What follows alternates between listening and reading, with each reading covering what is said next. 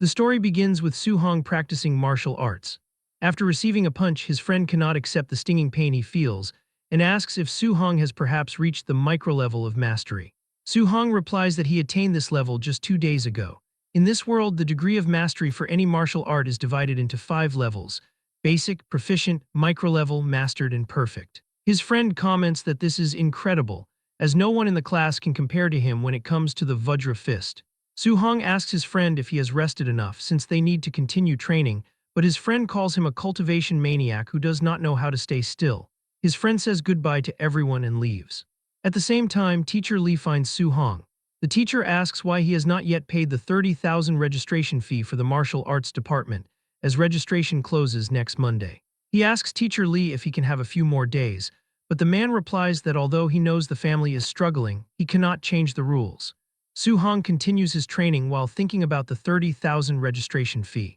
He reflects on his past, recalling how his parents died in a ferocious beast disaster when he was only 3 years old. Since that tragedy, he has lived with his uncle and aunt. After they learned he had a talent for martial arts, they dedicated themselves fully to supporting his training.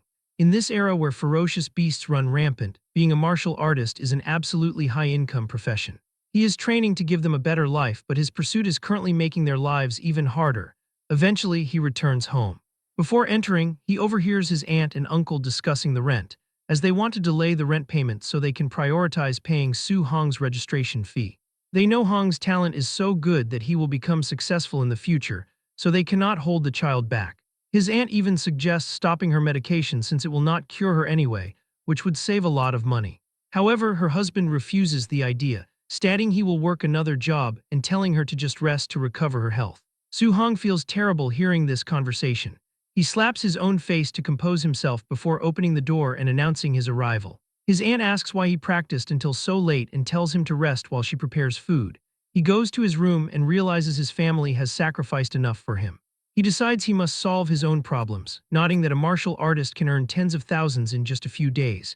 He considers that there is only one specific place to go. The next day, he arrives at the underground martial arena. The announcer welcomes the audience and introduces the one defending the ring as Mr. Minotaur. She declares that if he wins 4 matches in a row, he can take home 60,000 in prize money. The crowd wonders who this person is, assuming he must be a rookie.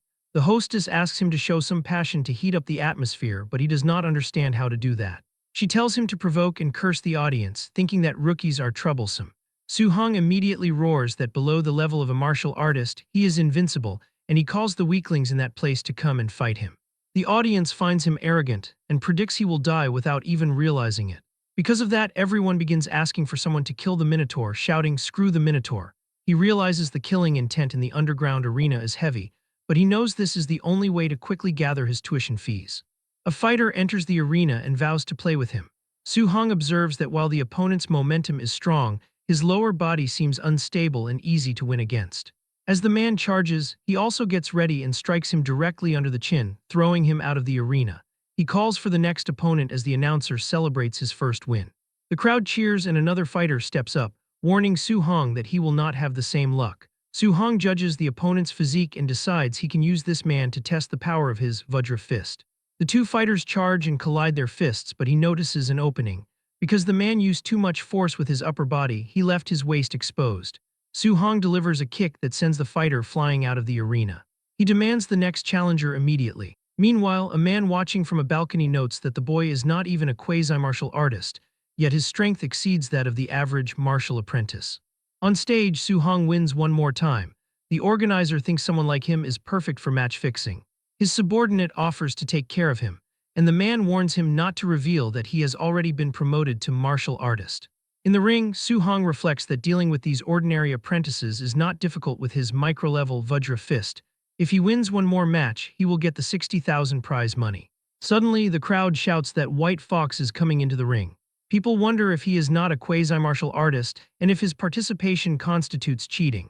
Su Hong becomes concerned because this match looks difficult, though he knows he cannot lose. White Fox smiles and tells him not to be afraid because he knows how to pull his punches. The final match begins and both fighters launch forward. Su Hong realizes his cultivation realm is lower, so he decides he must go all out with his very first move. They collide their fists and he immediately realizes his opponent is not a quasi-martial artist. He becomes worried because the man is a true martial artist who deliberately suppressed his vitality. White Fox inhales and unleashes his Thunder Rush Fist. The terrifying power manages to seriously injure Su Hong, causing him to groan in pain. The audience recognizes the 3-echo Thunder Rush Fist and concludes that the Minotaur is done for.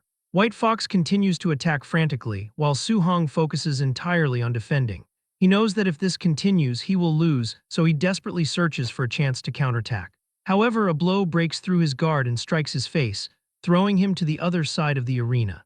He feels his consciousness fading as White Fox places a foot on his head, telling him that he will not earn a single cent from this match, but mentions that his teacher is inviting him to join them. White Fox promises a great future if he agrees to fix matches, warning him to think carefully because he cannot afford the price of refusal. Su Hong asks if they really call themselves martial artists while doing things like this. White Fox takes this as a refusal and decides he has no choice but to cripple him so he can never become a martial artist. But before the kick lands, Su Hong feels an incredible pressure and manages to dodge the attack. He stands up as a red aura surrounds him, declaring that he will become a martial artist and cannot fall here. White Fox is shocked that he can still stand after taking a Thunder Rush Fist. Su Hong cannot let the sacrifices of his uncle and aunt go to waste. He refuses to accept a future where he gives up his faith. A system interface appears, asking what he is willing to sacrifice for his family and his faith. He replies that he will give everything, and an incredible power begins to surge from his body. Suddenly, Su Hong feels as if he has been transported to another realm. He opens his eyes and wonders what kind of place this is, as a massive, radiant figure stands before him. This giant being declares that he will grant him a chance. A golden aura flows toward him, materializing into a system interface that displays his name and various attributes. He wonders if this screen behaves like a touchscreen, so he decides to click on the Missions tab. The mission is titled Way of the Arena, described as a path to becoming a powerhouse. The objective requires him to polish his martial arts by raising his Vajra Fist to the Mastered level and increasing his Floating Light Palm and Void Step to the Micro level. Su Hong notes that this is a beginner's guide mission. Suddenly, a punch flies toward him and he dodges in surprise. He realizes he is facing a clone of himself that is using the Vajra Fist with a refinement that matches textbook standards. Not wanting to miss a chance to learn, he moves to counterattack. However, the clone intercepts his arm and demonstrates the correct form for the technique. Su Hong takes the impact of a blow and stumbles back. He checks his system and notices that his progress with the Vajra Fist has reached 10%. Since it was only 7% before, he cannot believe it is improving this fast. He realizes this is an ideal opportunity to quickly upgrade his martial skills, so he charges back into battle.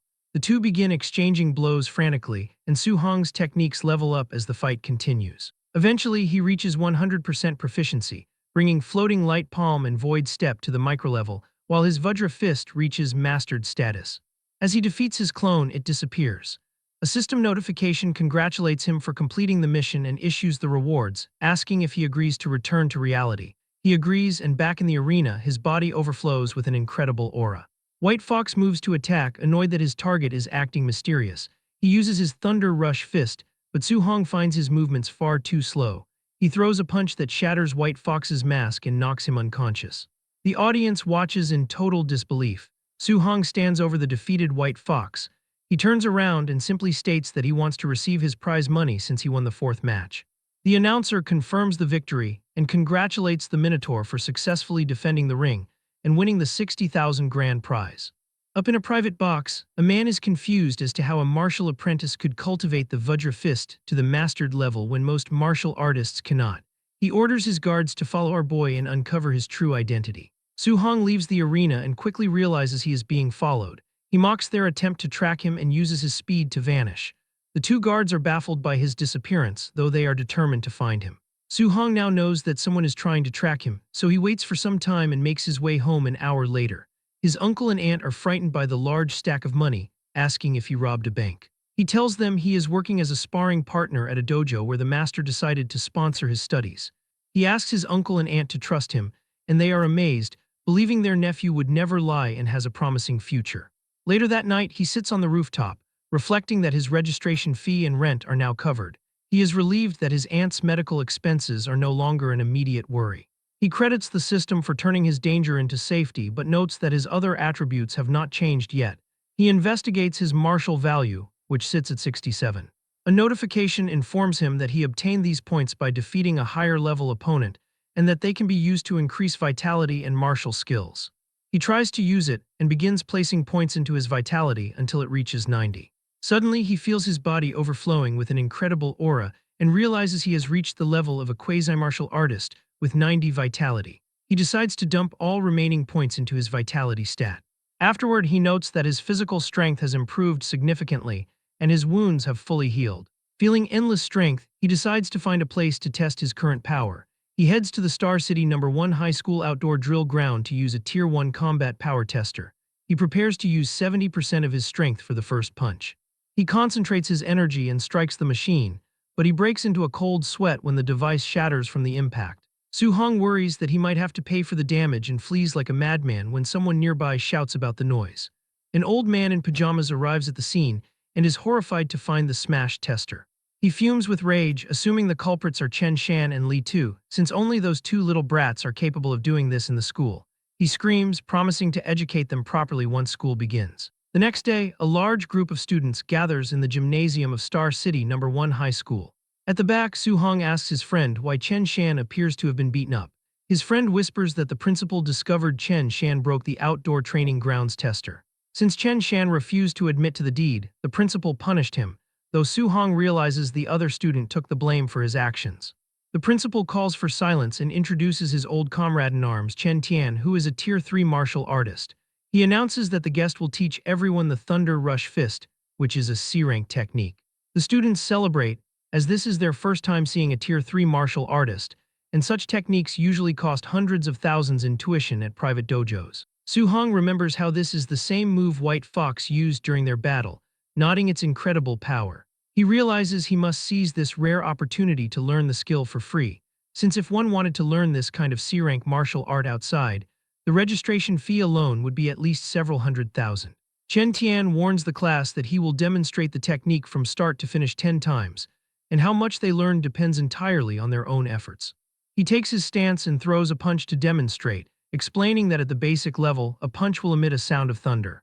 At the proficient level, a punch emits 3 sounds of thunder while the micro-level produces 5 sounds. He concludes by showing his current realm, the mastered level, which produces 7 sounds. He explains that reaching the perfect realm allows for 9 sounds, but tells the students not to be overly ambitious, since reaching basic today would be a success. The students begin their practice, and several hours later, they are completely exhausted with almost no progress. Su-hong's friend groans that he cannot learn it at all because C-rank martial arts are too difficult. He asks Su-hong if he managed to learn it, but notices his friend has suddenly vanished from the gym.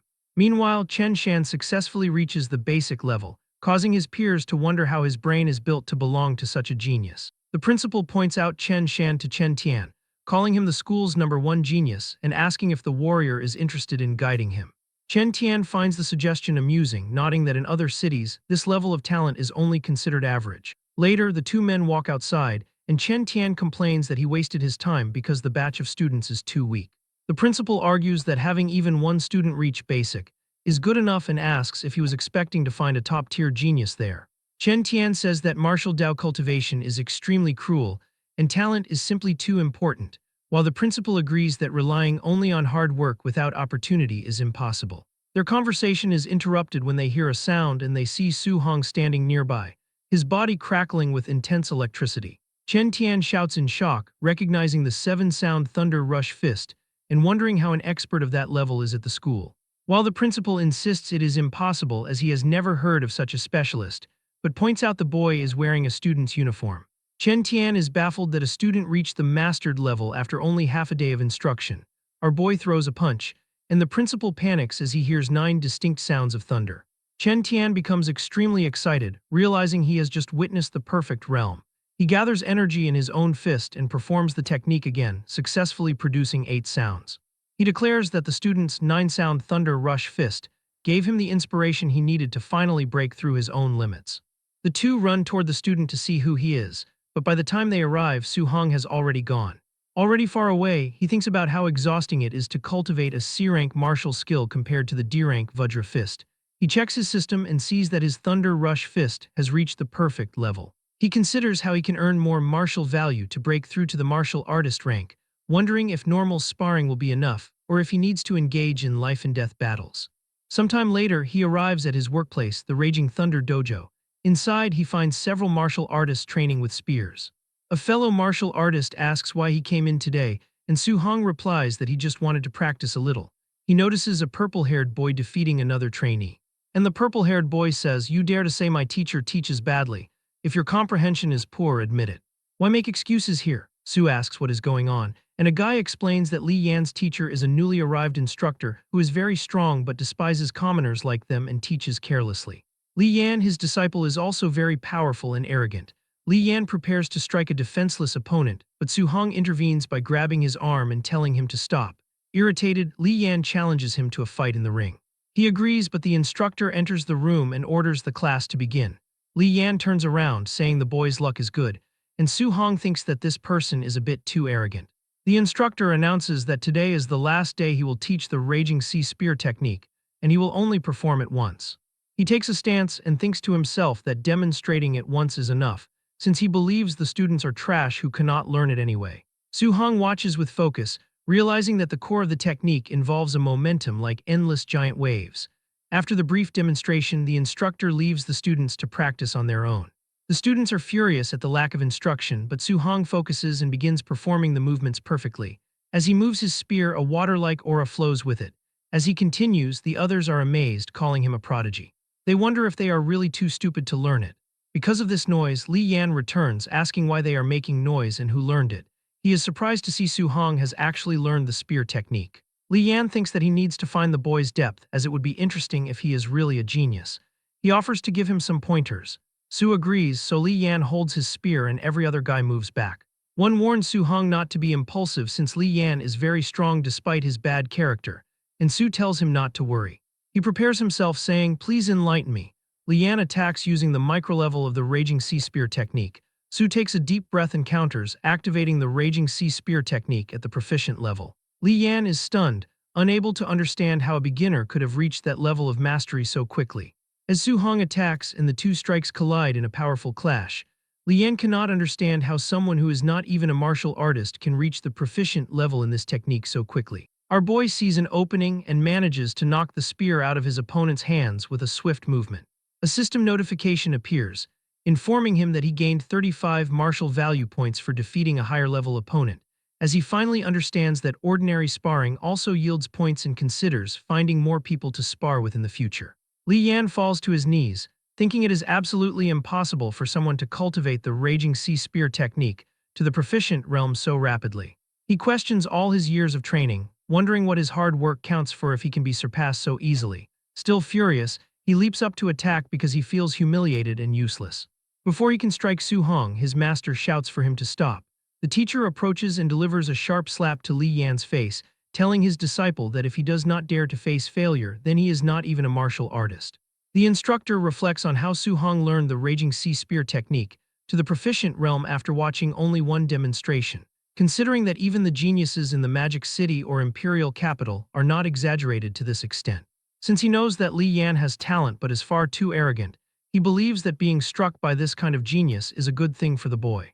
The teacher bows slightly toward Su-hong and asks for forgiveness, blaming his own lack of strict discipline. Su-hong thinks to himself that the man changes his face very quickly. He leaves the dojo shortly after, feeling very exhausted, but he is satisfied with the harvest of martial value and the new skills he learned. He remembers that the school exam is only a few days away, and that wealthy students have already prepared high-end alloy weapons, so he decides he also needs to prepare a weapon for the exam as quickly as possible. Since the long spear felt comfortable during use, he decides he might as well use a spear from now on and looks for an alloy long spear. However, he worries because the little money he has is not even enough to treat his aunt's illness, let alone buy an alloy weapon priced at 69,800 coins. He wonders if there are any other ways to make money, and as he is walking, he sees a news report on a television inside a shop, stating that ferocious beasts are increasing day by day, and the city lord is summoning martial artists to hunt them in exchange for generous rewards. He realizes this is a great opportunity to go out of the city and hunt the monsters. Meanwhile, at his house, the aunt tells her husband there is no logic in him working so desperately since Su-hong gave them a large sum of money. The uncle is aware of this, but does not think it is right to place the entire burden of supporting the family on the boy, so he insists on saving up more family fortune for the children while he can still work. Su-hong arrives at the house and asks his aunt to let him handle the chores. He He tells his uncle not to go out to work anymore since he can earn enough money, wanting his uncle to stay home and take care of the ant. The uncle replies that it sounds nice, but he cannot stay idle. The uncle smiles and gives a thumbs up, telling him not to worry because he is only earning a little money for daily expenses and is not pushing himself. The ant adds that Sue will need to spend a lot of money on martial arts practice in the future, so they want to save wherever possible. Soo-hong reflects that his uncle and aunt are used to living in poverty and will not feel at ease retiring until he earns enough money to last a lifetime. He decides he absolutely cannot let the opportunity to hunt ferocious beasts slip by. Later that night on the rooftop, since he knows the wilderness is dangerous, he uses the system to add all his gained martial value to his vitality for safety. His vitality reaches 95.2, making him only one step away from becoming a martial artist. 2 days later at the school gym, he is exhausted after pushing himself very hard. He has finally managed to bring all his martial skills, including the Thunder Rush Fist, Raging Sea Spear Technique, Vajra Fist, Floating Light Palm, and Void Step to the perfect realm. He feels ready to leave the city and arrives at the martial artist base in Star City, thinking how far away this place is.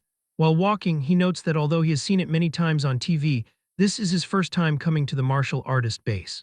Martial artists, who are normally rare to see, are actually filling the streets. He reads the reward list, noting that non-ranked beasts give 300 blue star coins, Tier 1 initial stage beasts give 1,000, Tier 1 middle stage beasts give 3,000, while Tier 1 high stage beasts give 5,000, and so on. After that, he learns that he must cut off the left ear of a ferocious beast as proof, otherwise the payment will not be settled, and he thinks that this method is quite primitive. He sees a man at the counter with a bag and assumes it must be full of ears. Suddenly, a group arrives and orders everyone to move, announcing that young Master Yi has arrived. Soo-hong becomes intrigued because the man's attire and aura look a bit like White Fox from the underground arena. He overhears people whispering that young Master Yi was beaten up by someone a few days ago and had been hiding ever since. He looks toward the group, and young Master Yi gazes back at him with a smirk. Soo-hong realizes that the danger comes not only from ferocious beasts but also from humans, so he must be careful. He reaches the gate and the guard asks if he is really going into the wilderness alone. Soo gives a brief affirmation and the guard lets him inside. As he walks in, the guard looks at him and sighs, thinking he is just another ignorant and fearless brat. Soo-hong crosses the gate and enters the forest, determined to return fully loaded. 2 hours later, he becomes worried because he has not seen a single beast yet, wondering if they have all been killed off and deciding to look deeper into the forest. As he begins to run, he sees something and stops. A giant wolf appears before him. He recognizes it as a Tier 1 initial stage ferocious beast from his textbooks called a Nether Moon Wolf. The wolf lets out a loud roar and charges toward him. As the wolf is about to attack him, he dodges the attack. He gathers energy in his hand and strikes with the Thunder Rush Fist, which sends the wolf flying violently into a tree and it falls dead on the ground. He comes near it and looks at his hands, which are trembling. He finally feels the sensation of fighting a monster, nodding it is even more exciting than he imagined. He realizes he can now kill a Tier 1 initial stage ferocious beast in a single move, and wonders how he would fare against a Tier 1 middle stage ferocious beast.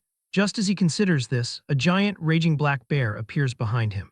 He defeats this Tier 1 middle stage ferocious beast with just one punch. He realizes that Tier 1 monsters will no longer be a problem for him, so he simply needs to avoid provoking Tier 2 ferocious beasts to stay out of danger. He cuts the ears of the beast, and notes that he has now secured 3,000 in prize money. At that moment, his system provides a reminder, stating that his accumulated martial value is sufficient to break through to martial artist, and urging him to upgrade as soon as possible. He is happy that he can finally advance in level. Suddenly, he feels an absurd pressure. He wonders what kind of ferocious beast possesses such an intense aura, nodding it must be a beast on another level. He runs to investigate the source and reaches the location. He is startled to find a black jade giant python, which is a Tier 1 late-stage ferocious beast that some warriors are currently fighting. The monster strikes the warriors, throwing them against the rocks. Because Soo-hong is standing on the same rock, the python sees him and the giant python attacks him as well. He manages to dodge the strike by jumping, but the snake moves too fast and hits him with its tail, throwing him far away. Soo-hong coughs up blood and sees a man's body which is cut in half with a spear lying nearby. He wipes his mouth and decides to borrow the spear for a moment. He stands before the serpent. The monster wastes no time and attacks, but Soo-hong dodges while reflecting that killing a monster of this level usually requires the cooperation of several martial artists of a similar level.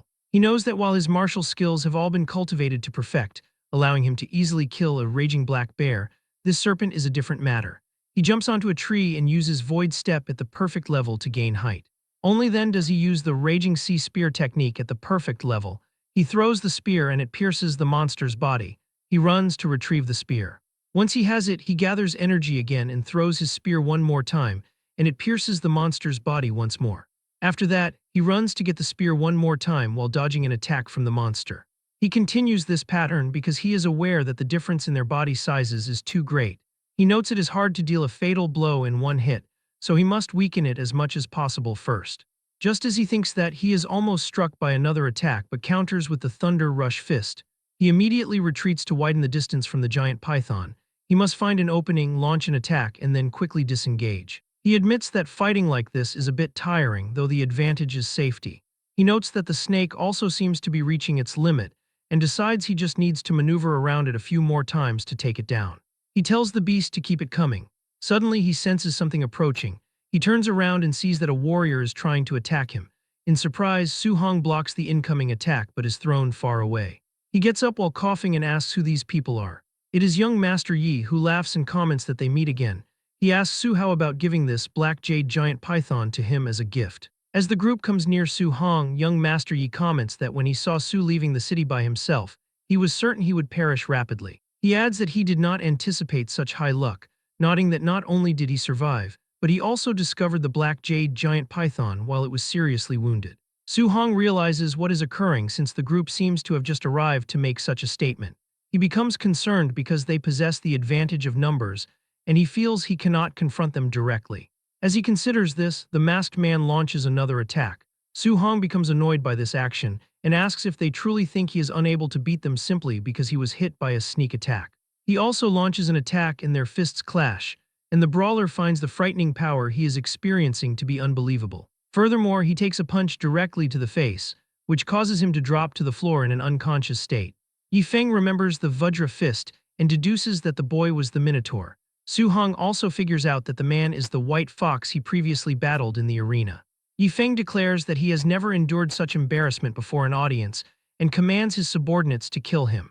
Su-hong picks up his spear and begins to run, leading the group as they pursue him into the depths of the woods. The swordsman cautions that they have the superior count and should not be afraid of just one person. Suddenly, Su-hong emerges behind him and strikes him with the Thunder Rush Fist, causing the man to pass out from the force of the blow. Yifeng grows anxious because he does not comprehend how someone can move with such speed. The group goes from chasing mode to defensive mode pretty fast, feeling terrified as they hear the sound of the Nine-Echo Thunder Rush Fist. They note that not even a Tier 3 martial artist could execute it to such a perfect realm. Yifeng starts to break into a cold sweat since he has no clue how a teenager possesses both the perfect Vajra Fist and the perfect Thunder Rush Fist. Su-hong observes them from a distance, thinking that if he had not just finished battling the giant python, he could have destroyed them all immediately. He hurls his spear since he needs to create a chance to take them out individually. The weapon impales the ground near the group and they all look at it in shock. And using this diversion, he gets close to one of the men and lands a knee strike on the guy's face, and he falls to the ground unconscious. The final remaining lackey suggests to Yifeng that they should depart because their enemy is too powerful, but Yifeng declines, stating he cannot do such a thing. Su-hong begins to move fast between the trees, but suddenly he appears between both of them and attacks, knocking out the last lackey and vanishing instantly. Yifeng simply cannot grasp how a kid grew so strong in only a few days. Su suddenly appears behind him, but as he turns, Su is gone once again. This time Su tries to attack with the spear, but Yifeng notices him this time and turning around, charges towards Su-hong and uses his void-breaking finger attack. But Su easily dodges that attack and it hits the tree. The blow is so forceful that it shatters a tree, and he continues to fire in every direction, hoping that one of the strikes might land by chance. Su-hong notes this since the power is great and considers that it might be a rank B technique. Yifeng yells out that he has already memorized the kid's face. He warns that if he is harmed, he will definitely slaughter his entire family once he returns. Su-hong becomes enraged upon hearing these words and increases his speed even further. Yifeng starts to mention that his uncle is the supervisor of the martial artist base and his father is.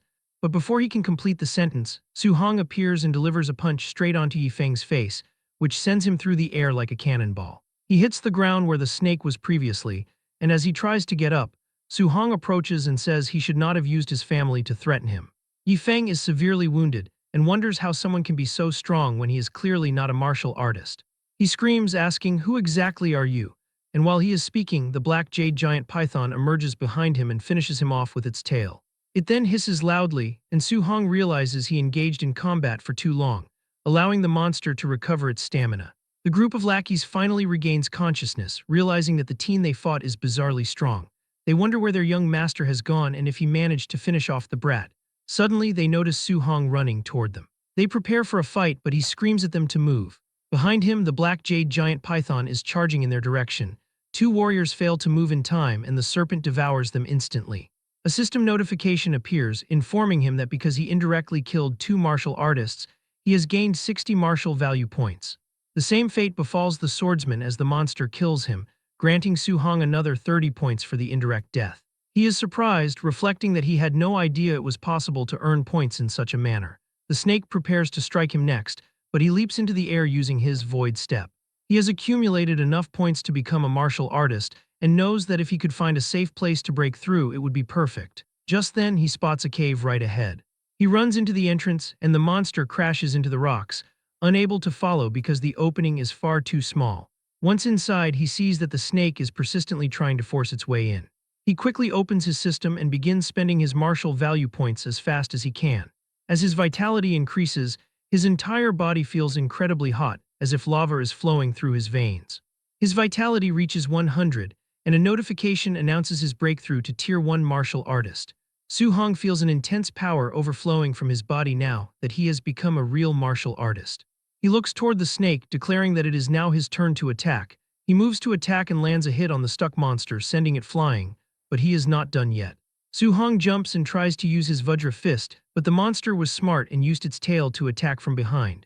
Su blocks it, but the power of that attack is strong and still manages to injure him a little. Su-hong firmly grips his spear and hurls it against the monster's body. He then prepares his Thunder Rush fist and punches the serpent's head, smashing it violently against the ground. As the dust dissipates, he stands over the corpse, noting that he gained 92 martial value points for the kill. He reflects that hunting ferocious beasts requires cutting off the left ear for payment, but he wonders what to do since snakes do not have ears. Seeing no better option, he decides to leave. On his way back, he finds the lifeless body of Yifeng. He thinks that the way the young man ended up was actually easy compared to the threat he made against his family. He decides to search the body to see if he can find something useful and discovers a manual for the B-rank martial skill, Void-Breaking Finger. At night, he returns to the cave and blocks the entrance with stones. He concentrates on the manual, having already memorized the entire introductory method. He enters his mental space through the system to master it quickly. A clone emerges and immediately attacks using the technique. Su-hong dodges and begins practicing the ability to improve his progress, which quickly reaches 93%. However, as he practices, the clone's attack goes straight through his head and he leaves the system space. He realizes that even in the basic realm, the technique brings enormous pressure. He decides he needs to find a monster to test its power. 3 days later, while hunting ferocious beasts, he uses the Void-Breaking Finger and kills a beast easily. He finally reaches the perfect realm and thinks that this power is truly worthy of a B-rank martial skill. After that, Su-hong returns to the martial artist base. The people around are in shock, unable to believe the size of his harvest, which totals 406,000 blue star coins. He worries that he may have killed too many beasts and drawn too much conspicuous attention to himself. Suddenly, an explosion rocks the base. Su-hong and the others wonder if the base is under attack, as it seems impossible for such a place to be targeted. The person in charge of the base, Yi-chi, arrives. He is Yifeng's uncle and is radiating an aura. He orders his men to blockade the base and not let a single person escape. The staff asks the supervisor what has happened. Yi-chi shouts that his nephew Yifeng and the 4 martial artists with him are all dead. The crowd is stunned that a group of 5 was wiped out. Some warriors celebrate silently, knowing that Yifeng was a scourge who robbed others because of his family connections. Yi-chi announces that a B-rank martial skill on Yifeng's body is missing, and demands that everyone be body searched to eliminate suspects. Su-hong realizes that the corpses were killed by the giant python, so the death should not be traced back to him. However, he notices a woman come near Yi-chi and tell him something, and Yi-chi looks at Su after hearing that. Su-hong thinks that they are targeting him. Yi-chi walks toward him and comments that he heard the little brother killed ferocious beasts worth 400,000 alone, stating that his skills are amazing. The woman from before, standing behind the supervisor, says that she sees Su-hong as at most a Tier 1 initial stage martial artist, and wonders how he could kill so many monsters. She declares that he must have picked up Yifeng's backpack and orders the guards to search him immediately. The guards walk toward him, telling the kid not to resist or they won't be polite. As they move in, Su points the tip of a spear at their faces.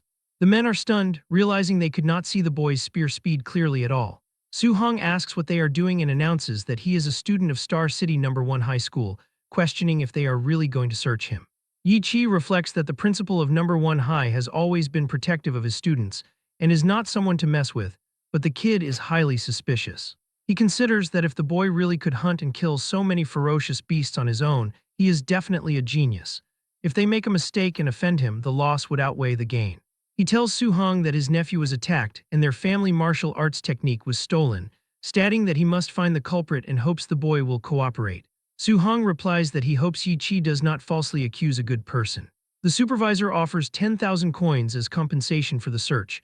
Su-hong demands 30,000 instead. He thinks that Yi Feng was killed by the giant python, and as long as they don't find the martial arts technique, they can't trace the death back to him. Yi-chi agrees to the deal. As Yi-chi's people search Su-hong, he tells them to search carefully, wanting to be sure they are not falsely accusing him, but they find nothing.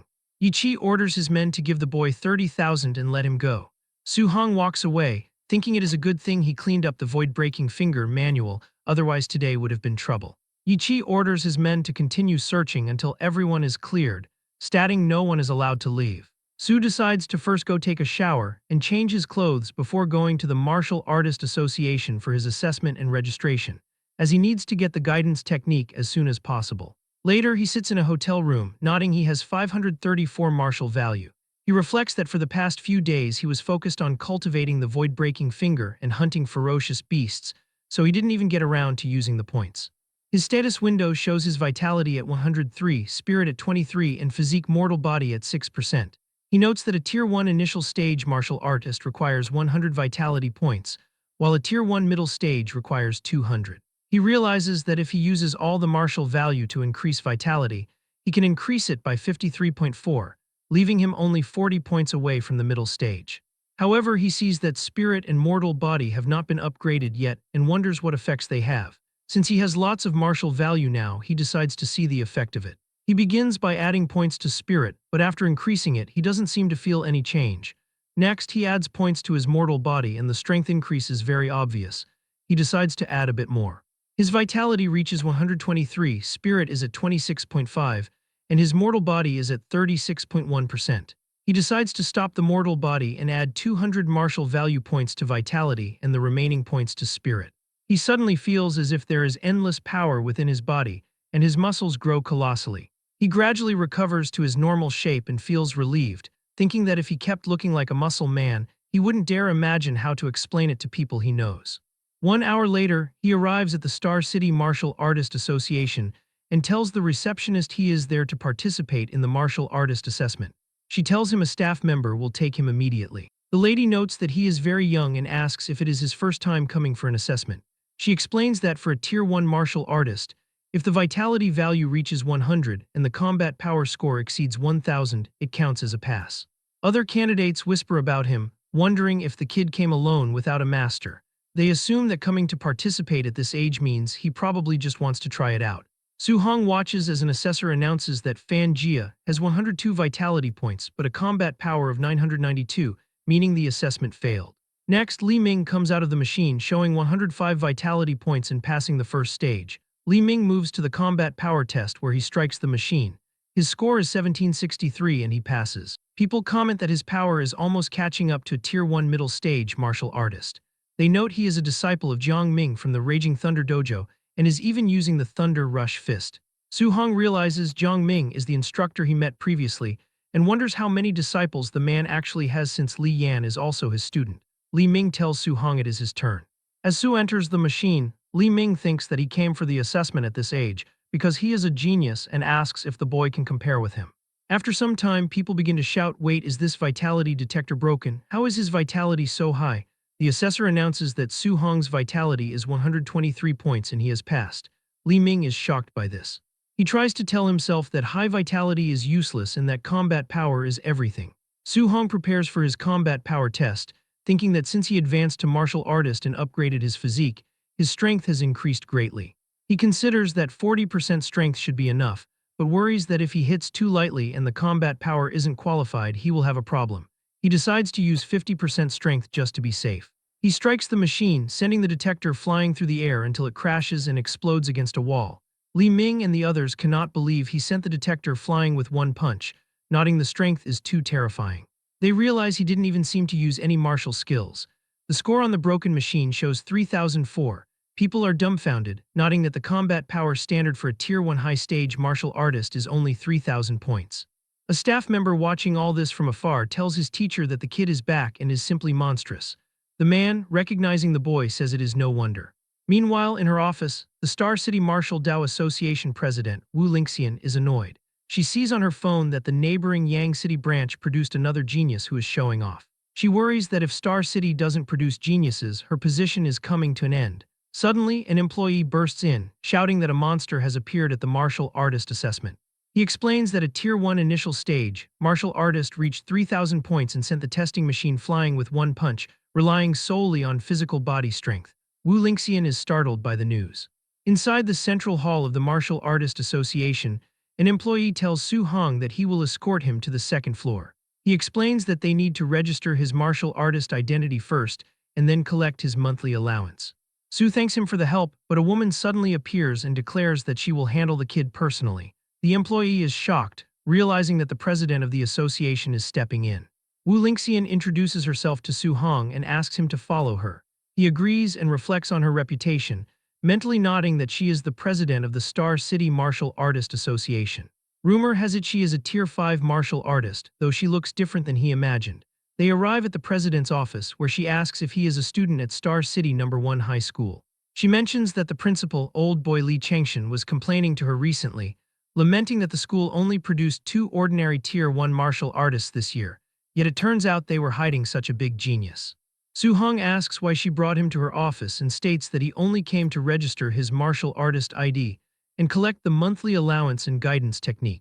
Wu Lingxian tells him not to worry, explaining that she already had people handle his registration and allowance. As for the guidance technique, she will teach him personally, asking how much he currently understands about guidance techniques. Su Hong reflects on his studies, nodding that the textbook says heaven and earth spiritual qi has attributes. He explains that the guidance technique is a method to absorb this qi to strengthen one's body, and absorbing different attributes requires a corresponding guidance technique. She tells him the textbook is not wrong, but clarifies that guidance techniques are not just cultivation methods. She uses her own heavenly flame guidance technique as an example, explaining that she mainly absorbs fire attribute spiritual qi. She demonstrates by igniting her hand, explaining that while it strengthens the body, it also gives her attacks fire attribute lethality. Achieving external release of attribute attacks can increase attack distance, and she notes that for a Tier 1 martial artist, even wrapping a fraction of the attribute around a fist is considered very good. Su Hong is surprised, as he thought guidance techniques were only for cultivation. The textbooks never taught that these techniques could be used for attacks. Wu Lingxian explains that heaven and earth spiritual qi has 7 attributes: metal, wood, water, fire, earth, thunder, and wind. She states that while every attribute has strengths and weaknesses, thunder is first in terms of pure attack power, metal is second, and fire is third. However, she clarifies that the specific technique he can cultivate depends on his compatibility. Su Hong realizes that he cannot simply cultivate whatever guidance technique he wants. She lifts a crystal ball, explaining it is for testing compatibility. The larger the glowing area, the higher the compatibility. Ordinary martial artists usually have 20 to 30% compatibility, while she is around 80%, which is considered very high. She believes a genius like him will definitely exceed 90%. He takes the ball, thinking that since she is a Tier 5 martial artist at such a young age, she is an absolute genius even at 80%. He considers that reaching 90% would be too exaggerated. Suddenly, the crystal ball emits an intense light that fills the room. Wu Lingxian is stunned and shouts that he has 100% fire attribute compatibility. She asks if he knows what this means, and Su Hong admits that he does not.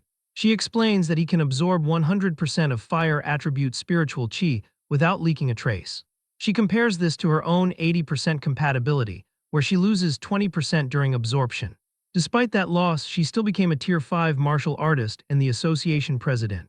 She says that the boy's future achievements will be higher than hers, as she did not expect Star City to produce a monster no weaker than those in the Imperial Capital region. Su Hong thinks that fire attribute is nice, but he would prefer thunder. As he wishes for it, the ball begins to crackle with electricity. He notes that his thunder attribute compatibility seems to be 100% as well. Wu Lingxian is speechless, wondering if this is real or fake. She thinks that he is a monster for having 100% compatibility in both fire and thunder. But Su Hong interrupts her thoughts, saying his wind attribute also seems to be 100% too. Lingxian is outraged by how ridiculous this is. A few minutes later, she sits quietly on her sofa trying to process the situation. She thinks she must be dreaming because he had 100% in all attributes. She reflects on how she used to consider herself a top-tier genius, as a 30-year-old Tier 5 martial artist is as rare as phoenix feathers and unicorn horns. However, facing an opponent beyond common sense makes her feel like an ordinary person. She realizes that to defeat an existence beyond common sense, only those equally beyond common sense are necessary. She looks at Su Hong and considers that ordinary people cannot understand such existences. He thinks about how cultivating only thunder would be a waste if all 7 attributes are at 100%. He asks Wu Lingxian if she can give him a copy of the guidance techniques for all 7 attributes. She remains silent for a moment before explaining that human energy is limited. She advises that no matter how high his talent is, it is best to cultivate only 1 or 2. She mentions that in the past, someone tried to cultivate 7 techniques at once and was still only a Tier 1 martial artist after decades. Su Hong tells her he cannot make a decision right now and wants to try cultivating them all first to decide which specific one to follow later. She agrees, but warns him not to mess around and waste his talent in vain. Wu Lingxian then mentions that the school's monthly exam is coming soon. Su Hong asks why she is concerned about that. She explains that friction in the All Heavens battlefield is intensifying, and a war of 10,000 races could erupt at any moment. She tells him nations are investing resources into a genius training camp, and she wants to recommend him for it. She promises that if he takes first place in the school monthly exam, she can give him a recommendation spot. Su reflects on the war of 10,000 races, recalling that he lost all his relatives except his uncle and aunt during that war over a decade ago. He promises to work hard. He will never let that tragedy happen again and vows to become strong to protect everyone around him. Later, Su Hong returns home and announces to his uncle and aunt that he has officially become a martial artist. They see his card and are emotional and proud of his success. He explains that a Tier 1 martial artist gets a 10,000 allowance per month, so his uncle does not have to work so desperately anymore. His uncle is overjoyed and declares that little Hong is now the pillar of the family, promising to listen to whatever he says. Su looks at them and thinks that they do not have to worry, as he will hold up the family from now on. Late that night, he cultivates as aura swirls around him. After some time, he opens his eyes and tests a punch that crackles with fire, but the flame quickly smokes out. He wonders if this is only the basic level since it seems to have no power at all. He checks his system and sees a new guidance technique column. It shows Heavenly Flame Guidance Technique at LV1 with 5% progress. He notes that Wu Lingxian did not mention that guidance techniques had levels, thinking she definitely would have told him if they did. Could it be that only he can level up this guidance technique? Su Hong attempts to figure out how to increase the level of his guidance techniques and wonders if he can use his martial value for this purpose. However, the system issues a warning about having insufficient martial value, leading him to realize he must find another way to earn points later. He decides it is better to prioritize cultivating the rest of the guidance techniques first. Several hours later, he has successfully unlocked the first level of the Thunder Guidance Technique, Water Marsh Guidance Technique, Thick Earth Guidance Technique, and Spirit Wind Guidance Technique. He notices that all 7 different attributes of spiritual qi are repelling each other within his body. He reflects on President Wu's words about the genius who tried this before and remained a Tier 1 martial artist for decades. Su Hong understands that although all 7 types of spiritual qi exist in his body, he can only use one attribute at a time. If he forcibly uses a second attribute, the two will clash violently and eventually dissipate. However, he considers that since the natures of thunder and fire are relatively close, they might be able to fuse together. Despite the power becoming unstable, he continues his attempts throughout the night. By dawn the next day, he pushes himself just a little bit more and finally succeeds in achieving a fusion. He feels relieved as it took the entire night to accomplish this, and he decides his next step is to go out and test this power. He heads to the Star City Citizen Martial Arts Square to test his new ability. He specifically chooses a Tier 3 combat power tester to ensure he does not break it this time. He decides to use only 30% of his strength, recalling that 50% strength previously produced a score of 3,000.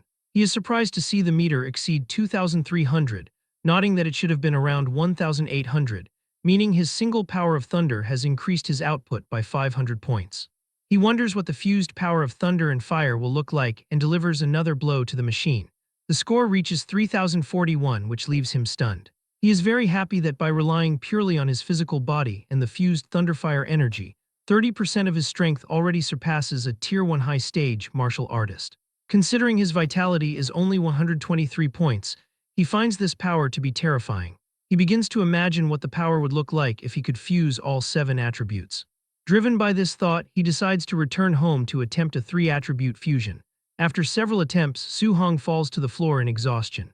He notes that the difficulty of fusing 3 attributes is significantly higher, as he arranged and combined the 7 attributes many times without making any progress. He wonders if raising the level of the guidance techniques themselves can help him fuse them successfully. Since the monthly exam is tomorrow, he should focus on earning as much martial value as possible. The next day at Star City No. 1 High School, the students gather as the principal announces that this monthly exam is different from before. He explains that because the situation at the front lines is tense, a training camp will be held every year to select geniuses for concentrated training. He tells them that the camp has abundant resources, including Tier 7 Grandmaster instructors and plenty of martial arts and pills. He declares that the top 3 students in this monthly exam will be able to participate in the training camp organized by Star City. The students are thrilled at the mention of the Genius Training Camp, especially since a Grandmaster instructor is at Tier 7, while their own principal is only at Tier 3. Su-hong finds it amusing because Wu Lingxian promised him a spot for finishing first, yet it seems the top 3 will receive spots regardless. His friend approaches him and worries that they have no chance because Chen Shan and Li Tu have both become Tier 1 martial artists, and many others have reached the basic level in the Thunder Rush Fist. Su-hong mentions that he hasn't been to school for just 10 days and is surprised these students broke through so quickly. The boy explains that the principal brought in Chen Tian to give private lessons to talented students, helping their vitality break 100 a few days ago. He adds that Chen Shan and Li Tu can already produce 3 echoes with their Thunder Rush Fist. The 2 rival geniuses joke together about showing everyone who the true No. 1 genius is. Chen Tian asks the principal if he has found the genius with the 9-echo Thunder Rush Fist yet. The principal replies that he has searched everywhere and doubts the person is a student of their school. Suddenly, Jiang Ming arrives with 2 disciples and asks old Li why he looks so troubled. He comments that the quality of students this year is not great and suggests that after the exam ends, the first-place student should come over for a spar with his disciples. The principal is irritated, realizing Jiang Ming is here to embarrass him, but he knows that refusing would be admitting there isn't a single presentable talent in the school. Jiang Ming mockingly says he can understand if the principal wants to refuse due to the poor quality of his students. Chen Tian interrupts and asks if the man is looking for trouble on purpose. At that moment, Li Yan points toward the crowd and alerts his teacher to the presence of Su-hong. Jiang Ming is shocked to see the little monster is actually from No. 1 High School. He breaks into a sweat, realizing that if Li Yan and Li Ming meet Su-hong, they definitely cannot win. Fearing he will be the one losing face, Jiang Ming suddenly claims he was joking and says his 2 trash disciples could never compare to the principal's students. The 2 disciples quickly agree and announce their concession. But the principal and Chen Tian are left furious, feeling they are being mocked with sarcasm. Later in the arena, the match between No. 665 Chen Peng and No. 666 Su-hong is announced. Teacher Li advises him not to force it since getting injured isn't worth it. Chen Peng tells Su-hong to go down himself or prepare to be beaten down. However, Su-hong moves with incredible speed and slams Chen Peng's head into the ground, instantly winning the match. Teacher Li and his friend are completely dumbfounded, unable to believe he has become fierce enough to insta-defeat a quasi-martial artist in one move. Su continues winning his matches one after another, and his classmate wonders how he is so strong, asking if he could already be a Tier 1 martial artist. The instructor Chen Tian asks where Su-hong popped out from and wonders why the boy was not there when he was giving private tutoring, while the principal Li Changshan reflects that this is all a total dereliction of his duty. He wonders how he did not discover this good seedling before and realizes that by not prioritizing Su-hong's nurturing earlier, he has buried a talent. Meanwhile, Chen Tian feels as if he has seen the kid somewhere before, but he realizes he cannot recall where. The principal notes that the semifinal between Chen Shan and Li Tu should be deciding a winner soon. Their strength is similar, so it is hard to say who will win or lose, as Chen Shan and Li Tu exchange frantic blows. Li Tu notes that they both have the 3 Echoes Thunder Rush Fist, and tells Chen Shan that if he does not use his ultimate move, he should not dream of beating him. Chen blocks the attack and tells Li Tu to watch closely, declaring that he is the true No. 1 of the school. The crowd is surprised to see Chen Shan performing attribute externalization, noting that he has the fire attribute, which possesses immense power inferior only to thunder. Li Tu is not intimidated and asks who cannot perform attribute externalization. The crowd is shocked again as Li Tu reveals he can also perform externalization, manifesting the metal attribute, which has stronger combat power than the fire attribute. Li Tu announces that he also knows a further secret and unleashes the 5 Echoes Thunder Rush Fist. Chen is shocked and finds himself unable to do anything but receive the blow head-on. The principal is astonished that Li Tu hid his strength so deeply, and Tian agrees, nodding that in just 10 days, Li Tu mastered attribute externalization and reached the micro-level with the Thunder Rush Fist, thinking Li Tu's talent is quite good. The principal thinks there is no need to watch the final, believing it is impossible for Su Hong to beat Li Tu's micro-level Thunder Rush Fist in metal attribute. Chen Tian thinks it is a pity, reflecting that if Su also knew a guidance technique, he might have had a fighting chance. Jiang Ming hears this and addresses the principal and Tian, proposing a bet of 50,000 on Su Hong's victory. The principal asks if Jiang Ming is crazy since Su does not know a guidance technique and has nothing to win with, but he accepts the bet thinking Jiang Ming is delivering money to his door. The final match between number 1 Li Tu and number 666 Su Hong finally begins. Li Tu tells Su that he is very lucky for not meeting him or Chen earlier and suggests the boys sneaked into the finals. Su Hong thinks that after hunting so many ferocious beasts, these students feel too weak, nodding that finally someone worth looking at has arrived. Li Tu tells Su that since he made it to the finals, he can claim to be number 2 in the whole school. Su asks who the number 1 is, and Li Tu declares that it is naturally him. He charges forward, intending to use only one move to make Su Hong understand how big the gap between them is. He uses his 5 Echoes Thunder Rush Fist right from the start, causing the students to wonder if he is being serious and believe the fight is over since Su is bound to lose. Our boy prepares himself and charges forward, thinking he just wanted to see where the limits of his physical body lie. The audience wonders if Su is crazy for not dodging and raising his fists to meet the attack head-on, even calling for the referee to save him. However, Su Hong neutralizes the 5 Echoes Thunder Rush Fist instantly with 5 punches, and he only uses his physical strength. Li Tu is stunned, unable to believe what just happened. They continue exchanging blows. Li Tu wonders if Su Hong is a monster because every punch he receives is so heavy. The crowd is surprised that Su is evenly matched with Li Tu's 5 Echoes Thunder Rush Fist, without even employing any martial skills, thinking Su's strength is too terrifying.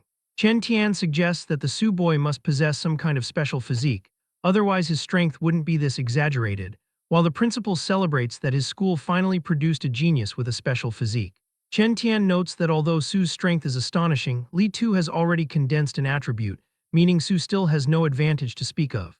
Li Tu was sent back after their clash. He gathers his power and tells Su not to be arrogant, declaring that the winner can only be him. He demands that Su accept defeat and charges at him once more. Su Hong reflects that he originally wanted to see to what extent he could fight Li Tu using only his physical body, but realizes the boy could not hold back so quickly and has completely erupted. He decides he must also show some respect, and advances while manifesting his thunder attribute. Li Tu is shocked to see that Su Hong can also use attribute externalization. The principal and Chen Tian are left speechless, realizing that he has also mastered the thunder guidance technique. Tian thinks a special physique plus the thunder attribute makes Su Hong's talent truly terrifying. As both of their attacks collide, Li Tu realizes that Su Hong's thunder attribute is even stronger than his own metal attribute. Su tells him that since the boy showed his ultimate move, he will show his ultimate move as well. He attacks with the 9 Echoes Thunder Rush Fist, sending his opponent Li flying. Li Tu is left unable to believe how this is possible, and he falls to the ground defeated. The crowd is in shock for a moment before they begin to celebrate, realizing Su Hong's Thunder Rush Fist reached the perfect realm for real. Chen Tian wonders if Su is the genius that disappeared from the school that day, nodding his Thunder Rush Fist, while the principal says the boy is not just a genius, but the dragon of Star City No. 1 High School. Tian wonders about how much of a blow the geniuses from prominent backgrounds will suffer when this monster arrives at the training camp. He reflects that once a golden carp meets the wind and cloud, it transforms into a dragon, believing that to Su Hong, Star City is nothing more than a small puddle. The principal agrees, nodding that the boy is inevitably a dragon rising from the abyss, destined to soar into the sky. He believes this monster will bloom his radiance in the imperial capital and even on the battlefield of 10,000 races. Late in the afternoon, Su Hong returns to his house and announces to his family that he is back. His uncle asks how the monthly exam went today. Su Hong chuckles and declares that he secured first place. His uncle is happy to hear this, nodding that now Su can go to the genius training camp he mentioned before. Suddenly, there is a loud knocking at the door. A woman outside shouts, demanding to know if this is Su Hong's house. He opens the door and asks who she is. The woman identifies herself as Lin Nyan's parent from his school, and explains that while the top 3 in the monthly exam can go to the training camp, since her son ranked 4th, she wants to discuss Su Hong giving up his spot, offering him 30,000 blue star coins to let Lin Nyan go instead. Su and his family look on in disbelief at her absurd request. The woman becomes furious at their reaction, shouting that this training camp was established to nurture geniuses who can enter the all-heavens battlefield in the future, warning that the competition is extremely cruel and people could actually die. She claims that those inside eat high-grade pills until they are sick and practice high-tier martial skills as they please, telling him that with his family conditions, giving up early is for his own good. His aunt becomes worried and asks Su if it is really as dangerous as she says. But his uncle tells his wife to calm down and asks Su if he can guarantee his own safety. Su Hong looks at him without hesitation and declares that he can. The woman scoffs, asking if they actually believe a child's guarantee. However, his uncle tells her that he obviously believes it, nodding Su has grown up and this is his own decision, so he asks the woman to leave. After he closes the door in her face, she yells that they should just wait to be eliminated from the training camp. Su Hong asks his uncle if he intentionally kept the danger a secret, but his uncle replies that it is fine. He notes that he is a rough man and Su is more educated and understands the training better than he does, so he promises to support him since Su has the resolve to face the difficulties. His aunt finds their talk funny and tells them not to get too excited, as she only wants Su to guarantee his safety. Su Hong smiles and promises her that he will.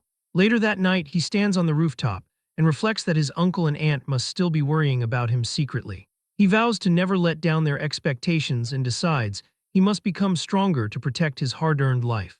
He opens his system and notes that he fought over a dozen matches in the monthly exam, gaining a total of 285 martial value points, but he realizes this is not enough, as he does not know what high-level martial skills or trump cards the geniuses in the training camp possess. To fight against them, he decides to prioritize improving his physical combat power. He begins adding points to his mortal body attribute until it reaches 64.6%, wondering what special physique will come after it reaches 100%. He then notices that his Thunder Guidance Technique and Heavenly Flame Guidance Technique have both reached LV2. He finds this strange since he only cultivated them for a few days and wonders if normal cultivation allows them to level up without extra conditions. He decides to strive to level them up once more. The next day at dawn, Su Hong opens his eyes and sees that both techniques have reached LV3. He notes that his vitality also grew by 3 points, reaching 126. As he prepares to leave, his aunt tells him to pay attention to safety and to just come home if things don't work out. His uncle tells him to ignore such depressing words and encourages Su to bring back another first place. Su Hong says goodbye and walks away. As Su leaves, his aunt looks at her husband, nodding that he is just as worried as she is despite acting tough. He admits he is only acting this way because he is afraid Su will worry. Su Hong walks down the street until a red car drifts on the road and stops before him. President Wu is behind the wheel and tells him to get in. As they drive on the highway, he asks what she needs from him. Wu explains that she wants to remind him of a few things regarding the training camp, stating that as the president of the Martial Dao Association, she knows the profiles of some participants. She warns that among the martial artists, there are a few monsters who are already Tier 1 high stage and aren't far from becoming Tier 2 martial artists, and a few of them even possess martial skills that are at least B rank at the lowest. Su Hong reflects that a Tier 2 martial artist requires 200 points of vitality. In this batch, there are actually people not far from being Tier 2 martial artists. However, he thinks that he is not afraid of B rank skills since he can quickly learn them with his system space. Wu tells him that bar none, his talent is the strongest she has ever seen, but acknowledges he lacks the same resources as the others. She encourages him, stating that even if he faces setbacks, surpassing them is inevitable. He thanks her, addressing her as Sister Wu. She looks at him and notes that despite knowing his vitality and skills are inferior to the others, Su Hong remains very calm. She realizes she does not need to worry about his mental state causing problems. The scene shifts to the Tianlin mountain range. Inside the car, Su and others are sitting together. Two boys are startled to learn their destination, as it is a place where many ferocious beasts gather. The principal tells them not to worry, explaining that the training camp is overseen by a grandmaster, meaning there is usually no life-threatening danger. Su Hong reflects on the Tianlin mountain range, nodding it is a massive area spanning multiple cities, including Star City and Yang City. He thinks about how the spiritual energy there is dense and ferocious beasts are numerous, with beast kings present that are comparable to Tier 7 grandmasters. The competition among the ferocious beasts in this range is extremely cruel. He considers that even a Tier 1 ferocious beast from the outer periphery is far more ferocious than those found elsewhere, to the point that normal Tier 2 martial artists would not dare to tread there easily. As the car continues into the forest, monsters watch them from the woods. The students feel as if something is staring at them, and they wonder if a ferocious beast might suddenly attack. Su-hong thinks that the training camp competition will probably be just as cruel as the slaughter among the ferocious beasts, and for some reason he is starting to like that feeling. After some time, they arrive at the camp. Li Tu wonders how strong the people present are. The warriors at the site stare at them, leaving Li Tu and Chen Shan completely silent, but Su remains confident and tells them, "Let's go." As they walk, a staff member stops them and tells them to wait for everyone to arrive before the camp entrance assessment begins. Su is confused that there is even an entrance assessment. Suddenly, someone announces that the big families have arrived, and they all look back as several cars pull up to the site. The young masters of big families start coming out of them. The crowd comments on how cool and beautiful goddess Xiao Nan is, expressing envy toward her status as a spirit master. They notice Lin Ying from the Lin family, who is rumored to be nearly a Tier 2 martial artist. Finally, they see the city lord's son, Wang Tianchuo, who is known as a barbarian god with 95% fire attribute compatibility and a special physique. As they pass through the crowd, Su Hong watches them, finding it interesting to see the three top geniuses the president mentioned, and thinks he would like to see just how much of a genius they really are. The instructor announces that everyone has arrived and begins explaining the assessment rules. He explains the training camp is located 30 kilometers away within the Tianlin mountain range. He reveals that tokens have been buried inside the bodies of some ferocious beasts, and students can only enter the camp if they hold a token. They are given 8 hours to arrive. He warns that once they go deep into the mountains, they might encounter high-level beasts, and if things go wrong, people will die. Su Hong thinks the 8-hour time limit is simple and realizes he has plenty of time to kill ferocious beasts to earn martial value. A student asks what happens if they run into beasts with levels far exceeding their own. The instructor tells them to consider themselves unlucky and eliminated, though someone will come to save their lives. The students protest that it is not fair and relies too much on luck, as the strong might be eliminated while the weak pass by sheer luck. The instructor yells that this world is not playing house. He asks if they will protest it being unfair when they reach the All-Heavens battlefield after 10 years of cultivation, only to be slapped to death by a passing expert.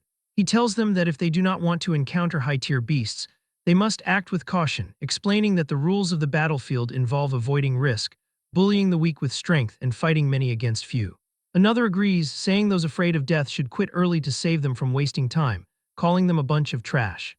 The first student tells him to say that again, and the second student calls him a coward to his face, telling him to make a move and watch as he cripples him. The instructor declares that while violence is prohibited in the camp, they will not interfere once the students enter the mountains. They can snatch tokens or beat someone up as they please. They glare at each other with hostility. Su Hong observes that the training camp is cruel for encouraging them to fight one another, thinking that under these rules, over half of the people will probably be eliminated. He considers the idea that if he fights these people, he will be able to obtain heaps of martial value. The instructor tells them to cut the crap and announces the assessment begins, ordering everyone to get out. The students immediately charge toward the forest. The two students who are arguing continue their fight in the woods, exchanging frantic blows. Su Hong watches from a tree branch, having wanted to see the combat power of these geniuses. He thinks it is far less impressive than the rumors and notes that even if he defeats them, he will not gain much martial value. He decides he should hurry up and hunt a few more high-level ferocious beasts instead. The two fighters continue to insult each other, calling one another paupers and mocking their hard cultivation, with one telling the other not to compare him to those working-class paupers. Su hears this and becomes angry, thinking he cannot let this delivered martial value slip away. He approaches them and tells them to stop fighting and play with him instead. The students ask if another pauper has arrived and threaten to beat him up too, asking what level he is to dare to break up their fight. Su Hong tells them they misunderstood and suggests they stop fighting each other to join hands and fight him together. Immediately, one of the students charges at him, but Su just kicks him, sending him flying across the area. The second student cannot believe the other lost in a single move and notes how fast Su Hong's footwork is. As he looks back, Su Hong tells the second student it is his turn and delivers a heavy blow to his head. After defeating the guy, Su Hong stands over the fallen warriors and declares that this is the consequence of looking down on ordinary cultivators. At the same time, in the central hall, a man monitoring the second row of screens questions where Su Hong came from. They note he appeared in the middle of a hot-blooded duel and finished both warriors with one-shot attacks. They wonder if the two who got knocked down should count as eliminated. An instructor explains that since neither of them actively requested rescue, the assessment continues. After some time, the second guy groans as he regains consciousness, nodding that it hurts so much. He feels humiliated and reflects that he has never suffered such a great embarrassment in his life. The first guy also sits up, realizing that if he had not underestimated the enemy, he never would have lost to that kid. The two of them stare at each other and one apologizes for his previous words, admitting that he should not have mocked him. The second tells him that the guy is actually very strong and not to take those words to heart. They help each other stand up and decide to go get their revenge, planning to use a wooden club to give Su-hong a few good whacks to vent their anger. Meanwhile, Su-hong moves through the forest until he notices another horde of Tier 1 initial stage giant-toothed wild boars. The boars immediately sense his presence and charge at him. He looks at them and unleashes the Thunder Rush Fist, 9 echoes, killing the monsters one by one until the entire pack is finished. The boy has a spear but still uses his fists, as he is trying to farm some aura points as well. He looks at the system and becomes annoyed, reflecting that in the past, defeating a martial artist would give dozens of martial value points. He realizes that as he levels up and grows stronger, the martial value rewards from these ferocious beasts are getting smaller and smaller. Su-hong starts cutting and searching through the monster bodies, fumbling through the dozens of Tier 1 initial stage ferocious beasts he just killed. He notes that the previous 10 beasts had no tokens and wonders if this group has any. He wipes his hands and realizes there still is not even a single token. He concludes that it seems only slightly higher level ferocious beasts will have tokens inside their bodies. Half an hour later, Su-hong continues his journey deep into the mountain. When he first entered 3 to 5 kilometers into the forest, he could encounter over a dozen low-level ferocious beasts in an hour. He wonders why he cannot find even a single one now. A monster suddenly appears. Su quickly identifies it as a Tier 1 high-stage Nether Knight Black Tiger. Without wasting time, he activates the Void-Breaking Finger, severely injuring the beast and causing it to fall to the ground.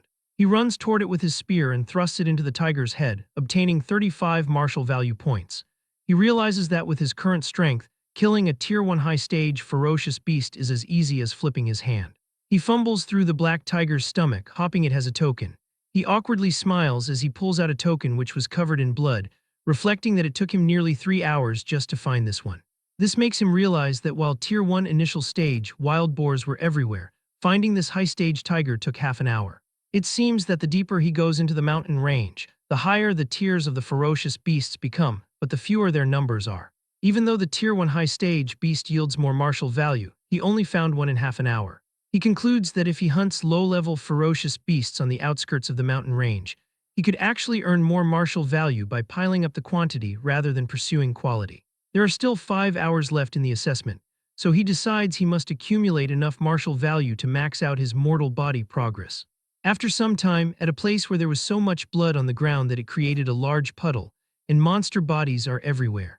This was done by Su-hong and he is still killing more beasts, when suddenly a giant beast appears and attacks him from behind.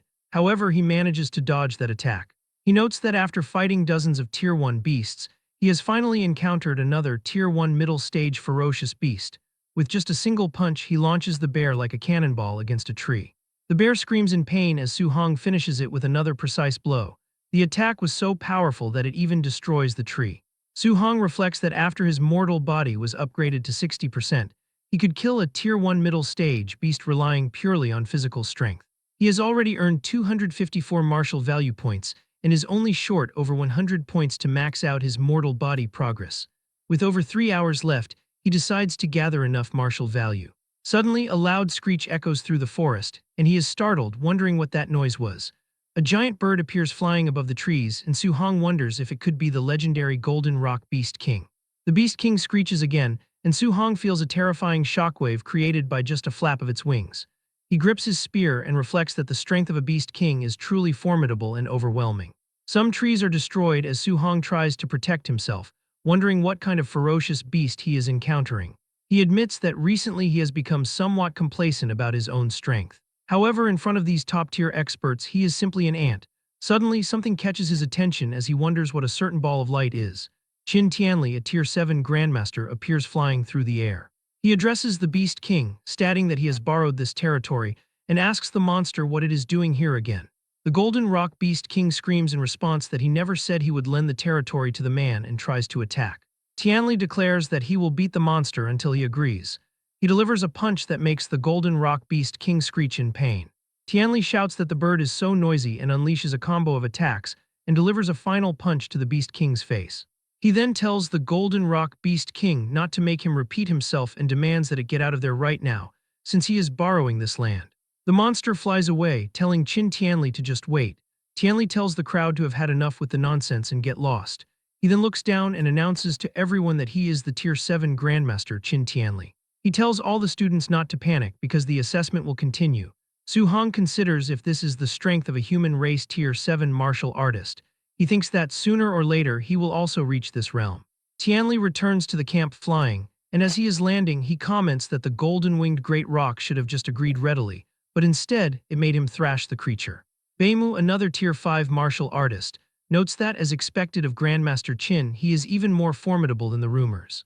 Lindsay, a Tier 5 martial artist, agrees, stating that the golden-winged great rock, renowned for his tyrannical physical body, was beaten until he lost his temper. Tianli tells them to stop flattering him, and orders them to come to the monitoring room to see who withstood the pressure of the golden-winged great rock just now. After arriving in the monitoring room, the assistants explain that they are looking at surveillance replays from just now. They note that most of the students were unable to move under the golden-winged rock's pressure. Tianli notices a student who easily withstood the pressure after killing a pack of Tier 1 late-stage black tigers and asks for his name. Beimu explains that his name is Wang Tianchuo, a Tier 1 high stage with a vitality of 340 and 95% fire attribute compatibility. She adds that the boy possesses the special physique barbarian god body and has boundless strength as the son of the Star City Lord. Tianli recalls that the City Lord said having kids is like a lottery, and he had no less than 100 children before finally producing a decent one this time. He then points out a boy who managed to escape the coverage of the pressure with brilliant movement techniques. Beimu identifies him as Lin Xing, a Tier 1 high stage with 325 vitality and 96% wind attribute compatibility from the Star City Lin family. Lastly, Qin Tianli notices a girl with enough mental power to cancel out the golden-winged rock's pressure. Beimu explains she is a spirit master named Xiao Yan, a Tier 1 middle stage with 290 vitality and 95% wood attribute compatibility, who is a scion of the Star City Xiao family. The Grandmaster notes these three face the pressure with ease, showing their strength far exceeds their peers. He asks if there are any other talents. Beimu mentions Lin Po and Wang, both Tier 1 middle stage martial artists. She explains that the dozen or so individuals she mentioned all possess Tier 1 middle stage strength and did not lose consciousness when facing the Golden Rock's pressure. Tianli asks why they are all scions of major families and asks about the students from the schools, especially Star City No. 1 High School. Beimu reports that those students are at the Tier 1 initial stage, and only 3 students from No. 1 High School have recently broken through. Tianli tells her to forget it, thinking that Star City is somewhat unworthy of its reputation. Suddenly, Lin Zi shouts to wait and asks what is going on with a certain person. He points to a monitor and notes that, right after experiencing the Golden Rock's pressure, the student actually still has the strength to hunt ferocious beasts. Beimu checks the list and trembles, saying that he is a monster from Star City No. 1 High School. Lin Zi tells her not to be so jumpy in front of the Grandmaster and takes the report from her, but he also begins to shake as he reads the report. He stutters as he also calls the student a monster. Tianli notes that they are young and their temperament isn't very steady. He rips off the paper from the report and looks at it. As he does, his eyes go wide and he asks if the kid is human. The Grandmaster looks at Su Hong's file and sees 100% compatibility for all attributes and a special physique. He wonders if there is really such a monster in this world. Tianli becomes extremely excited, thinking this is a rare encounter in a millennium and that he has struck gold. He then stops and asks why Su Hong is only at the Tier 1 initial stage with 123 vitality points. Beimu explains that Su is simultaneously cultivating 7 guidance techniques. Tianli becomes angry, realizing that is why his vitality is so low, thinking that cultivating 7 types simultaneously would be too much even for a deity. He wonders how his cultivation could possibly increase and asks how Wu Lingxian didn't explain this small matter clearly to the kid. One examiner arrives and tells them that students are arriving at the training camp one after another. Tianli decides to go take a look. Wang Tianchuo, Xiao Yan, and Lin Xing pay their respects to Grandmaster Qin. He tells the 3 little ones they are very good. 6 hours after the start of the assessment, more students finally arrive. They think they were going to die and mention it was the Golden Rock Beast King after all. 7.5 hours after the start, people think they might as well end it early, as nobody should be left behind. Grandmaster Chin wonders where the monster named Su Hong is and hopes he hasn't lost his precious treasure.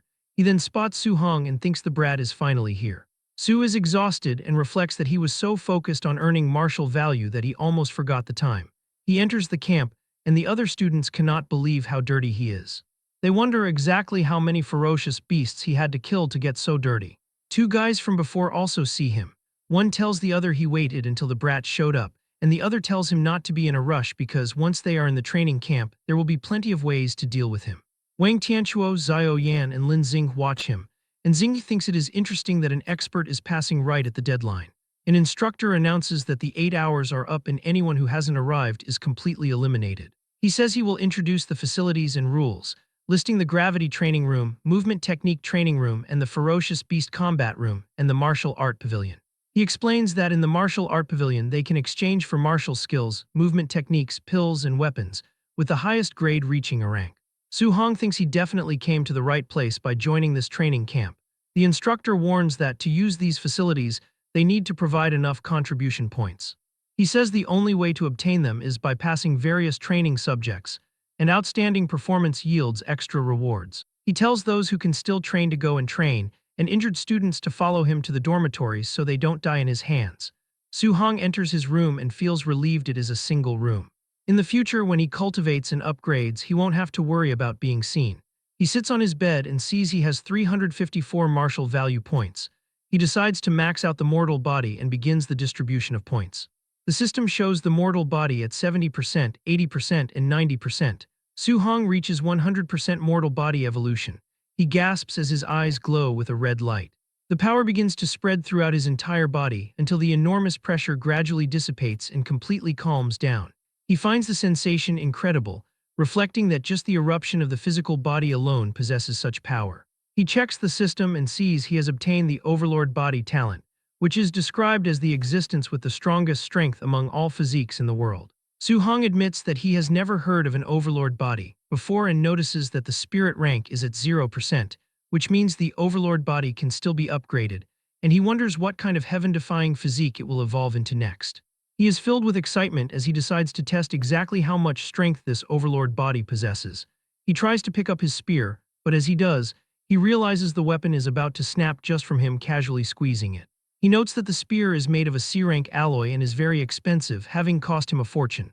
But then he remembers that he actually picked this spear up in the Star City wilderness, so it did not cost him any money. He resolves to gather enough contribution points as soon as possible to exchange it for an A-rank alloy spear.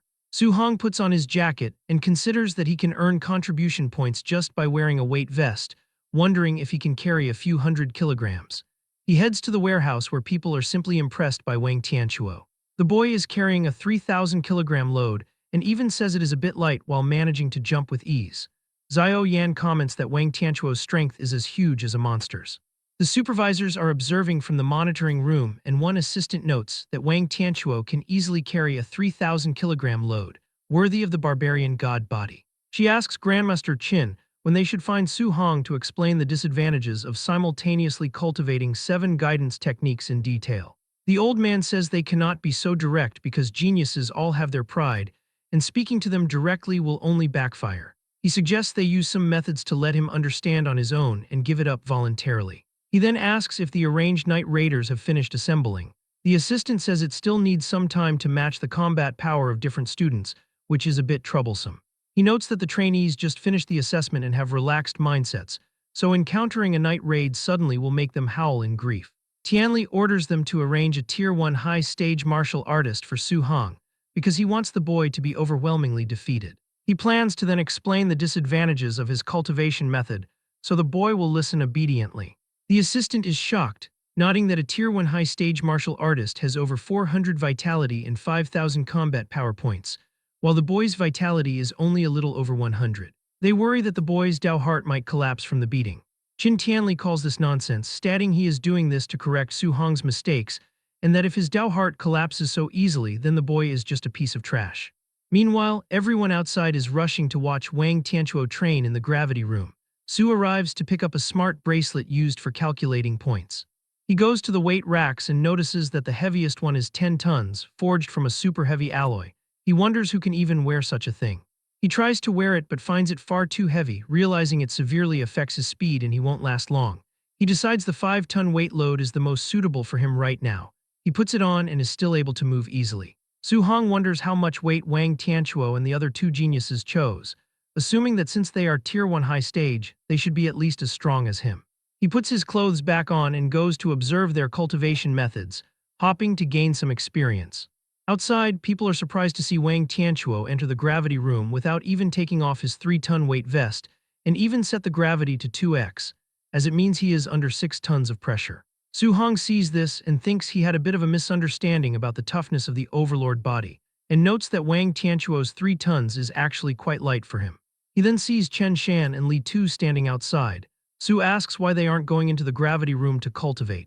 They reply that if they enter, they will definitely be singled out for comparison, which is too embarrassing since they are lagging too far behind.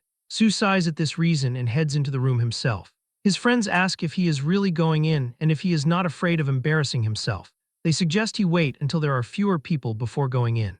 Other warriors mock him, assuming he probably isn't wearing a weight suit and just wants to surpass Wang Tianchuo in terms of the gravity multiplier. Su Hong enters the room, reflecting that a gravity room is extremely expensive to build and only prominent aristocratic families can afford them. He cannot let this good opportunity slip by. Wearing a 5-ton weight vest in double gravity makes it 10 tons, which he could only hold on to for 10 odd minutes. He decides it is better to set it to 1.5 times so he can last a bit longer. However, the pressure still makes him groan. People watching through the monitor mock him for only punching in 1.5 times gravity without even wearing a weight vest, calling it hilarious. Su Hong begins to meditate, noting that while the heavy pressure makes cultivating a guidance technique more difficult, the cultivation speed has obviously accelerated a lot. 2 hours later, he is still meditating but is completely exhausted. He sees that aside from the thunder and fire guidance techniques, all other guidance techniques leveled up by 1. His vitality even increased from 126 points to 130 points. He turns off the device and struggles to stand up, thinking the gravity room's effect is good and the other facilities probably won't be bad either. He leaves the room exhausted. As he leaves, 2 boys mock him by saying, "Look quickly, the dead last came out so fast." They laugh because he couldn't even handle 1.5 times gravity, even without a weight suit. Su Hong ignores them and starts taking off his shirt, noting that the breathability of the weight suit is too terrible and it is boiling hot. The 2 boys who were just making fun of him are stunned to see the weight suit.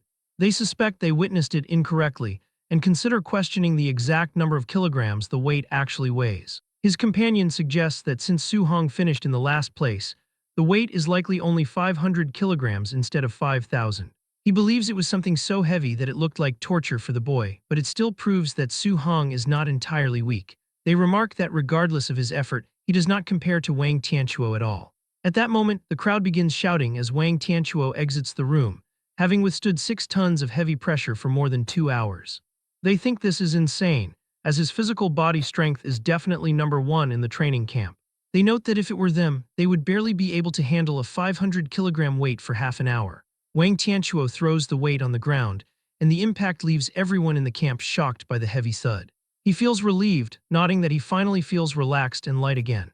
His partner admits that he is inferior in terms of strength and asks if they should go to the movement technique room to compete.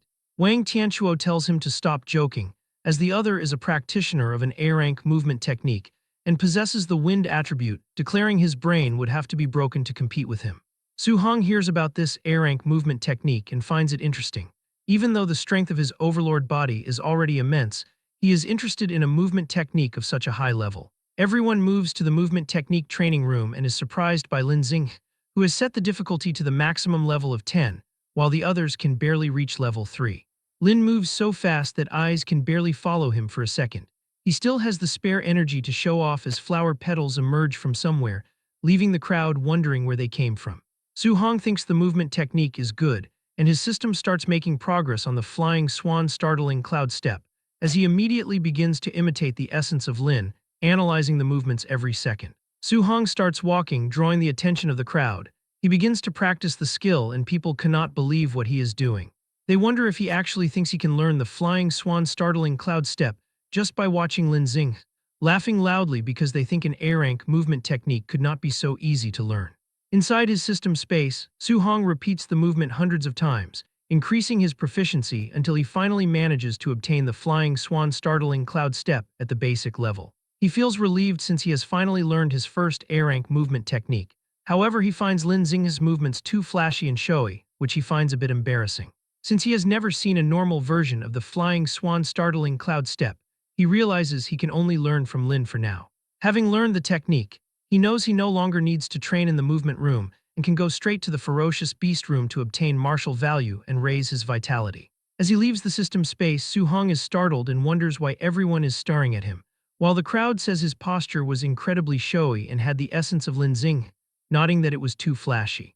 He simply cannot believe that he was performing those showy movements in the real world while he was learning them inside the system. Embarrassed, he runs and thinks that he absolutely cannot use Lin Xing as a template in the future. As he runs, people beg him to perform the move again, shouting that he was exploding with handsomeness just now. At that moment, he realizes someone is following him. The duo from before have finally found him and are seeking revenge. They notice he is heading to the ferocious beast room and decide to block the door, planning to give him a few vicious blows when he comes out. At the ferocious beast room, Wang Tianchuo asks Xiao Yan if she really wants to compete to see who is number one in the training camp by killing beasts. He asks if she thinks she can beat his barbarian god body by relying on spiritual telekinesis, accusing her of underestimating him, but she retorts that he is the one underestimating the power of a spirit master. Su-hong watches and thinks it is interesting to see a spirit master's fighting method since he has never seen one in person, so he decides to watch first and earn martial value later. On the big screen, he sees her floating out of thin air, which surprises him because walking on air is a method only grandmasters possess, and he wonders if a spirit master can do that. She gathers energy in her hand and fires streams of flowing light that simultaneously kill 3 Tier 1 high-stage black tigers. Su-hong finds this incredible but wonders what those rays of light are. At that moment, a much larger tiger roars and attacks from behind, but she uses spiritual telekinesis to forcibly bind and control it in the air. She then uses her power again and kills the tiger. Su-hong realizes those streaks of flowing light were actually daggers. He notes that every spirit master is ridiculously strong and can easily crush ordinary martial artists. Suddenly, someone shouts, questioning what the deal is with the giant sword they are seeing. Xiao Yan materializes a massive weapon and with a single strike cuts a giant python beast in half. Su-hong is shocked by the power, nodding she was not holding a weapon before and that such a huge blade must weigh several tons. Lin Xinghe appears and says this is a martial skill belonging to spirit masters that is as high as A-rank. The crowd is amazed as they have never heard of such a thing. Since Lin and Xiao have A-rank martial skills, they soon deduce that Wang Tianchuo must also have an offensive A-rank technique. Lin confirms that Wang has an offensive A-rank skill too, while the crowd remarks that they are all monsters. Su-hong is excited that the training camp is crowded with A-rank martial skills and is certain he came to the right place. Wang Tianchuo also kills high-level beasts, blowing them up with one punch. When one guy asks what skill Wang used, another replies, "What martial skill? This is just his pure physical strength." Su-hong notes that the guy is using just his pure physical strength and does not seem to have any intention of using martial skills. He decides he will find a chance to learn from him next time. Right now, he wants to become a spirit master, but his spirit stat is only 26.5. He notes that one needs to exceed 100 points to become a spirit master, so he is still short 73.5 points.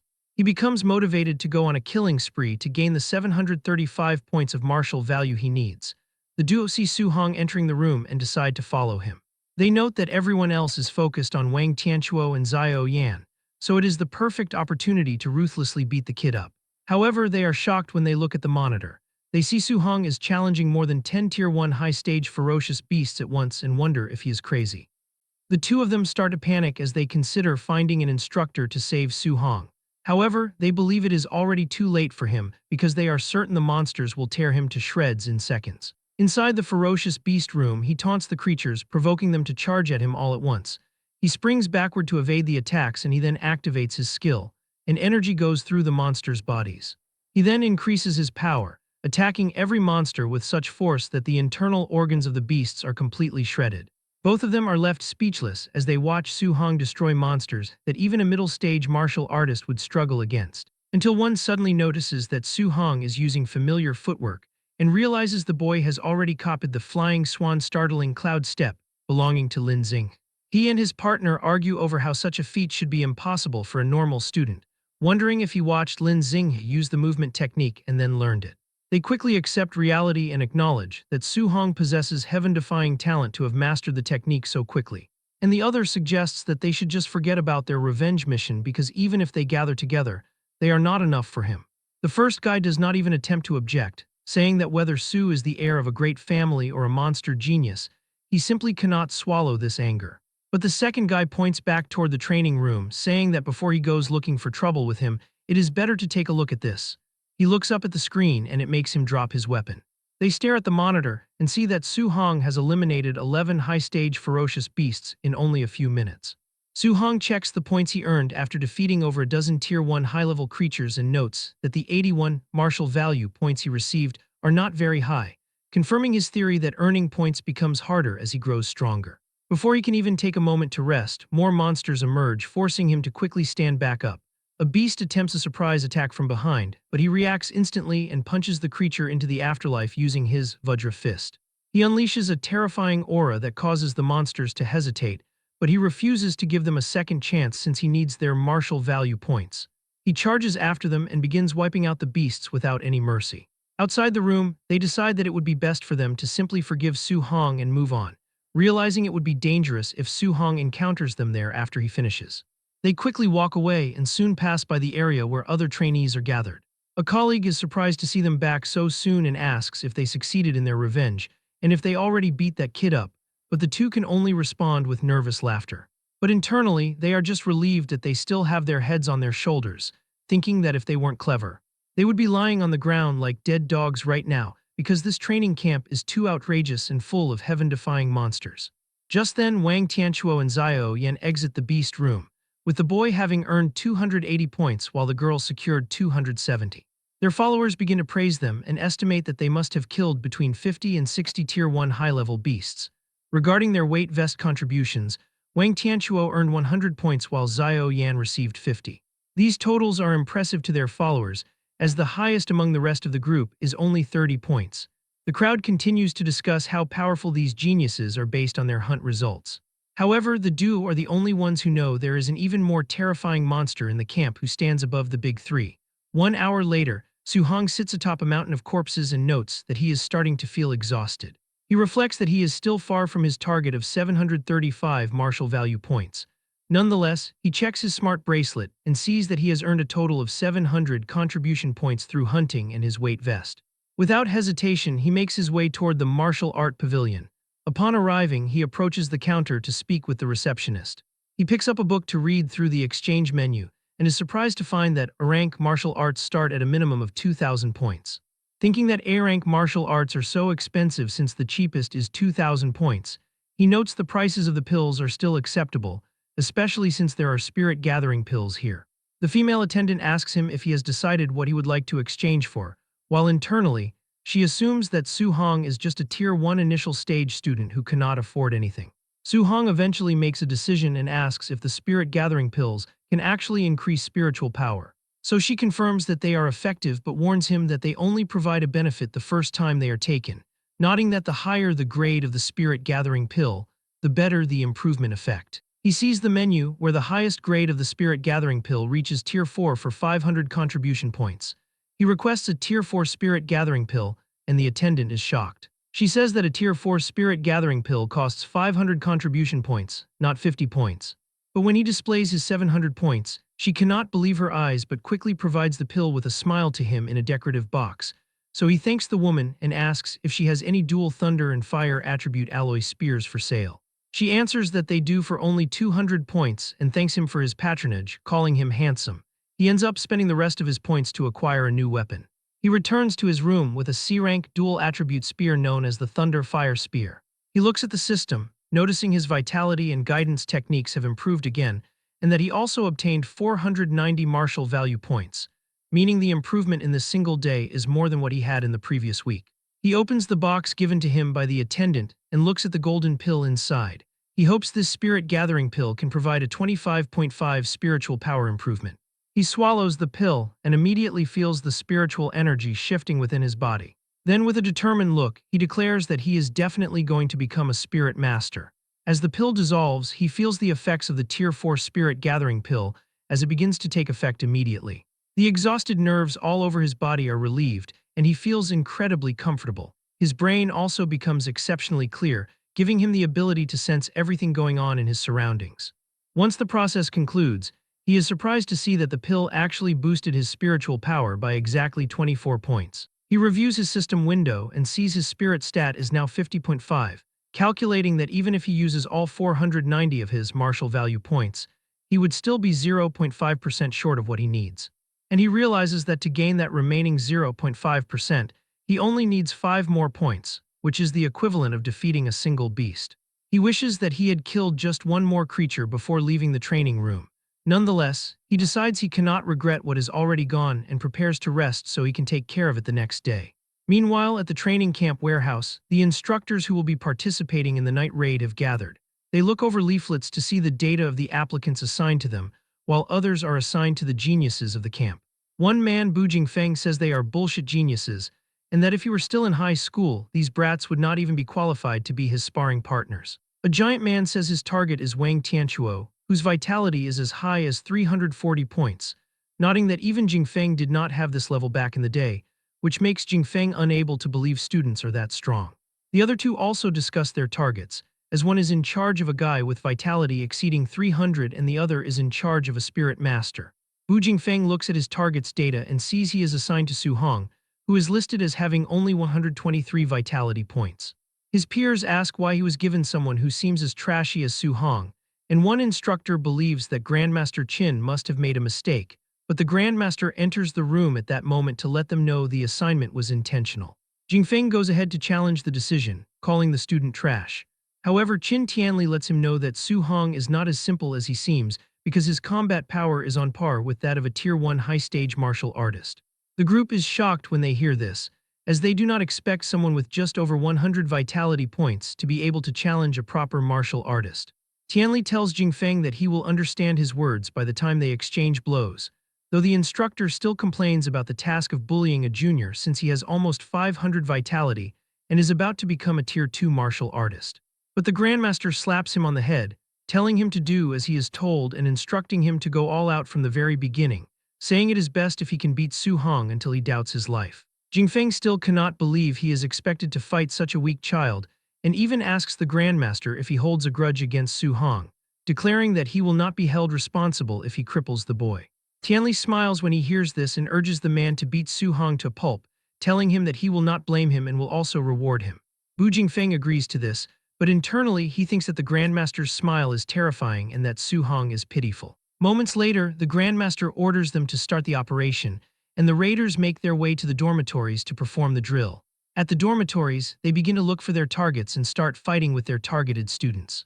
Su Hong soon hears the sound and wonders if it is a sneak attack.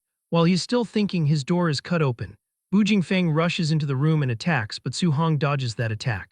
He has heard that the All Heaven's 10,000 races frequently hunt down human race geniuses everywhere to weaken humanity's strength, and he wonders if it could be them.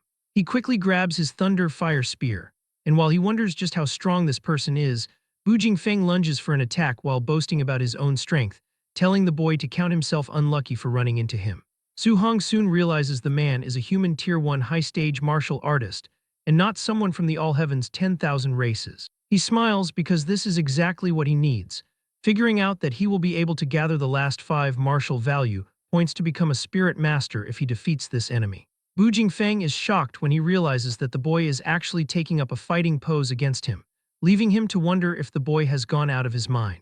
Their weapons clash, and this is when Jingfeng realizes that the boy's physical strength is crazy, confirming that Su Hong's combat power is indeed on par with a Tier 1 high-stage warrior, and that Grandmaster Qin was not lying. Suddenly, he notices something else, thinking that a Tier 1 initial stage martial artist should not possess this kind of power. On the other hand, Su Hong is doing his best since it is his first time fighting a high-stage opponent. He swings his spear with a powerful aura, causing Jingfeng to leap back. Jingfeng begins to regret his initial assessment after realizing that this brat is a monster. Nonetheless, he is an experienced martial artist and knows what a fight between them entails. He unleashes his fire attribute, which coats his sword in purple flames, saying that a battle between martial artists is not just about comparing who has greater physical strength. Su Hong is surprised by the display of the fire attribute, since it is his first time seeing a fire attribute martial artist in person. Jingfeng lunges toward him while taunting, asking how he plans to handle this B-rank martial art and attacking with a flame slash. Su Hong thinks that this attack might be much stronger than the void-breaking finger, which is also B-rank. And he covers his spear in lightning and blocks the attack, knocking the instructor backward as the impact shatters the wall behind him, leaving him sweating. He cannot believe that the boy just blocked his fire martial art simply by externalizing lightning, admitting to himself that the boy is terrifyingly talented, and seeing why Grandmaster Qin told him to go all out. However, he continues to tease him, telling Su Hong that it appears he is bad at thunder attribute spear techniques. Otherwise, he really would not be able to defeat him this easily. Su Hong admits that he indeed does not know any thunder attribute spear techniques, but asks what would happen if he added something on top of them. He mixes two attributes, lightning and fire, leaving Bu Jingfeng in total shock by the attribute fusion.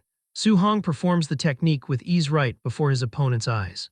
Bu Jingfeng is left completely stunned, as he has always believed that attribute fusion was nothing more than a myth. He continues to panic as Su Hong leaps toward him with a powerful attack. The instructor tries to uphold his honor by launching a counterstrike. However, the boy's power easily overwhelms him and knocks him through the wall, sending him crashing to the ground outside. Because he just defeated Bu Jingfeng, he is awarded 7 martial value points. He smiles because the instructor just gifted him the exact points he needs to advance and become a spirit master. His system window updates to show his new martial value of 497 points. Moments earlier, Qin Tianli and Beimu were waiting outside the dormitory for a report. The Grandmaster believed that Su Hong should be receiving the beating of his life at this very moment, reflecting that after this defeat, he would be able to persuade the boy to stop pursuing multiple guidance techniques simultaneously and focus on just one. Suddenly, Bu Jingfeng is sent flying through the wall and crashes right in front of Qin Tianli. He is totally knocked out, his face battered from the excessive beating he received. Beimu and the Grandmaster are left in complete shock because Su Hong defeated the instructor with such ease. At the same time, the 3 geniuses also defeat their opponents, sending them crashing through the walls just like Su Hong did. Wang Tianchuo, Xiao Yan, and Lin Xing step out of the broken wall, telling the Grandmaster that he should have sent stronger opponents because these ones were incredibly weak. Wang Tianchuo then notices there are 4 defeated instructors on the ground, and realizes the person who defeated the 4th one finished even faster than they did. Lin Xing assumes that the martial art instructor is simply weak, which is why he lost to his opponent. However, Beimu knows that Jingfeng was actually the strongest among the 4 instructors. Qin Tianli is not surprised by the 3 geniuses pulling off a win, but he realizes that Su Hong is only an initial stage Tier 1 martial artist, meaning facing a Tier 1 high-stage opponent should have been difficult. He wonders how Su Hong could have finished even faster than the 3 top geniuses. Suddenly, an official comes running over to tell Qin Tianli that something big has happened. The Grandmaster assumes a trainee was killed and tells the man that such things are normal. However, the official reports that while Su Hong was fighting Bu Jingfeng, he actually used attribute fusion. Qin Tianli initially dismisses this as nothing serious, but the moment the words sink in, he grabs the man and asks if he is telling the truth, and the officer reveals that Su Hong combined thunder and fire to defeat Bu Jingfeng. He mentions that he saw it clearly on the surveillance screen and suggests the Grandmaster can ask Bu Jingfeng himself if he doubts it. Jingfeng manages to regain consciousness just long enough to tell the Grandmaster that Su Hong really did use attribute fusion. Qin Tianli freaks out as he reveals that the only genius martial artist in the human race who researched attribute fusion actually took a full 19 years to achieve it, and Su Hong has been in contact with the 7 guidance techniques for less than a month.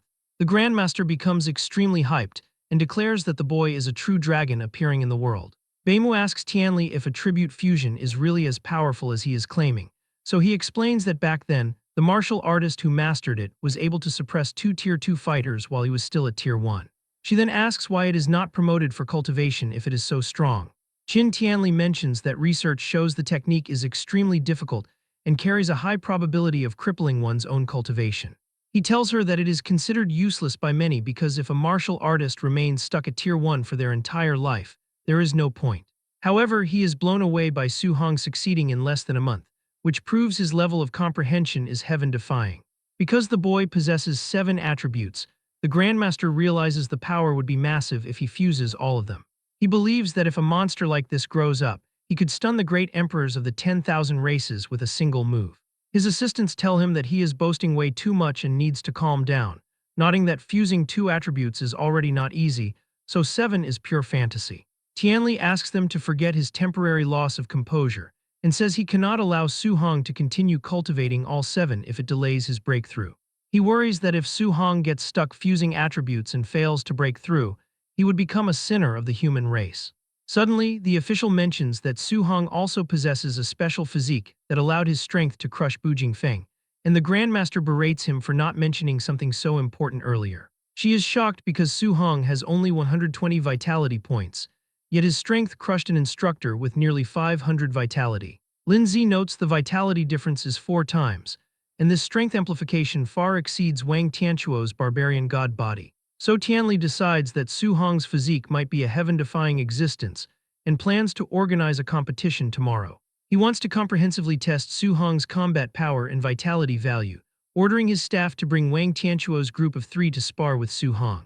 He wants to see what happens when a monster like him clashes with the strongest geniuses of the training camp. Inside his wrecked dorm room, Su Hong sits quietly and begins to meditate amidst the debris. He remains completely unbothered by the noise outside as he focuses on his growth. He opens the system and decides to pour all his remaining martial value into his spirit stat in one breath. A brilliant blue aura immediately envelops him as he enters the spirit realm. He closes his eyes to absorb the sensation of this newfound power, reflecting on how wonderful it feels. As he tests his abilities, a glowing phantom fist materializes. He reflects that controlling it feels somewhat unusual, much like suddenly growing a third arm. He checks his system interface and observes that his spirit stat has successfully surpassed the 100% mark. He is curious about how this works in reality and turns his attention toward his bed. He lifts the furniture effortlessly with just a single thought. Excitement fills his face as he rises other things into air alongside his spear. He realizes that he can now walk on air and execute telekinetic attacks, just like Xiao Yan. He determines that he must learn the rank spirit martial art from her and the offensive rank technique belonging to Wang Tianquo. Early the next morning, an urgent announcement orders everyone to gather within 1 minute, warning that any delay will result in a deduction of contribution points. Trainees rush downstairs in a frantic hurry while complaining about the intense schedule. They note that they have already endured the entry assessment, weighted training, and a surprise night raid in just a single day. They all gather at ground. Su Hong is also there, stretching as if the events of the previous night had no impact on him.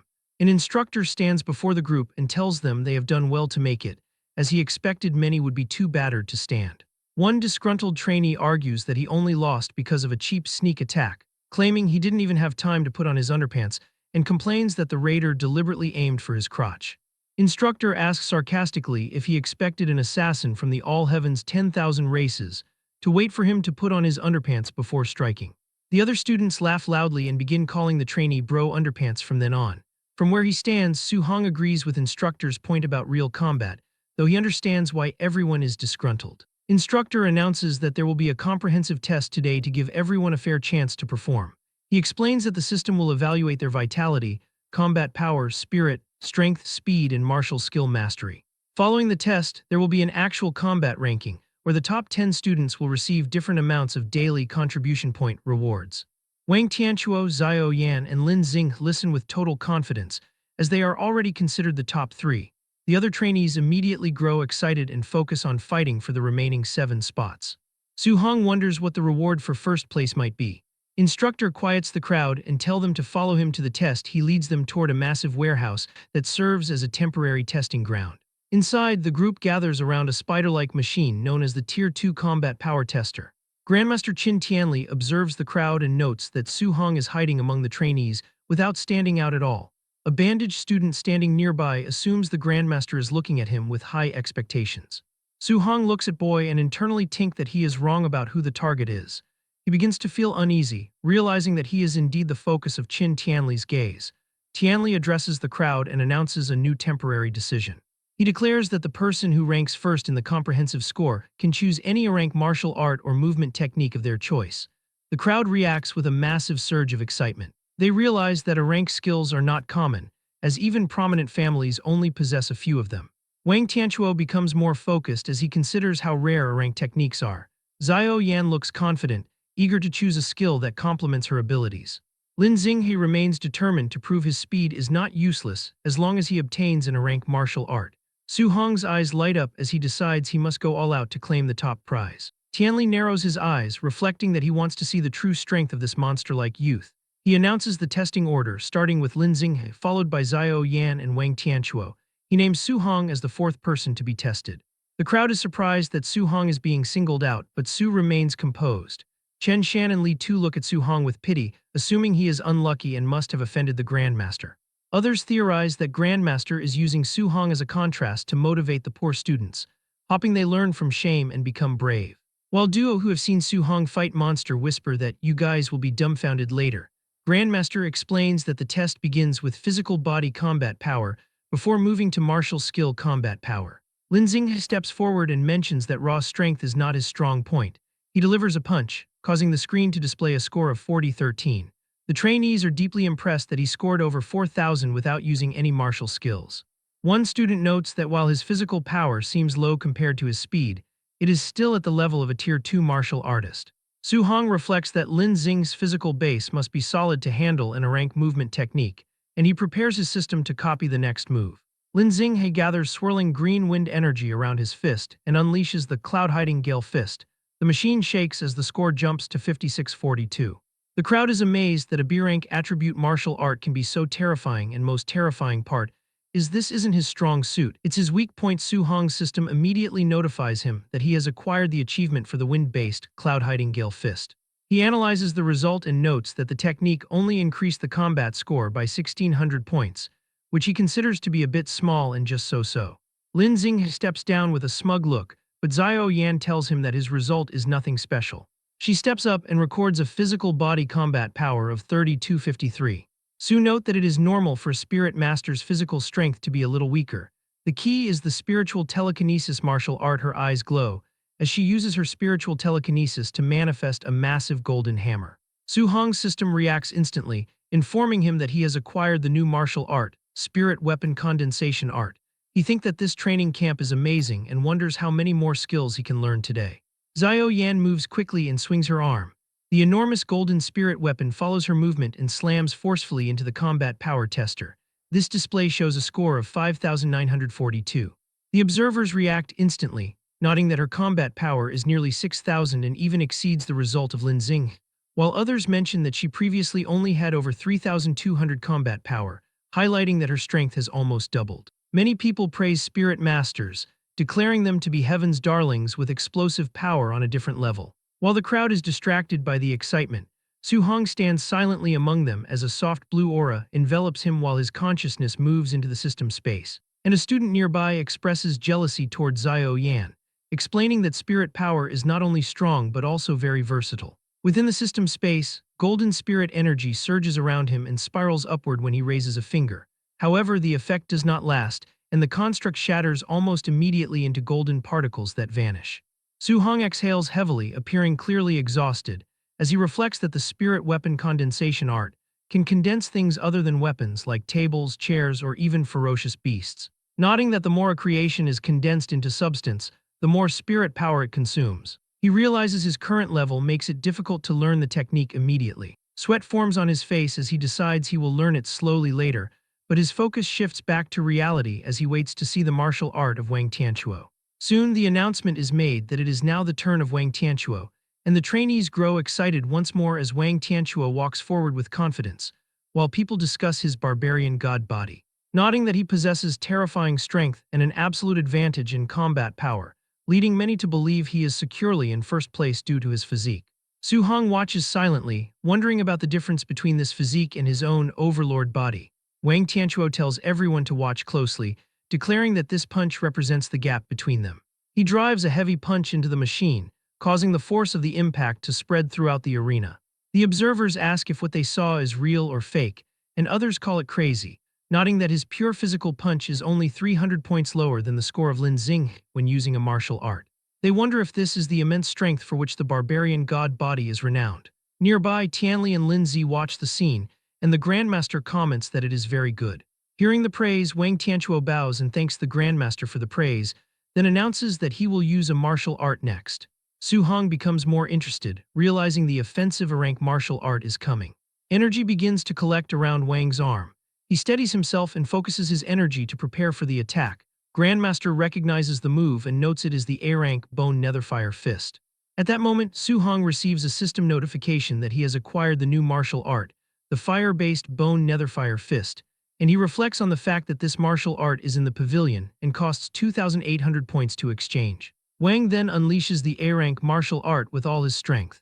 The impact shakes the entire area, and the tester flashes a result of 7,534, causing the spectators to react with shock, noting that another 500 points would reach the standard of a Tier 2 middle stage martial artist with 600 vitality. Grandmaster watches with satisfaction and gives high praise, mentioning that the boy's father has talked about raising a grandmaster for half his life, and he now sees no problem with that. Wang Tianchuo respectfully says he will borrow those auspicious words. Next, Qin Tianli calls for Su Hong to take his turn. As he walks forward, people whisper that anyone who goes up after the top 3 will be extremely humiliated, and some notice he looks very calm, remarking that a dead pig does not fear boiling water. He reaches the front and stands before Qin Tianli and Lin Zi, while the Grandmaster explains that for the first punch, only pure physical strength may be used. Su Hong gives a simple okay and prepares himself. He focuses, telling himself the test reward is definitely his. He dashes forward with speed and drives his fist into the testing machine, causing a massive impact to spread across the arena. The display shows a result of 6,551. Grandmaster stares at the score in surprise, admitting he still underestimated the boy's monster level. The crowd is silent for a moment before reactions spread, questioning if the tester is broken after seeing over 6,500, while others point out that he was the dead last student, yet today he is like a monster. Some trainees mentioned they thought Wang Tianchuo was invincible, but now another expert has appeared. Wang Tianchuo, Lin Xinghe, and Xiao Yan watch closely, with the girl commenting on the exaggerated combat power, while Lin Xinghe insists that this is not combat power a Tier 1 martial artist can produce, and he must be a Tier 2 martial artist. Wang Tianchuo admits to himself that he was too arrogant before. Once the commotion settles, Su Hong asks the Grandmaster if he should continue with a martial art, and the Grandmaster nods in approval and tells him to continue. Su Hong returns to his stance and prepares for the next move. In the next moment, he shifts his focus to the system as the progress bar for the new technique begins to climb through percentages. He stands still as a cold blue, flame-like aura spreads around him, realizing the bone netherfire fist is very suitable for him. He notes that learning it is much faster than the flying swan startling cloud step, even though both are a rank. Grandmaster Qin watches closely, wondering how high the boy's combat power will go when he uses a martial art, while Lin Zi mentions that Su Hong is from an ordinary family and suggests his martial art should not be high level. But Qin watches him intently and notes that the technique he is executing in his current state is definitely not low level. The system finishes processing, showing 100% completion for the bone netherfire fist at the basic level. A blue netherfire collects around Su Hong's fist, and the crowd notices and wonders if that is the same bone netherfire fist used by Wang Tianchuo, asking how he knows it. Without delay, he steps forward and prepares to release the move, wondering how powerful an A-rank offensive martial art will be. He slams his fist into the machine, and the impact releases a powerful shock wave. Voices rise as people note the power seems even greater than that of Wang Tianchuo, and urge everyone to look at the result. The display shows 9,013, and the reaction is immediate, with people shouting that 9,000 matches the standard for a Tier 2 high-stage martial artist. Lin Zi questions whether a Tier 1 initial stage martial artist with 123 vitality should have this combat power, wondering if the data is broken, but Qin Tianli concludes that the boy is a monster. Lin Xinghe is shocked, explaining that 7,000 matches Tier 2 initial stage, 8,000 matches middle stage, and 9,000 matches high stage, while Xiao Yan adds that the standard for Tier 2 is 500 vitality, meaning he must have hidden his stats, and Wang Tianchuo admits his vitality is not even 400, and says it is not shameful to lose to him. Then the vitality tester displays Su Hong's actual number, 137. The crowd bursts into noise as Wang Tianchuo shouts in shock that it is only 137, while Lin Xinghe wonders if the tester is broken. People start arguing, with some suggesting a digit is missing, and that it should be 1,370, while others point out that this means he really is just a Tier 1 initial stage martial artist. They find it outrageous that 137 vitality can output 9,000 combat power. Su Hong simply walks out of the vitality tester, and Qin Tianli watches him with a serious expression. The Grandmaster steps forward and tells the trainees to stop crowding around, announcing they will proceed with the practical combat test and tournament rankings. He explains the challenge system where students can designate an opponent, adding that if no one dares to challenge a person, they will be first and receive an A-rank martial art reward. At that moment, Lin Xinghe immediately walks forward and declares that he wants to fight Su Hong. Lin steps forward and points his finger towards Su Hong, declaring his intent to challenge him. He feels smug and confident, reflecting that despite the boy's monstrous combat power, his low vitality remains a critical weakness. He plans to use his superior movement technique to evade attacks and exhaust Su Hong to death. However, Qin Tianli rejects the request for a one-on-one duel. Instead, the Grandmaster proposes that the top three elites face Su Hong together. The trio feels deeply offended by this suggestion. Lin Xing scowls at the idea of being underestimated, while Xiao Yan asks if the boy even deserves for all three of them to attack him at once. Wang Tianchuo expresses concern that their combined might could accidentally cripple the kid while they are playing around. Ignoring their complaints, Qin Tianli asks Su Hong for his opinion, and the student calmly replies that he has no objections. The elites glare at Su Hong, irritated because he seems to truly believe he is guaranteed to win. Wang Tianchuo thinks to himself that the boy is being pretentious and that he could leave him stunned all by himself. The Grandmaster announces that the match begins, and the three elites square up against Su Hong inside the testing facility. As the fight commences, they charge forward. Lin intends to blast out a cloud-hiding Gale Fist before running, waiting for Su Hong to engage the others so he can launch a sneak attack. He reflects that with the speed of his flying swan startling Cloud Step, it is impossible for the boy to react in time. His plan is shattered when Xiao Yan and Wang Tianchuo shout in panic for Lin to dodge. Caught off guard, the student turns in shock as Su Hong slides effortlessly past his line of sight and materializes directly behind him. Su Hong prepares a glowing blue punch while calmly bidding him goodbye. Just before the strike lands, the blow is brought to an abrupt halt inches from Lin Xing's face. Given a split-second reprieve, Lin frantically leaps backward to escape. After landing safely, he thanks Xiao Yan for her telekinetic intervention and warns his teammates that the boy's speed is unusual. Restrained by a faint telekinetic aura, Su Hong looks at his hand with mild intrigue. He reflects that it is his first time experiencing the feeling of being controlled by spiritual telekinesis and that he is not used to it. Realizing he must finish off Xiao Yan first, Su Hong rushes toward her with an explosive burst of speed. Xiao Yan is shocked by his speed. Lin and Wang are baffled to see him perfectly executing the flying swan startling Cloud Step and charge to intercept him. Lin wonders how a fire attribute user can perform his wind-based technique, eventually concluding that Su Hong must have dual attributes. He yells for Wang to stop him. Wang steps into the path of Su Hong with his arm ignited in a fiery aura, instructing Xiao Yan to focus on her spiritual control while he blocks the advance. Wang unleashes his A-rank bone netherfire fist. Instead of dodging, Su Hong mirrors the attack perfectly, his own fist erupting with the exact same pale blue flames. Before the strikes can connect, Xiao Yan amplifies her telekinetic hold and freezes Su Hong in his tracks. The crushing pressure causes the concrete beneath his feet to crack. Su Hong notes that the spiritual control is even more troublesome than he had initially imagined. Taking advantage of the situation, Lin leaps and brings down a fierce kick aimed at the boy's head. Observing from the sidelines, Qin Tianli muses that it might have been premature to let Su Hong fight all three elites. He reflects that escaping a spirit master's control requires either overwhelming physical strength or counteracting spiritual power. But despite the pressure, a confident smile spreads across the face of Su Hong. The Grandmaster is shocked to see that the boy is actually smiling. Just as the attacks are about to land, Su Hong unleashes a massive surge of brute strength and forcefully shatters the telekinetic bind.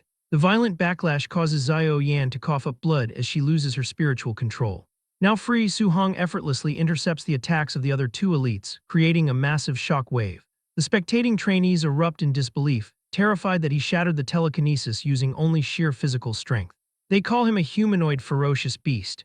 With a ruthless motion, Su Hong grabs the limbs of his opponents and twists them. Utilizing his monstrous strength, Su Hong lifts both elites and begins spinning them rapidly through the air. He eventually halts the spin and mercilessly slams both elites face first into the concrete floor. The massive impact shatters the ground, driving the face of Wang into the rubble while Lin coughs up blood. The trainees watch in horror as Su Hong repeatedly lifts and smashes the two elites into the ruined floor. When he finally releases his grip, the once proud elites lie completely motionless, having fainted from the savage beatdown. Standing tall amidst the settling dust, Su Hong has completely dominated the match.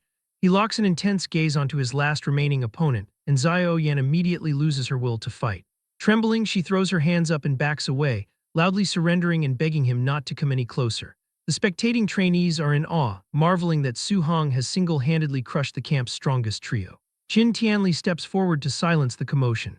He asks if anyone else dares to challenge Su Hong, declaring that otherwise the young man will take first place. The trainees quickly forfeit to avoid a similar fate, admitting that only an idiot would challenge him now. With no objections, the Grandmaster declares Su Hong the winner. He instructs Lin Zi to organize the remaining matches for the other rankings. He then tells Su Hong to follow him to claim his reward and select a new A-rank martial art. A satisfied smile spreads across the boy's face as he reflects on obtaining another powerful skill. As they walk, the Grandmaster mentions that he has been paying attention to Su Hong since the day he stepped into the training camp. He asks why the boy chose to hide his strength when others eagerly show off. Su Hong explains his caution, stating that without power or influence, sticking his head out too early makes it easy to be targeted. Qin Tianli laughs, appreciating the boy's survival instincts. He confesses that the tournament was arranged specifically for Su Hong to strive for more resources. The Grandmaster advises that in today's world, resources are concentrated on geniuses. He assures Su Hong that he no longer needs to hide his strength and offers his personal protection. Grateful for the backing, Su Hong thanks him. They soon arrive at the martial arts pavilion. Inside, the receptionist stands at attention as the Grandmaster orders her to bring the list of martial arts. He tells Su Hong to look carefully and ask if there is anything he does not understand. Su Hong asks which martial art would be best for him, but before advising, the Grandmaster asks which ones he already knows. Su Hong lists the Bone Netherfire Fist, Flying Swan Startling Cloud Step, Cloud Hiding Gale Fist, and Void Breaking Finger. The Grandmaster's expression tightens as he points out that those techniques are not in the camp's inventory. He asks incredulously if the boy really learned them just by watching Lin Xinghe use them once. When Su Hong casually confirms this, a drop of sweat rolls down the Grandmaster's face. He stares in silence, internally reflecting that the boy is truly a monster. The martial arts pavilion administrator watches in total shock, wondering who Su Hong could be to have Grandmaster Qin Tianli personally assist him in selecting a technique. As they look through the catalog, Qin Tianli suggests that since the boy already possesses offensive and movement skills, a control-type martial art would be best to balance his abilities. He recommends the A-rank Flame Cage, which condenses fire spiritual chi into a prison to trap and immobilize enemies. The Grandmaster explains that control-type arts require spiritual chi to leave the body, which is a difficult step that even most Tier 2 martial artists cannot achieve. Despite Su Hong currently being only at the Tier 1 initial stage, Qin Tianli believes that with his talent, he should be able to learn it. The old man mentions that he has learned this martial art before and offers to demonstrate it first so the boy can decide whether to choose it. Su Hong thanks him, as Qin Tianli summons a small flame from his hand. The Grandmaster notes that the power of control-type arts is immense and explains the battle's strategy. First, trap the enemy with the flame cage, and then launch an attack to achieve a one-hit kill. However, he warns that maintaining the cage while launching an attack would be impossible for the boy to perform right now. Qin Tianli admits that he only mastered that level of coordination after becoming a Tier 3 martial artist. Hearing that it is so difficult, Su Hong immediately shakes his head and tells the Grandmaster he is giving up on the technique and will choose something else. Qin Tianli is surprised by how quickly he surrenders his pride, reflecting that while most geniuses are arrogant, Su Hong actually listens to advice. Internally, Su Hong smiles because the system has already notified him that he acquired the new skill, Fire Flame Cage, just by watching the demonstration. Having already obtained the skill for free, he politely asks the Grandmaster to help him look for a different martial art. Qin Tianli flips through the pages and suggests a defensive technique next. He recommends the A-rank Earth attribute skill, Thick Earth Armor, which condenses battle armor on the user's surface for extremely high defense. Su Hong considers the idea and realizes that adding a defensive art to his special physique will yield incredible results. He tells Qin Tianli that he will follow his advice. As they finalize the choice, the Grandmaster asks what his special physique is called, so Su Hong confidently names it the Overlord Body. Privately hopping, the old man will be so impressed that he offers him a whole basket of A-rank skills. But Qin Tianli admits he has never heard of such a physique, prompting Su Hong to awkwardly confess that he just came up with the name himself. The Grandmaster assumes it must be a type of body that has not been recorded yet, noting that the strength amplification is downright terrifying, as he reflects that he has never seen the strength of a Tier 1 martial artist reach such a level. Suddenly, Qin Tianli receives an urgent phone call from an administrator, who reports that the contribution statistics show Su Hong was still wearing his weight vest during the entire tournament. The Grandmaster is shocked and asks if the boy really fought Wang Tianchuo and the others while weighted. Su Hong casually agrees, explaining that he would not have been able to get the points otherwise. Qin Tianli clutches his chest and tells himself to stay calm because the boy is a monster who should not be viewed with a normal mindset. He tells Su Hong to stop obsessing over points and take the vest off immediately, promising there will be plenty of rewards later.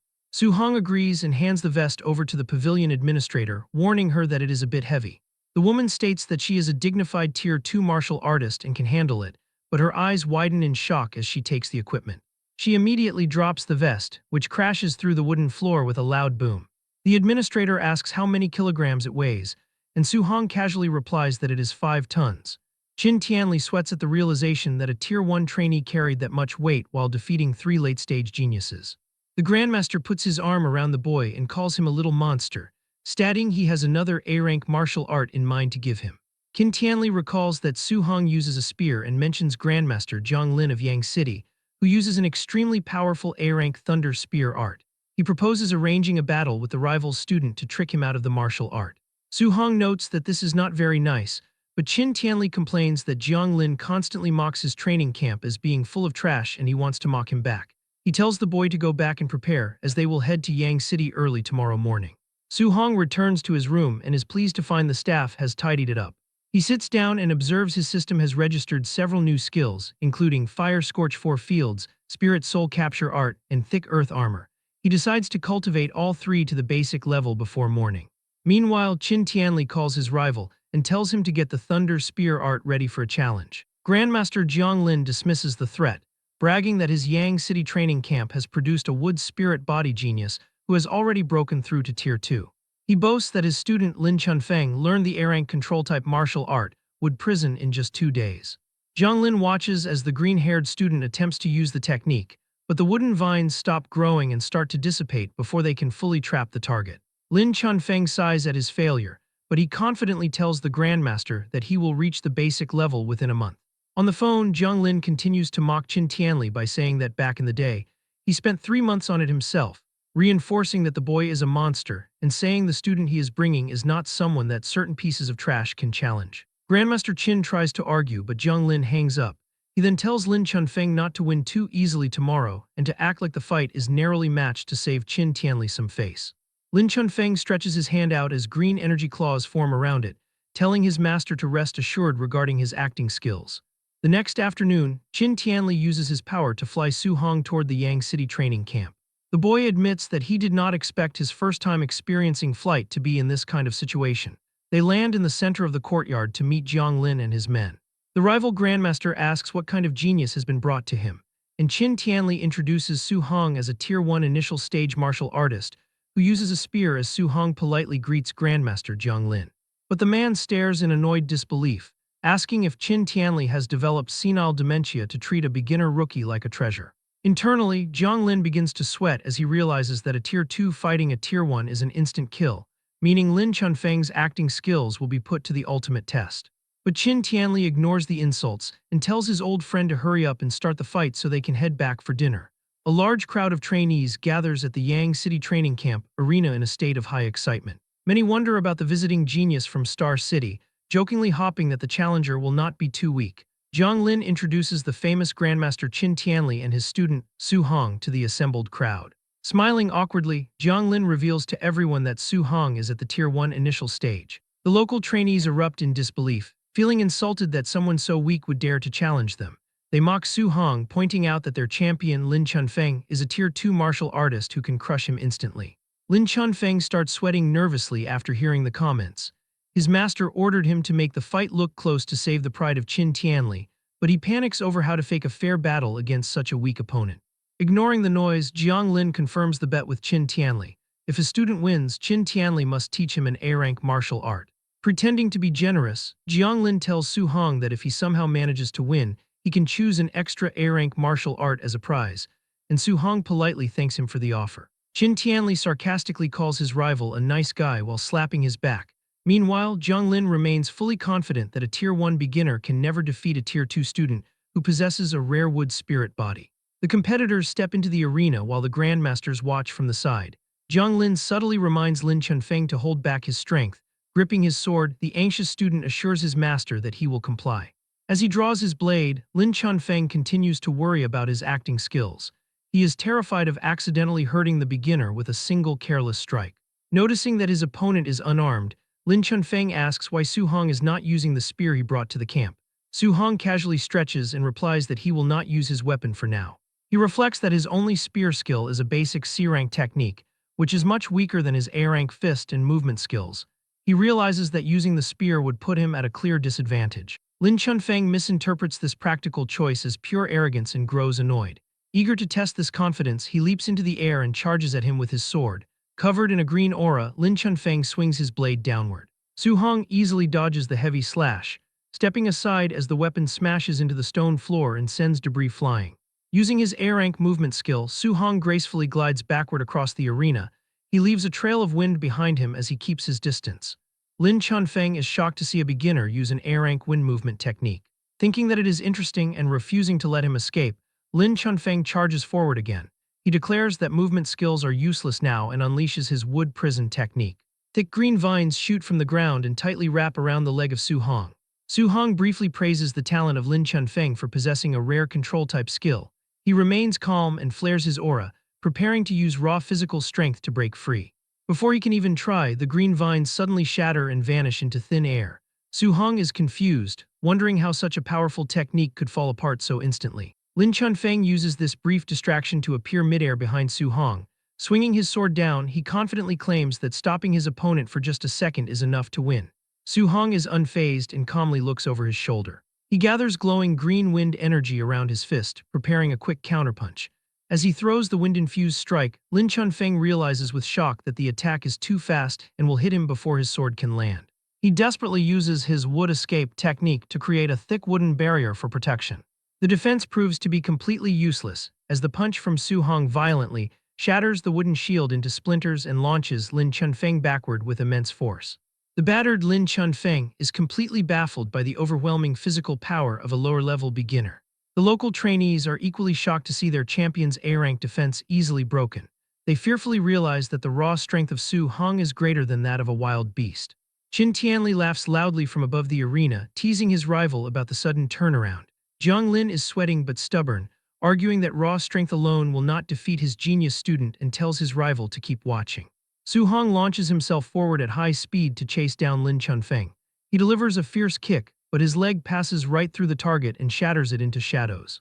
Su Hong quickly realizes he only hit an afterimage. Using his own A-rank movement skill, Lin Chunfeng appears directly behind him. He boasts about his own footwork and unleashes an explosive sword slash, but Su Hong dodges it easily. Panting, Lin Chunfeng looks across the arena and acknowledges the immense power of the boy. He urges Su Hong to give up, humbly admitting that he would definitely lose if they were at the same level. But Su Hong extends a hand toward him. Bright orange flames violently erupt from the boy's fist. Before Lin Chunfeng can react, a massive cage of fire roars to life and instantly traps him. Lin Chunfeng is shocked to see Su Hong use a control-type martial art. Sweating from the heat, he is amazed that a beginner has mastered the flame cage.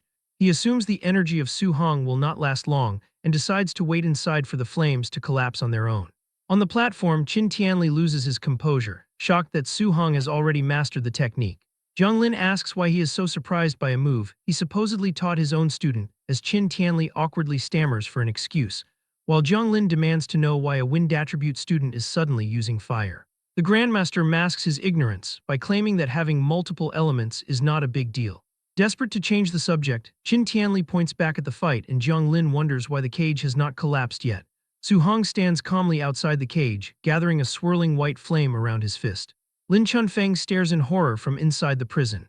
He realizes that Su Hong is multitasking by preparing an attack while maintaining the cage, which is a feat that even Tier 3 martial artists find difficult to do. Confirming these fears, Su Hong launches himself forward and drives his glowing fist right through the flames. Lin Chunfeng desperately triggers his wood escape again, summoning thick wooden roots to shield himself. The defense is useless as the glowing fist of Su Hong pierces straight through the wood. The strike slams into the stomach of Lin Chunfeng, causing him to cough up blood as he thinks that this is too ridiculous. Su Hong's fist smashes brutally into the chest of Lin Chunfeng, spraying blood into the air. The massive force launches his opponent backward, where he crashes violently against the scorching walls of the flame cage, severely burning his bare back. However, bright green energy instantly flares over the burns, rapidly healing the damaged skin. With a confident smirk, Chunfeng warns Su Hong not to underestimate the healing power of a Tier 2 martial artist's wood spirit body. Su Hong is unfazed and stares at him coldly, figuring that if one punch is not enough to keep him down, he will just throw more. Charging forward, Su Hong unleashes a rapid and relentless barrage of glowing punches, refusing to believe Lin Chunfeng can keep recovering forever. Even while taking the heavy blows, Chunfeng absorbs the damage and taunts his attacker, insisting that the effort is useless because a Tier 1 fighter's stamina can never outlast that of a Tier 2. Chunfeng gathers a dense sphere of green energy in his free hand and challenges him, eager to see whether the flame cage will collapse first or his recovery power will run out first. Realizing his fire energy is running dangerously low, Su Hong suddenly stops attacking, knowing the cage might collapse on its own and turn the situation against him. He cancels the fiery prison himself. As the flames vanish, Lin Chunfeng laughs in triumph, assuming Su Hong has given up and declaring that it is now his turn to attack and that the boy's defeat is guaranteed.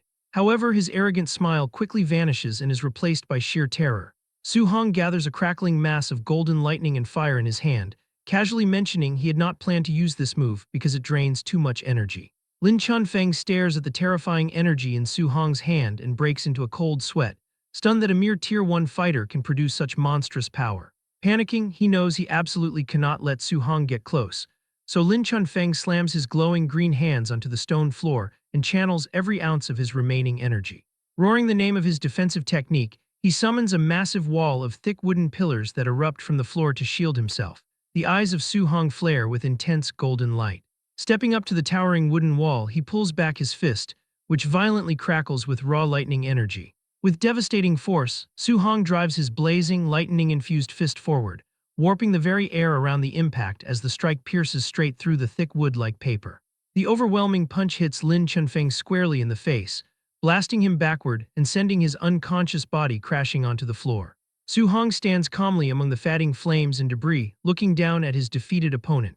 A stunned silence quickly falls over the massive crowd. The Yang City trainees erupt into panicked disbelief, horrified that their champion was knocked out in one strike despite his Tier 2 healing powers, and they cannot believe Su Hong is still only an early Tier 1 fighter. Grandmaster Jiang Lin breaks into a cold sweat and, staring in absolute shock, turns to his old rival and asks what kind of monster Qin Tianli has brought to the camp.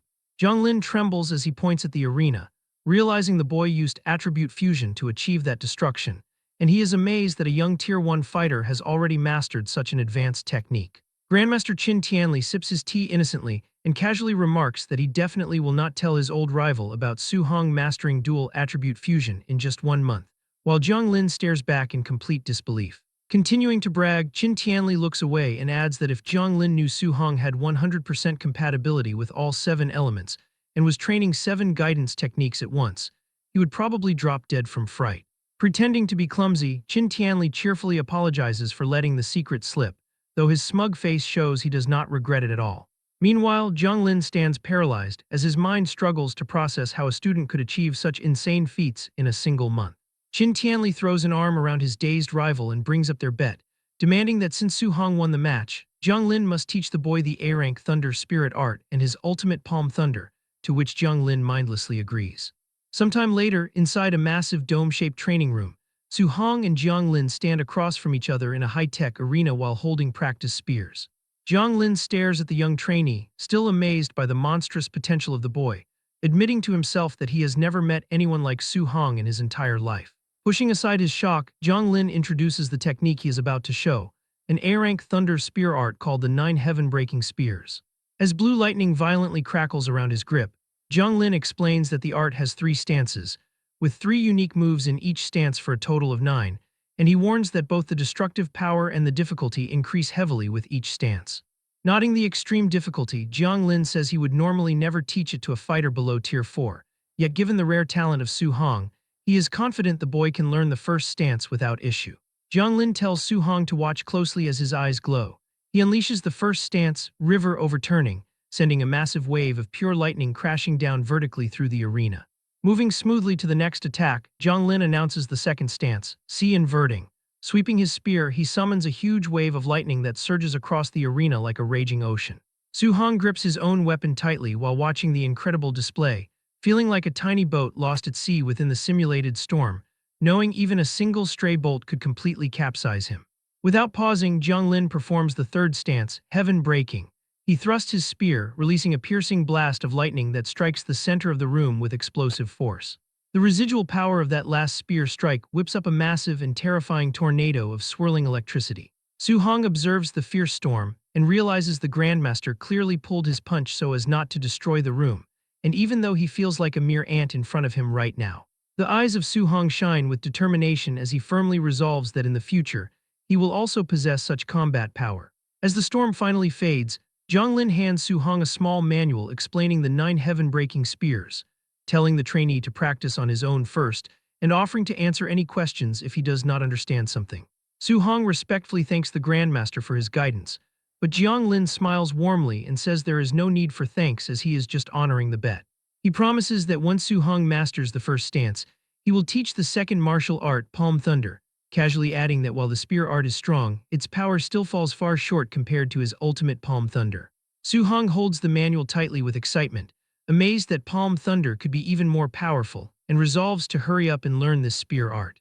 Waving his hand, Jiang Lin turns to leave the dome, mentioning he has matters to discuss with Qin Tianli and promising to return in a bit to see how the practice is going. An hour later, Grandmaster Jiang Lin returns to the training room and asks Su Hong if he has grasped the trick yet, telling the boy there is no need to rush as it usually takes months to learn. However, he stops dead in his tracks as he sees Su Hong surrounded by a massive, swirling vortex of golden lightning. Su Hong then unleashes a powerful, crackling blast of electricity from his spear. As the lightning fades, Su Hong turns to the Grandmaster and actually complains that the spear art is too difficult, mentioning he has only barely reached the basic level for now. He then immediately asks to be taught the ultimate skill, Palm Thunder. Jiang Lin is left completely dumbfounded and wonders if he is looking at the talent of a true monster. Later, as the sun sets over the horizon, Jiang Lin sits outside the dome with a completely blank expression on his face. Grandmaster Qin Tianli approaches and asks why he is dazed, questioning if he has finished teaching the boy Palm Thunder. Still in shock, Jiang Lin simply says he is done and tells Qin Tianli to go see the results for himself. Skeptical, Grandmaster Qin heads toward the door while wondering if his rival is holding back, noting that Palm Thunder is impossible to learn without hand-in-hand instruction. His words die in his throat the moment he opens the door to find Su Hong crackling with electricity, holding a perfect, high-density ball of lightning in his hands, as he cheerfully announces he has finally learned the skill. Both Grandmasters stand in the doorway, completely stunned, as even Qin Tianli is shocked by the boy's terrifying speed. Jiang Lin despairs as he remembers it took him 3 long months to master the same skill, a feat for which his own teachers had praised him as a genius. Recovering from the shock, Jiang declares that the child's future is limitless and he will definitely reach Tier 9. Qin tells him to stop sighing and offers to take his rival out for a meal, nodding they haven't got together as brothers in a long time.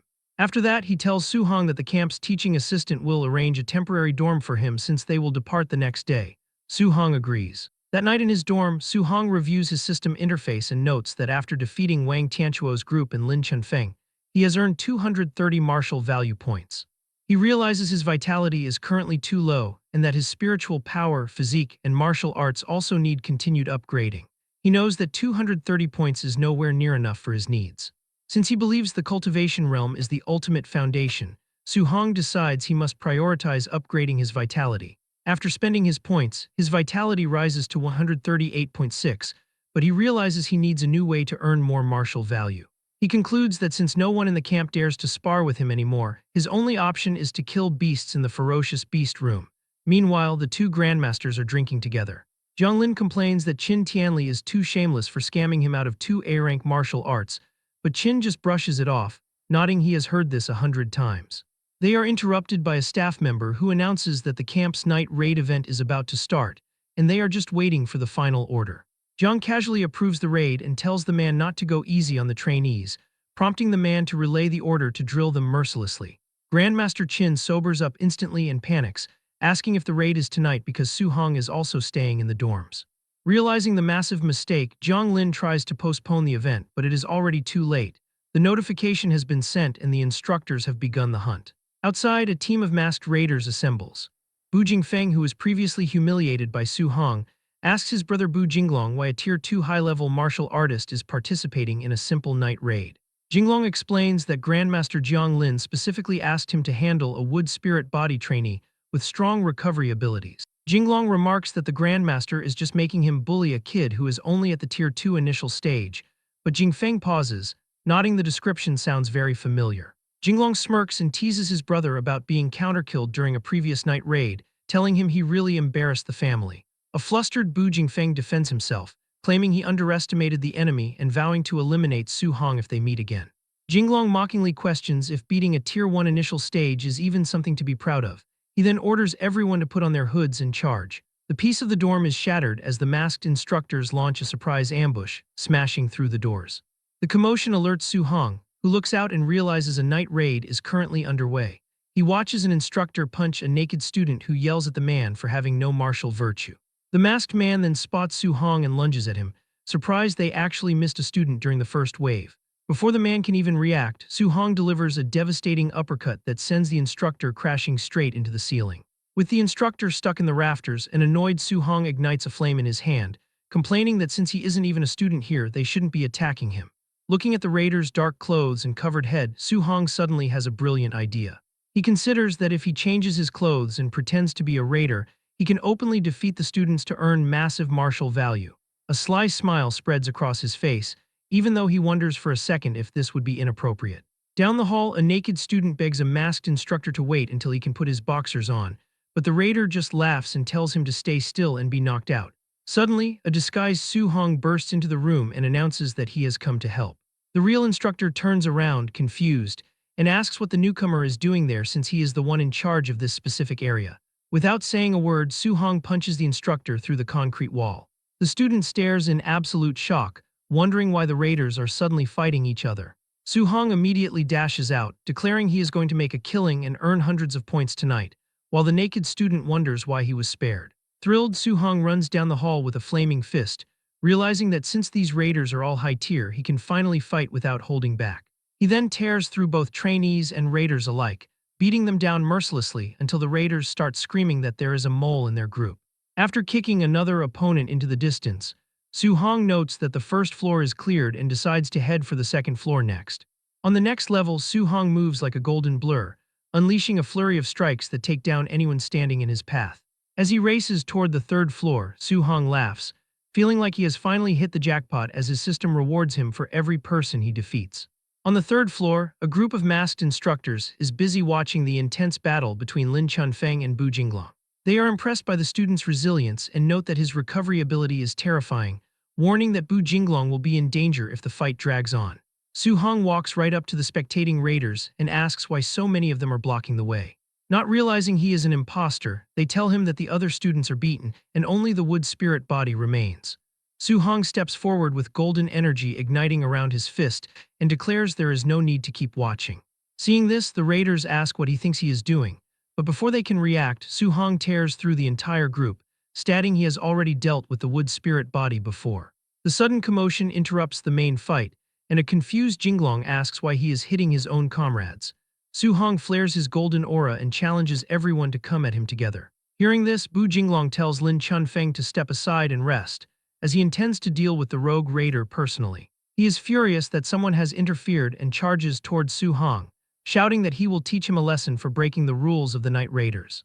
Su-hong remains unfazed and channels golden energy into his hand, forming a powerful Vajra fist to meet Jinglong's attack head-on in a fierce clash.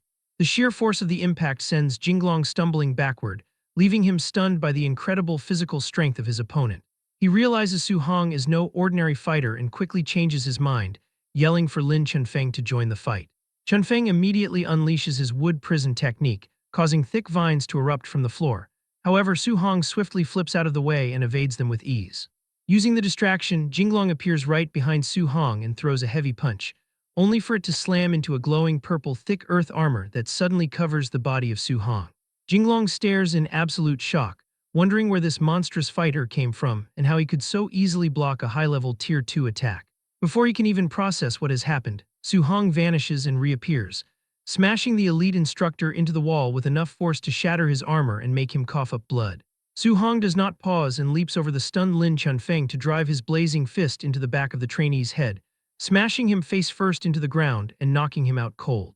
Moments later, the system rewards Su-hong with martial value points for both victories. He checks his status and is thrilled to see his balance has skyrocketed to over 2,400 points, celebrating his sudden wealth.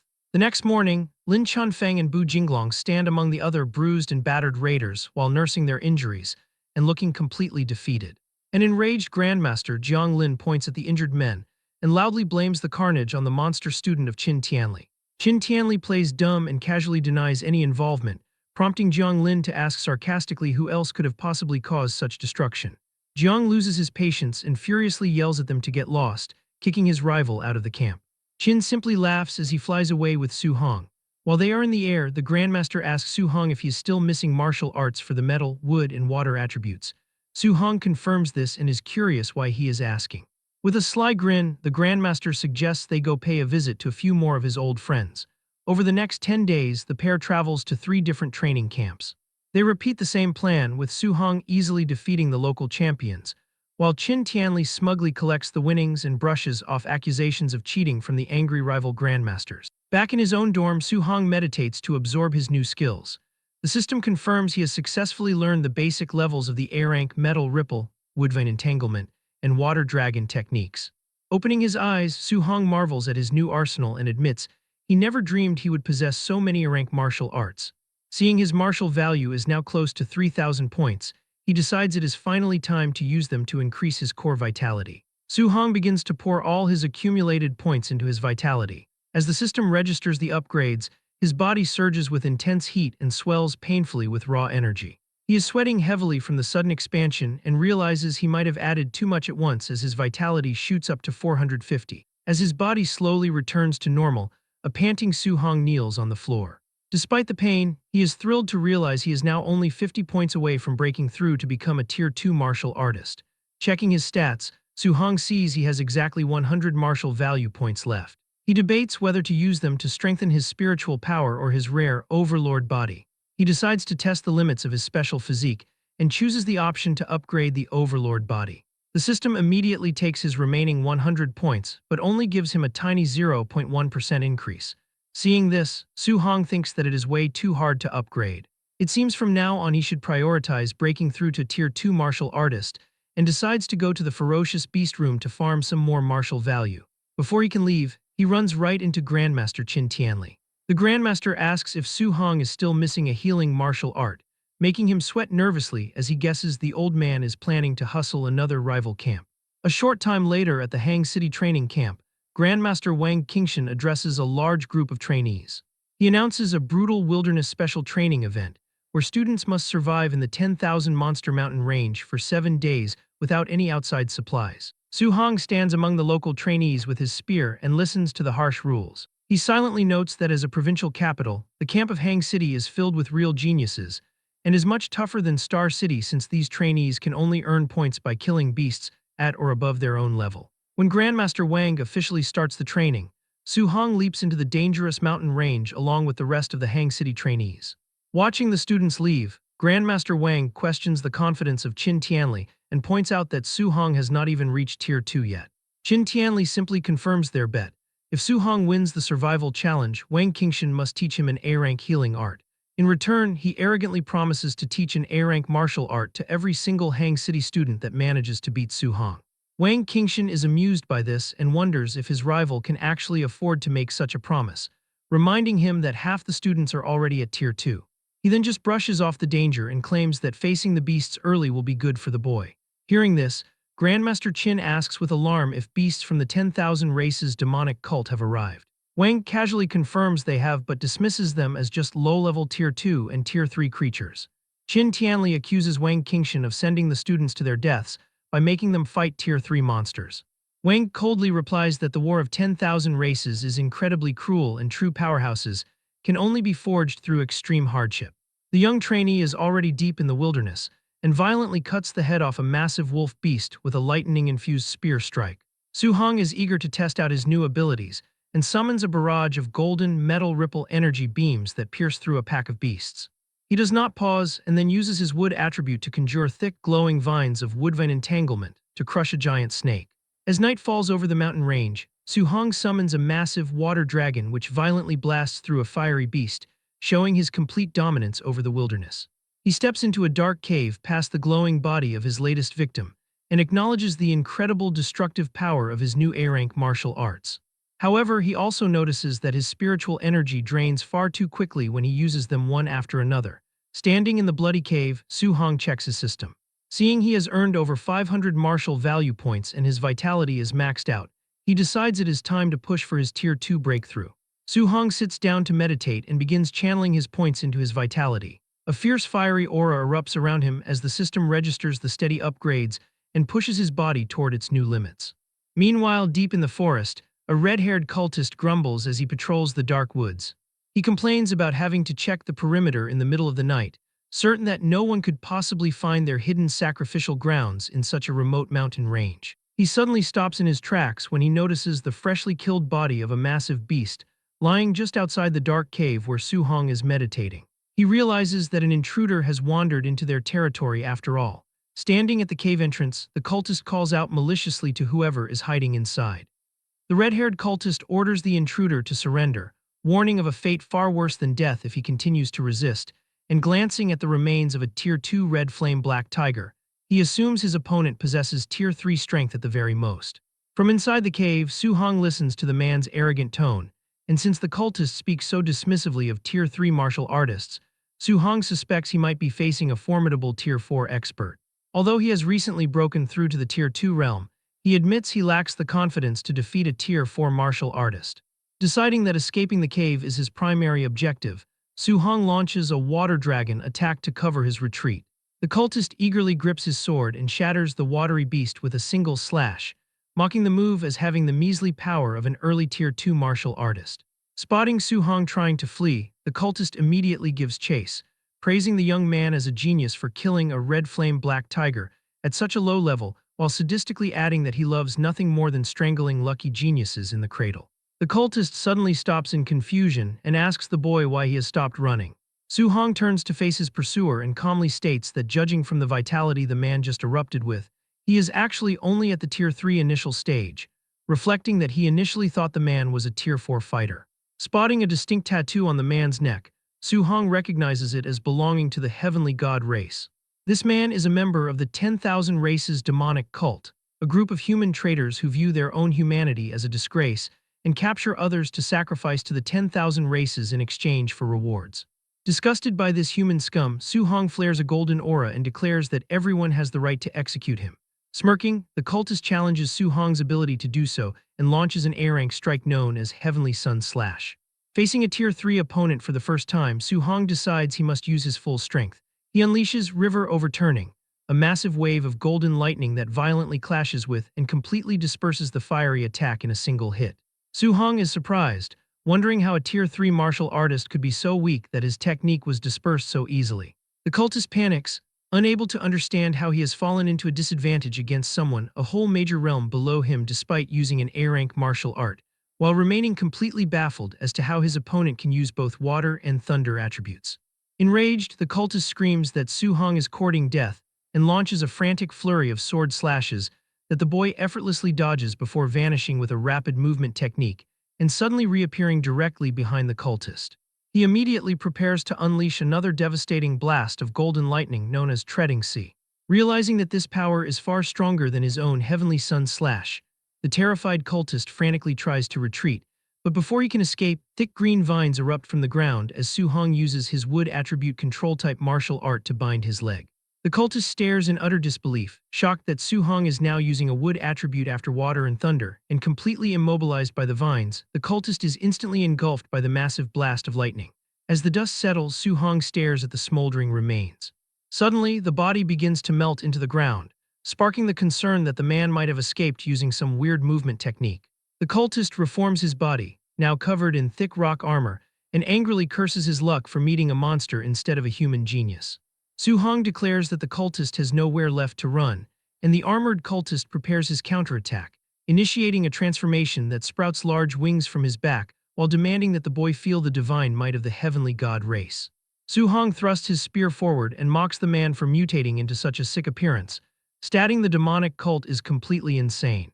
The cultist catches the spear tip with his bare armored hand, bragging that once he finishes his bloodline modification, he will be a true member of the heavenly god race. He declares that his sacrificial event will not tolerate any interruption. Su-hong immediately retaliates, unleashing a fierce blast of fire that pierces straight through the wing of the cultist. Capitalizing on the opening, Su-hong instantly activates his flame cage technique, trapping the cultist inside a blazing prison. He then channels pure lightning into his weapon and executes the ultimate heaven-breaking stance of his A-rank spear art. The crackling spear violently pierces straight through the rock armor, delivering a devastating explosive blow. The cultist gasps out the word monster as his mutated body completely shatters into pieces just moments later. Checking his system, Su-hong sees he has earned 212 martial value points for killing the mutated evil spawn, realizing that hunting these fanatics is incredibly lucrative compared to the long grind against beasts. Remembering the mention of a sacrifice, Su-hong quickly deduces they have captured humans and decides he must notify the Grandmaster. Back at the Hang City training camp, Grandmaster Qin Tianli checks his phone and relays the report to Grandmaster Wang Qingshan, mentioning the presence of the demonic cult and their sacrificial event. Wang Qingshan calmly sips his tea and says that if the targets are the cultists' own members, there is no need to care about them. He questions why Qin Tianli is still drinking tea instead of saving his student, but Grandmaster Qin casually replies that Su-hong has already killed the Tier 3 initial-level cultist. Wang Qingshan scoffingly refuses to believe a Tier 1 trainee could defeat such an opponent and accuses Qin Tianli of bragging. 3 days later, Su-hong has killed quite a few Tier 3 ferocious beasts but has not found another member of the demonic cult. His total martial value currently sits at 682, a sum that will never grow as fast as it would by killing cultists. Suddenly, his heightened senses pick up a presence. A blue-haired woman with black wing tattoos on her back stands on a nearby branch, playfully praising the handsome little brother for discovering her. Gathering sharp ice energy in her hand, she offers a seductive smile but ruthlessly declares that since he has barged in, he can only go die. She instantly launches a rapid barrage of deadly ice spikes at him. The demonic cult has delivered martial value right to Su-hong's door, and a confident smile spreads across his face. Su-hong counters the incoming strike with a powerful water dragon. The two elemental powers violently collide, creating a thick veil of smoke that hangs over the area. Suddenly, a whip shoots out from the mist, but Su-hong reacts instantly to catch the weapon, reflecting that he might as well ask her where the other demonic cult strongholds are located. He yanks the whip with immense force, pulling the panicked woman through the air directly toward him.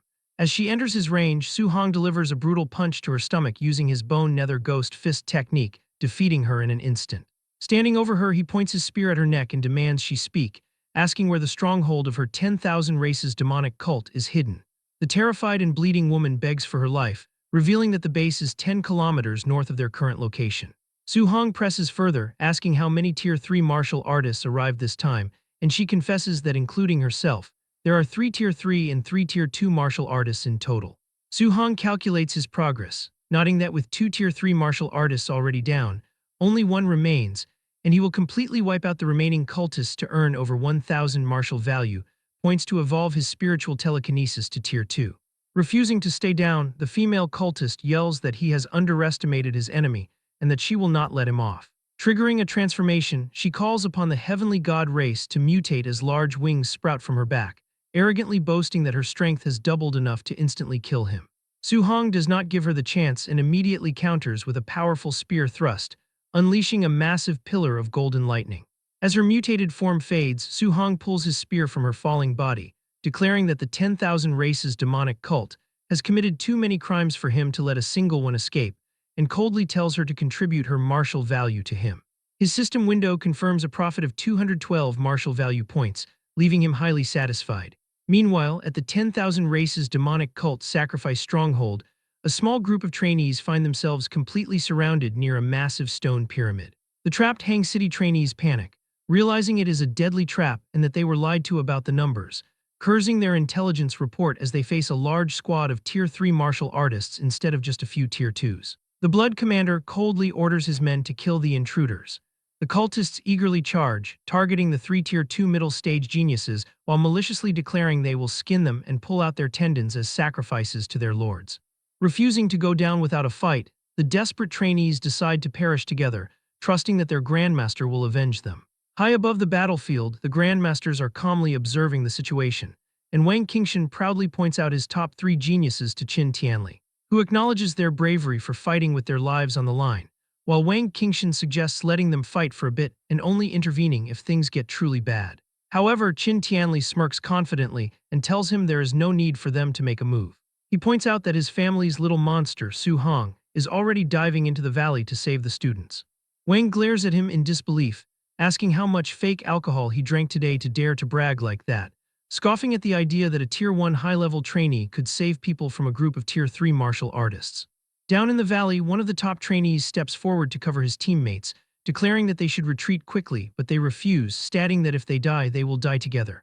A cultist lunges with glowing red claws, laughing that none of them will get away. Suddenly, a crackling spear of golden lightning shoots past the trainees and pins the cultist to a tree, killing him instantly. The remaining cultists stop in their tracks and angrily demand to know who goes there. Su-hong appears in their midst like a flash of lightning. Using his 9 heaven-breaking spears, river-overturning skill, he grabs 2 cultists and brutally smashes them together. He then gathers his energy and unleashes a blinding flurry of lightning punches through his palm thunder technique, instantly stopping several more enemies. Standing among the defeated bodies, Su-hong calmly asks the stunned trainees if they are all right. The Hang City geniuses stare in awe, recognizing him as Su-hong from Star City and marveling at how he could instantly kill so many Tier 3 martial artists. Watching from the air, Wang Qingshan breaks into a nervous sweat, asking Qin Tianli why his student knows Palm Thunder when he was supposed to be taught healing martial arts. And seeing Su-hong continuously cast the skill, he suspects the boy has already broken through to Tier 2. Qin Tianli is secretly just as shocked, realizing it has only been a few days since he last saw the boy as a Tier 1 initial stage, finding this cultivation speed completely ridiculous. Back in the valley, Su-hong tells the Hang City trainees that he will cover them and they should go first, and still dazed by his power, they tell him to be careful as they quickly retreat. A greedy grin spreads across Su-hong's face as he reflects that the woman dared to lie to him, given that there are actually over a dozen Tier 3 martial artists present. He excitedly thinks that they are all his and no one is allowed to fight him for them, nodding that taking out one is worth at least 200 martial value, making this a massive profit. Suddenly, a huge cultist charges at Su-hong, calling him a stinking rat and roaring that he will smash him into meat paste. Unfazed, Su-hong easily dodges the brute's guard and delivers a heavy punch, sending the massive man crashing down. Su-hong gathers more lightning in his hands and tells the remaining enemies that it is now their turn. Terrified by his overwhelming strength, the surviving cultists back away and tell him not to come any closer. They scream that he is a devil and beg the Blood Commander to save them. The man at the top of the pyramid inhales deeply, looking over the dead bodies with a look of crazy joy. He happily announces that the 10,000 races holy cult will not forget their sacrifice and that it is all worth it. Su-hong pauses in confusion as he notices the blood from the fallen enemies is gathering and floating toward the top of the pyramid. He wonders if this is what they call a sacrifice. The massive amount of blood suddenly bursts with a blinding light, transforming the man into a figure with large white wings as he arrogantly calls them lowly humans and demands to know why they aren't kneeling before a noble of the heavenly god race. Su-hong grips his spear with an excited look. He figures that if killing a mutated demonic cultist gives that much martial value, he will get even more for killing a real member of the heavenly god race. The member of the heavenly god race stares down at Su-hong with pure arrogance, questioning who permitted a mere ant to look up at him and declaring that he must die for his insolence. The winged man vanishes in a blur and reappears directly behind the boy.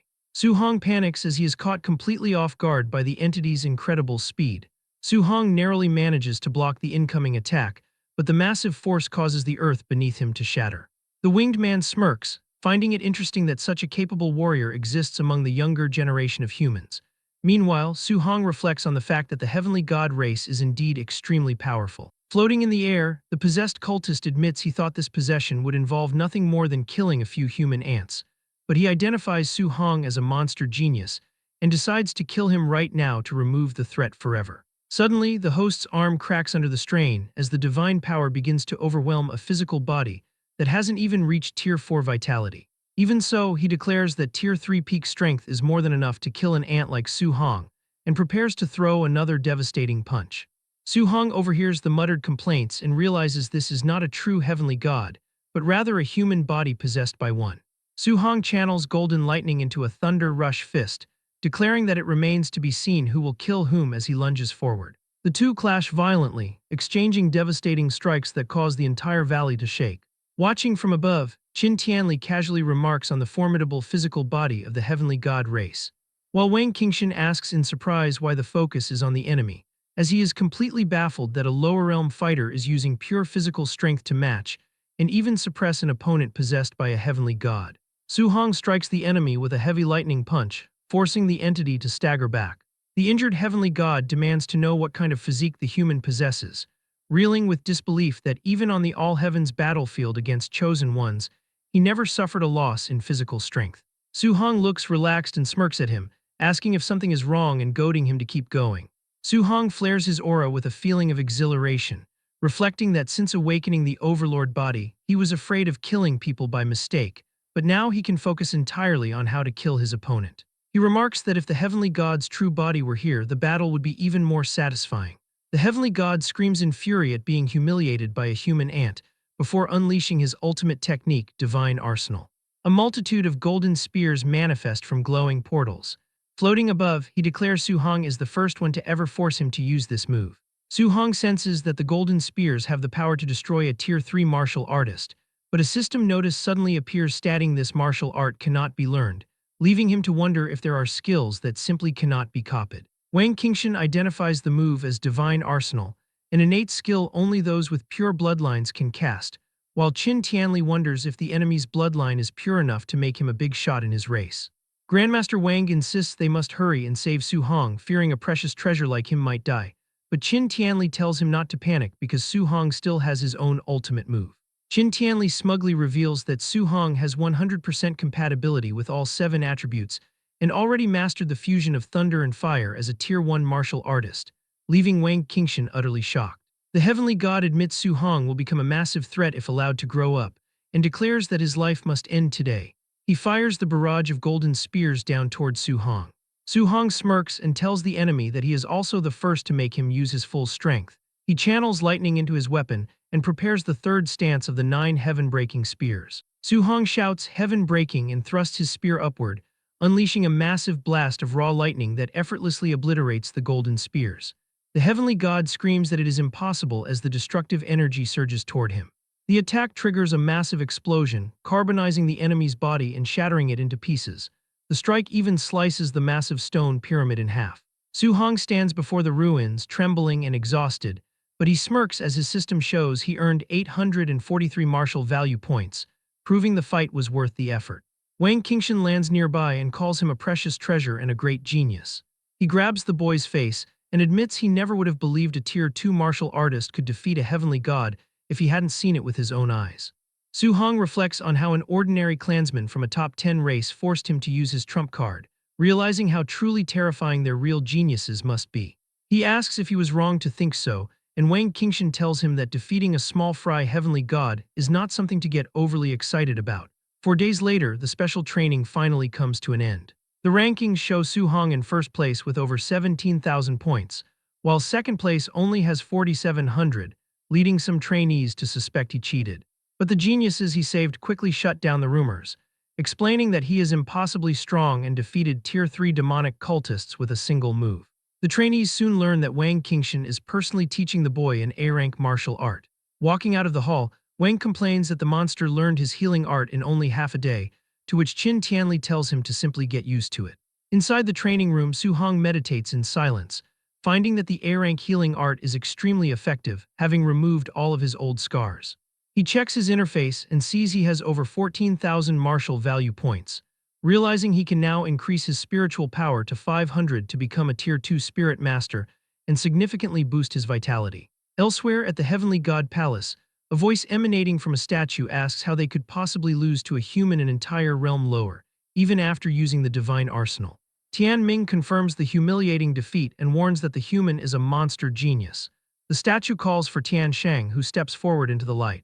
The statue declares that the child will become a massive threat and issues a kill order to eliminate him as soon as possible. Tian Shang accepts the order with a sinister smile. The statue asks if any divine object fragments have been found in human territory, and while Tian Shang reports they haven't found any yet, he mentions hearing recent news, prompting the statue to order a continued search while ensuring the human race remains unaware. Trainees at the Star City training camp watch a live feed as Wang Tianchuo decapitates a Tier 2 bear beast using his bone netherfire fist. The surrounding crowd notes that ever since Su Hong defeated Wang Tianchuo, Xiao Yan, and Lin Xing, the 3 elites have been fighting like absolute maniacs. Driven by their loss, the trio spent every day pushing themselves in the combat rooms, exchanging all their contribution points for pills to improve their strength, and allowing all 3 to break through to Tier 2 within a single month. Even Lin Xing abandoned his typical flashy style and trained hard enough to transform into a muscular macho man. Now prepared and confident, the 3 elites await the return of Su Hong, eager for a rematch. Later outside the camp, Lin Zi welcomes back Grandmaster Qin. Noticing the young prodigy is missing, Lin Zi asks where Su Hong is, and Qin Tianli explains that the kid wanted to stay in the woods for a few more days of solo training. When Lin Zi worries that Su Hong might miss the end of the training camp, the Grandmaster assures him that the kid isn't stupid enough to do that. 2 days later, deep in the wilderness, Su Hong sits meditating atop a high stone pillar while a snake beast coils around the rock below. Surging with golden energy, he absorbs his recent gains until his system confirms his spiritual power has reached the 500-point threshold. Sensing its prey, the giant snake roars and lunges at the meditating trainee. Su Hong casually extends his glowing hand and freezes the beast mid-strike with the weight of his telekinesis. Unleashing his amplified power, he activates his weapon condensation art to form a construct of golden energy to crush his immobilized prey. He shapes the energy into a massive golden sword and with a single command, brings the blade crashing down to split the snake in half. As he disperses the weapon, Su Hong reflects that the martial skill power of a Tier 2 Spirit Master is truly terrifying. Eager to test the limits of his enhanced spiritual capacity, he decides to attempt a 3-attribute fusion by gathering thunder, fire, and metal energy in his hands. As soon as the 3 attributes come together, they instantly become volatile. Su Hong realizes too late that he is losing control as the energy begins to spiral out of his command. The blast detonates with a massive roar, shattering the stone pillar he stood on. Coughing in the rubble, he notes that the power of a failed fusion is terrifying, considering that a successful strike might even be able to injure a Tier 4 martial artist. On the final day of the training camp, a ragged Su Hong walks back through the front gates. Spotting him, the other trainees rush to notify Wang Tianchuo, eager to see the rematch. Grandmaster Qin Tianli asks the 3 young prodigies if they truly think they can win against Su Hong. Xiao Yan, Lin Xing, and Wang Tianchuo declare that their victory is guaranteed. Su Hong asks the trio if they are sure they really want to challenge him. Flaring their new auras, Wang Tianchuo warns Su Hong not to underestimate them now that all 3 have broken through to Tier 2, while Xiao Yan boasts she can now defeat him alone. Offering a sheepish apology, Su Hong interrupts their boasting before erupting in a fierce fiery aura, revealing that he is also a Tier 2 martial artist now. Despite her shock, Xiao Yan ignites her power and declares that she is still a spirit master and is not afraid of him. She activates her weapon condensation art, summoning a giant golden sword from the sky. In response, Su Hong activates his own weapon condensation art and summons a massive golden sword of his own that instantly crushes the spiritual weapon of Xiao Yan, causing her to cough up blood before the strike even lands. Pointing his summoned sword at the trio, Su Hong apologizes once more before revealing that he is actually a spirit master as well. The 3 elites back away in shock as they realize Su Hong is both a Tier 2 spirit master and a Tier 2 martial artist with a top-tier special physique, meaning he never even used his full strength during their last spar. Finding the trio insufficient for his needs, Su Hong smirks and asks the entire camp to come at him together, reflecting that this is another great opportunity to earn a ton of martial value. He unleashes a glare at the surrounding trainees, breaking their fighting spirit. The crowd erupts into panic, screaming that they surrender and begging him not to come near them. Watching from the sidelines, Beimu and Lin Zi complain to Grandmaster Qin, feeling hurt that he kept Su Hong's spirit master status a secret from them. However, a sweating and speechless Qin Tianli can only stare in silence, having been blindsided by the revelation that his student reached Tier 2 as a spirit master. Realizing the Grandmaster was kept in the dark as well, the instructors watch as Qin Tianli throws his head back and bursts into laughter, declaring Su Hong a monster seen only once in a millennium. But after watching Su Hong beat down the crowd of trainees, Beimu asks if they should go stop them, though Lin Zi tells her there is no need to mind them as this is simply youth. Suddenly, Grandmaster Qin Tianli notices a heavy presence approaching.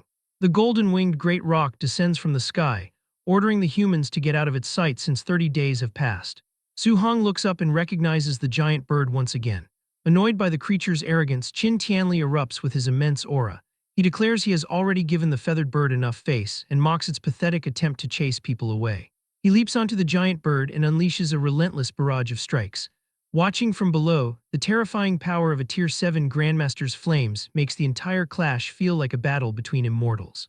Standing atop the battered bird's head, he listens as the creature begs him to stop, warning that it has a big shot backing it today, but the Grandmaster challenges it to call him out so he can beat him up too. The Grandmaster's confidence is suddenly interrupted when a booming voice orders that it is enough. The sky oscillates as a massive shadowy entity with glowing red eyes materializes. Lin Zi and Beimu stare in horror, realizing the rock is actually related to the Lord of 10,000 Monsters. Su Hong breaks into a cold sweat as he recognizes the entity as one of the few strongest in the Monster Mountain range, a being guaranteed to be at least Tier 9 or even the King title realm. Su Hong stares up at the massive shadowy lord of 10,000 monsters and feels the crushing weight of its gaze. This encounter highlights his own insignificance compared to experts at Tier 9 and above, making his current Tier 2 strength look like a grain of sand against a mountain. A deep sense of dread washes over him as he thinks of his family, knowing that if a being this powerful ever attacks Star City, he will be completely helpless to protect his aunt and uncle. Looking toward the sky, Su Hong decides to push past his current limits, vowing to break through every stage until he reaches the legendary King Realm. Meanwhile, Qin Tianli releases his grip on the beaten golden-winged Great Rock, letting the beast go now that it has a powerful backer. The golden-winged Great Rock angrily promises retaliation as it flies away into the distance, its form eventually dissipating. Watching it go, Qin Tianli is thankful that the Lord of 10,000 Monsters is bound by an old agreement with the human race that prevents him from attacking casually, meaning there is no need to worry about him bullying the younger generation. Despite the terrifying interruption, the training camp ends without further trouble, and the trainees soon gather by the buses to return. Su Hong puts on his backpack, thinking about how much his uncle and aunt must be worrying after a full month away from home. Suddenly, a voice calls out to him as Li Tu and Chen Shan run over to greet him. Li Tu laughs and tells Su Hong that after this training camp, his name will be famous throughout all of Star City. Chen Shan awkwardly mentions their past issues and asks Su Hong not to target them in the future. Su Hong lets out a sigh and tells them he is not that petty, declaring that if they had not mentioned those things, he would have already forgotten them. Upon leaving the camp, an official welcomes the students and congratulates them on finishing the difficult training.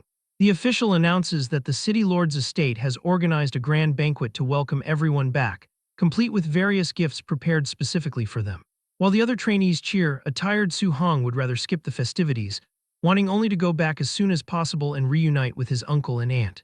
Later, guests begin arriving at the massive City Lord's estate. The fancy banquet hall is soon filled with people, and the sound of chatter as a waiter politely shows two nervous guests to their table. Su Hong's uncle and aunt sit at the table looking awkward and out of place. Some wealthy guests notice the couple and judge their simple clothes, wondering aloud if migrant workers are even allowed to attend such an event. The aunt wonders if they are embarrassing little Hong by dressing like this, while the uncle sighs and admits that even though they are wearing their best clothes, they probably should not have come. Their worry is cut short when Li Changshan of No. 1 High School approaches them, warmly greeting them as Su Hong's relatives and identifying himself as the principal. Surprised by the attention from such an important person, the couple return the greeting while feeling incredibly nervous, but Li Changshan tells them there is no need for that.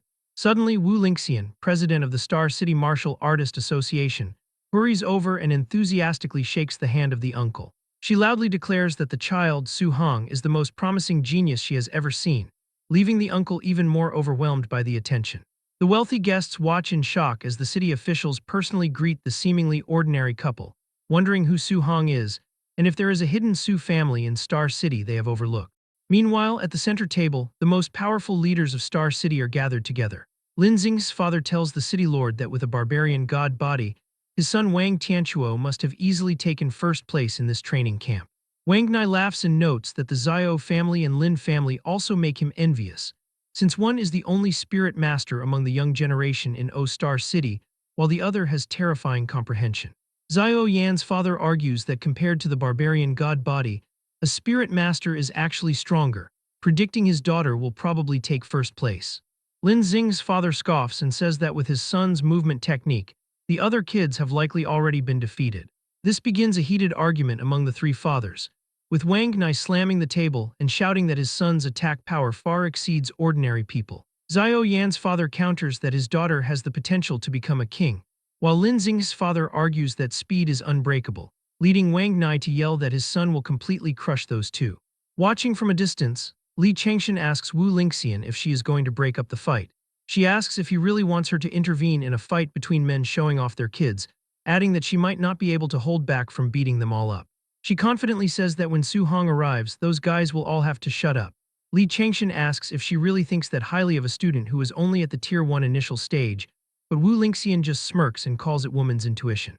Suddenly, a guard urgently reports to Wang Nai that the special bus from training camp has arrived. Eager to see his son's return, the city lord proudly invites everyone to come out and welcome the pride of Star City.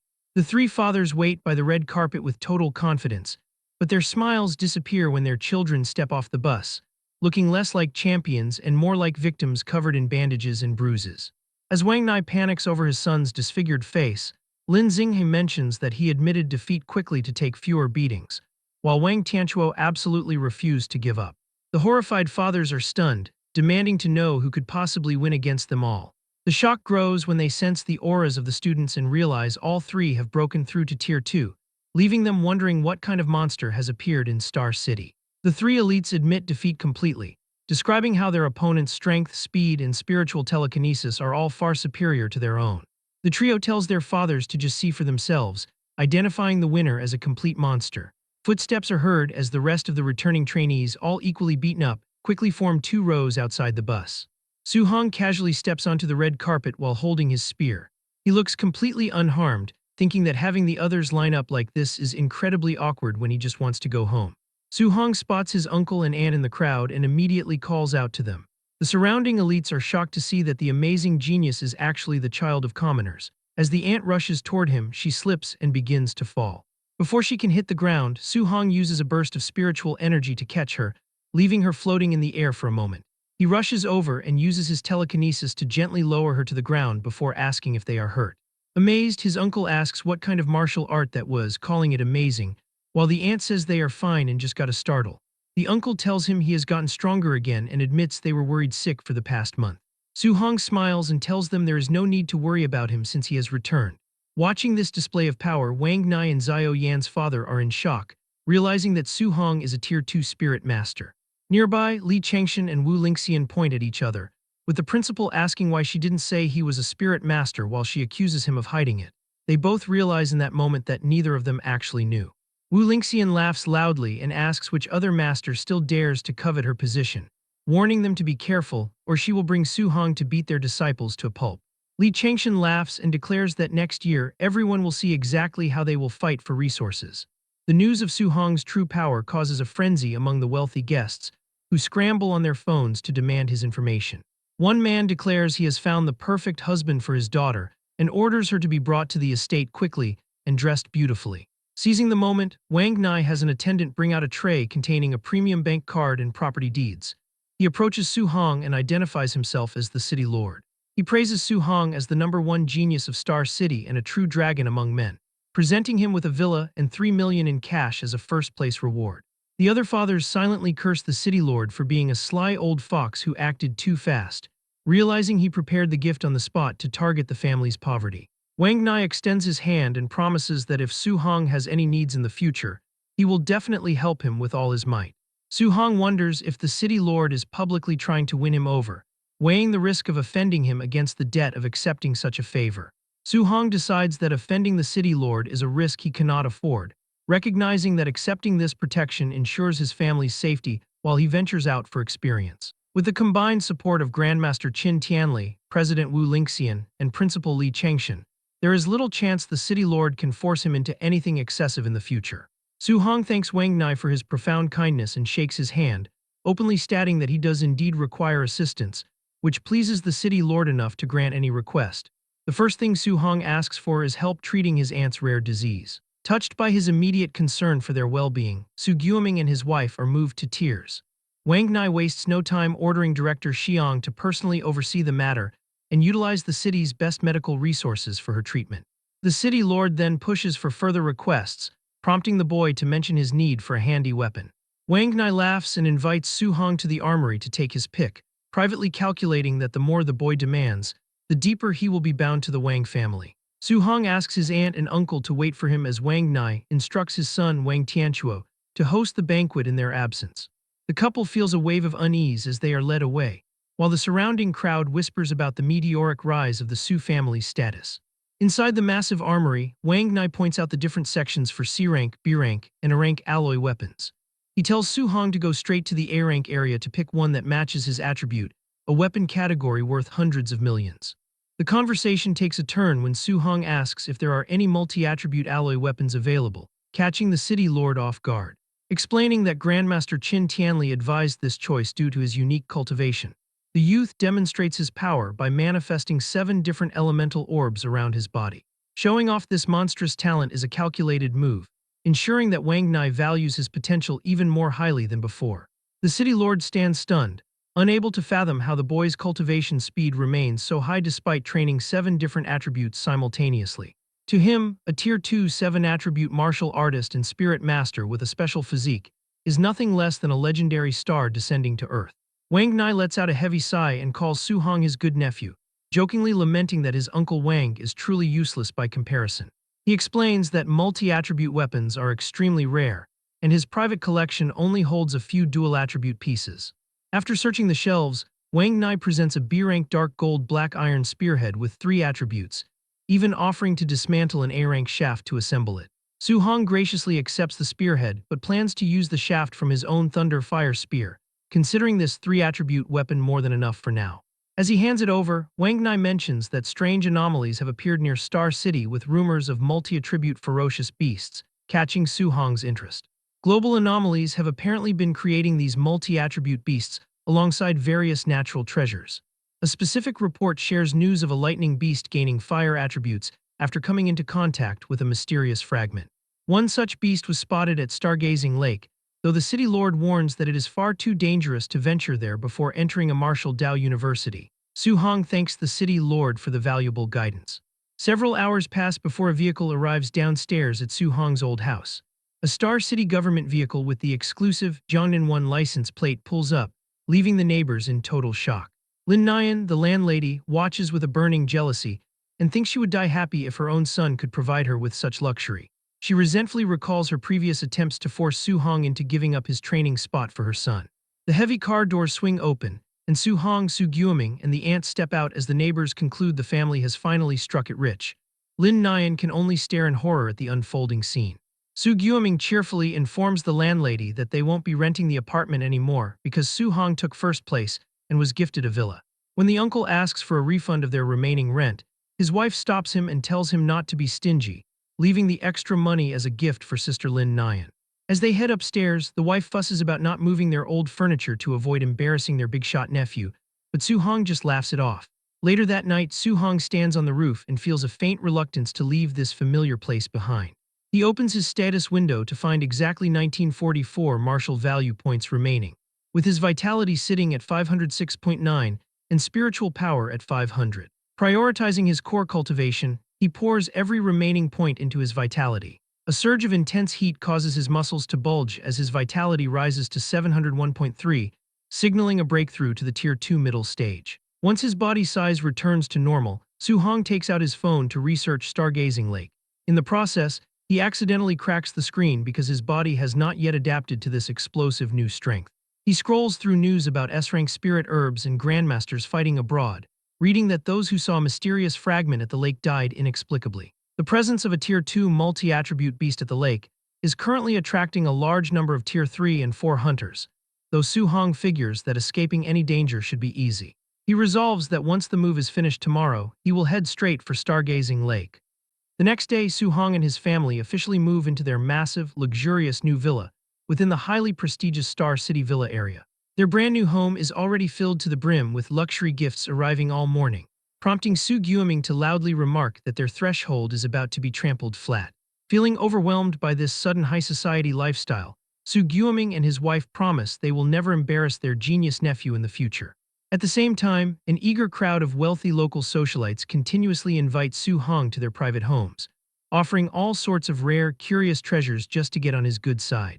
Su Hong can only offer a strained and highly awkward smile in return, as he politely tries to wave off the relentless, persistent crowd. After finally sending the socialites away, he collapses onto his soft couch and sighs that socializing with these demanding people is far more tiring than fighting deadly monsters, knowing he still needs to head to Stargazing Lake this afternoon.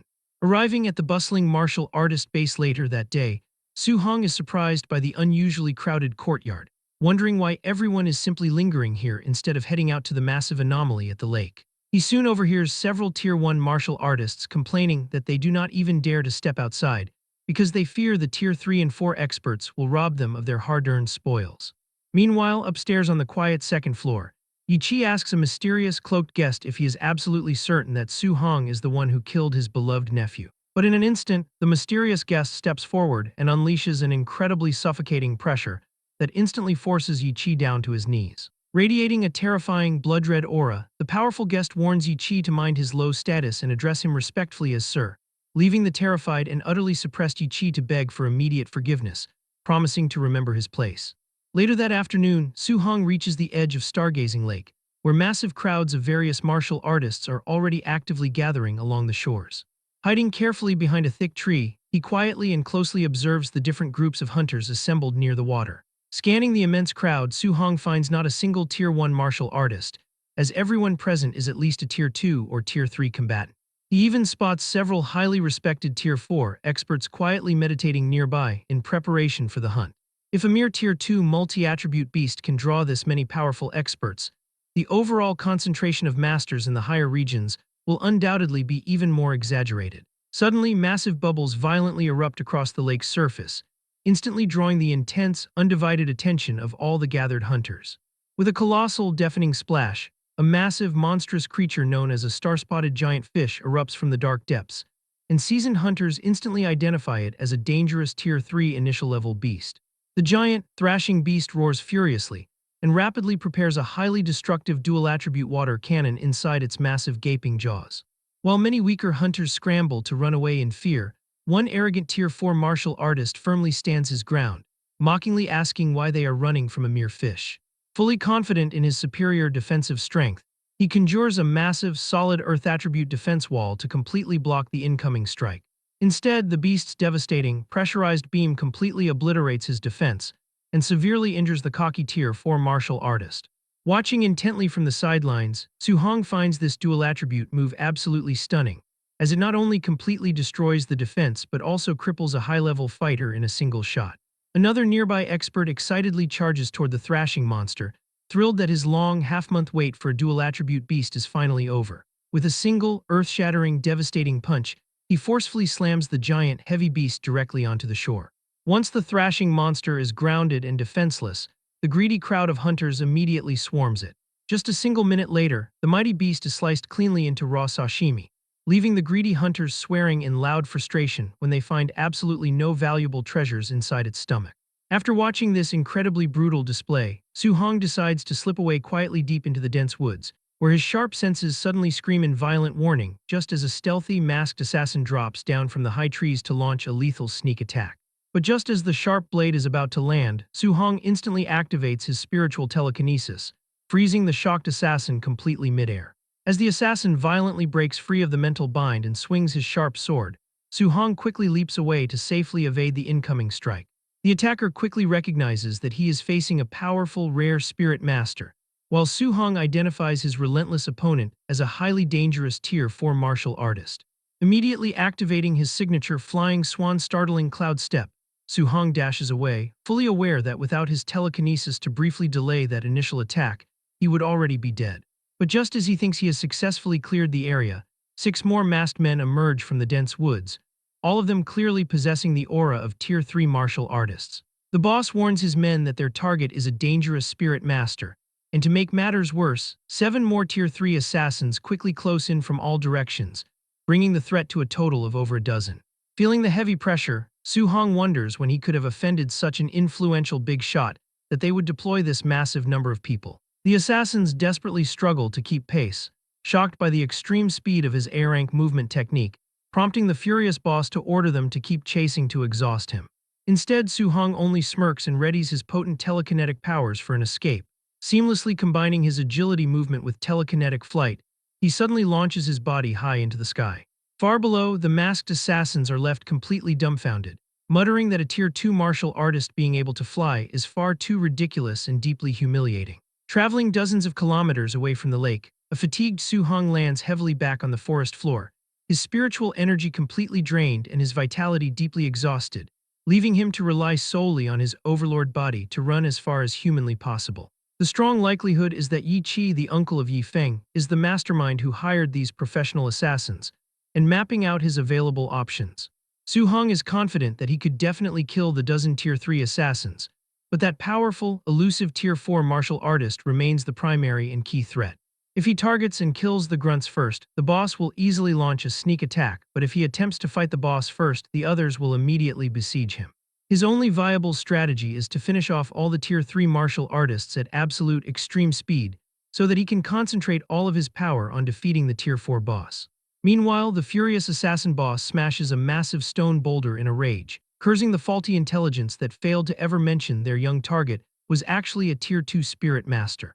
His subordinates warn him that if Su-hong successfully escapes back to Star City, they will be in massive trouble, especially since their benefactor would never dare to attack him there. And if that powerful lord finds out they failed their mission this time, they are all dead meat. Suddenly, a group of robed elites interrupts their heated argument, their leader explaining that Su-hong only exposed his identity as a spirit master yesterday, which meant the provided intelligence could not be updated in time. He promises to have his own forces lock down the entire local area, but sternly warns the boss that if they still cannot manage to kill him, they should all just prepare to wait for death. Hearing this, the furious assassin boss thanks him, stating that he owes him a deep, personal favor for this critical assistance. The robed leader looks down at a rapidly spinning divination plate, and receiving no active response, decides to immediately move his forces to the next search area. The very next day, the relentless hunt continues as a group of assassins find Su-hong resting peacefully on top of a slain beast, and mockingly tell him not to run.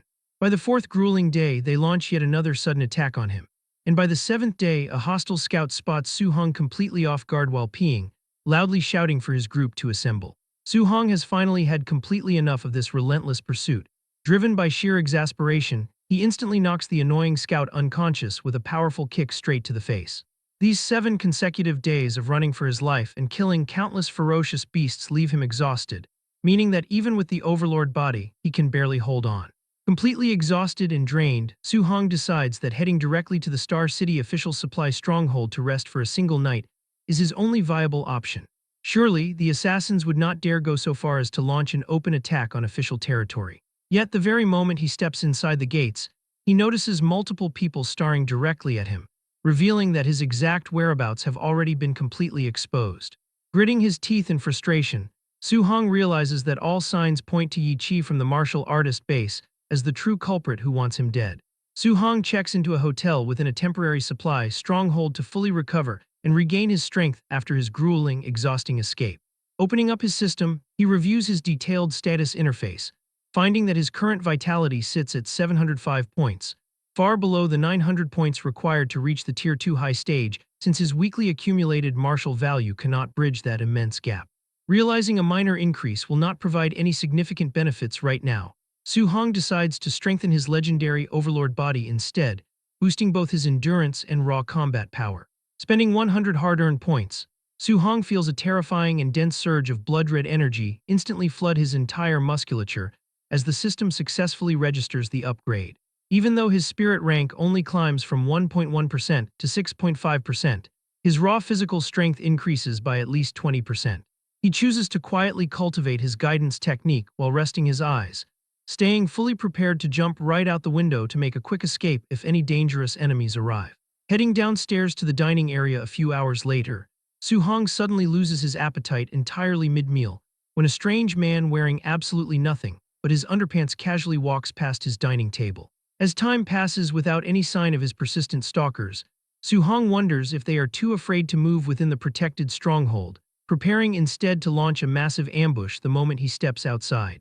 Suddenly, a nearby hunter's loud complaints interrupt his quiet thoughts, revealing that a ruthless group of Tier 4 martial artists recently robbed his squad of a precious, 3-star patterned dark purple bamboo. This particular item is a highly coveted natural treasure comparable to an A-rank resource, with even a basic 1-star bamboo holding 2 separate attributes of spiritual chi. Consequently, a legendary 3-star version can hold 4 elements, making it an invaluable tool for his future 4-attribute fusion. Interjecting into their conversation, Su-hong points out that snatching such treasures from their birthplace is incredibly difficult due to unusual magnetic field laws.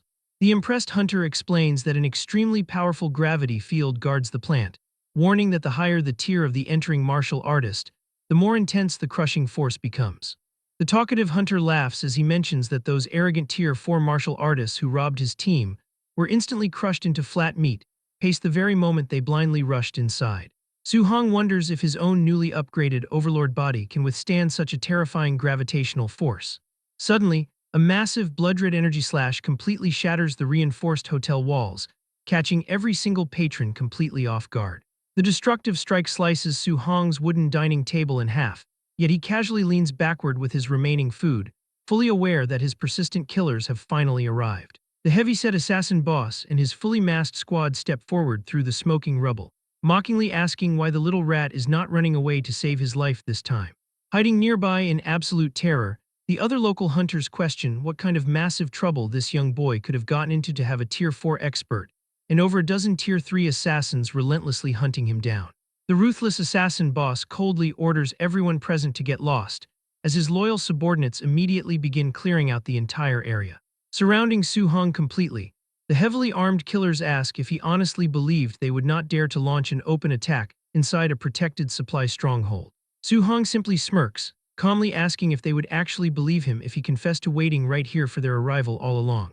The assassin boss bursts into a loud, mocking laugh, asking if he truly believes he possesses the power to wipe them all out single-handedly. Su Hong firmly grips his heavy spear, as a terrifying, violent aura of pure fire and crackling lightning begins to wrap tightly around the weapon, before he declares that there is no way to know the outcome unless he tries.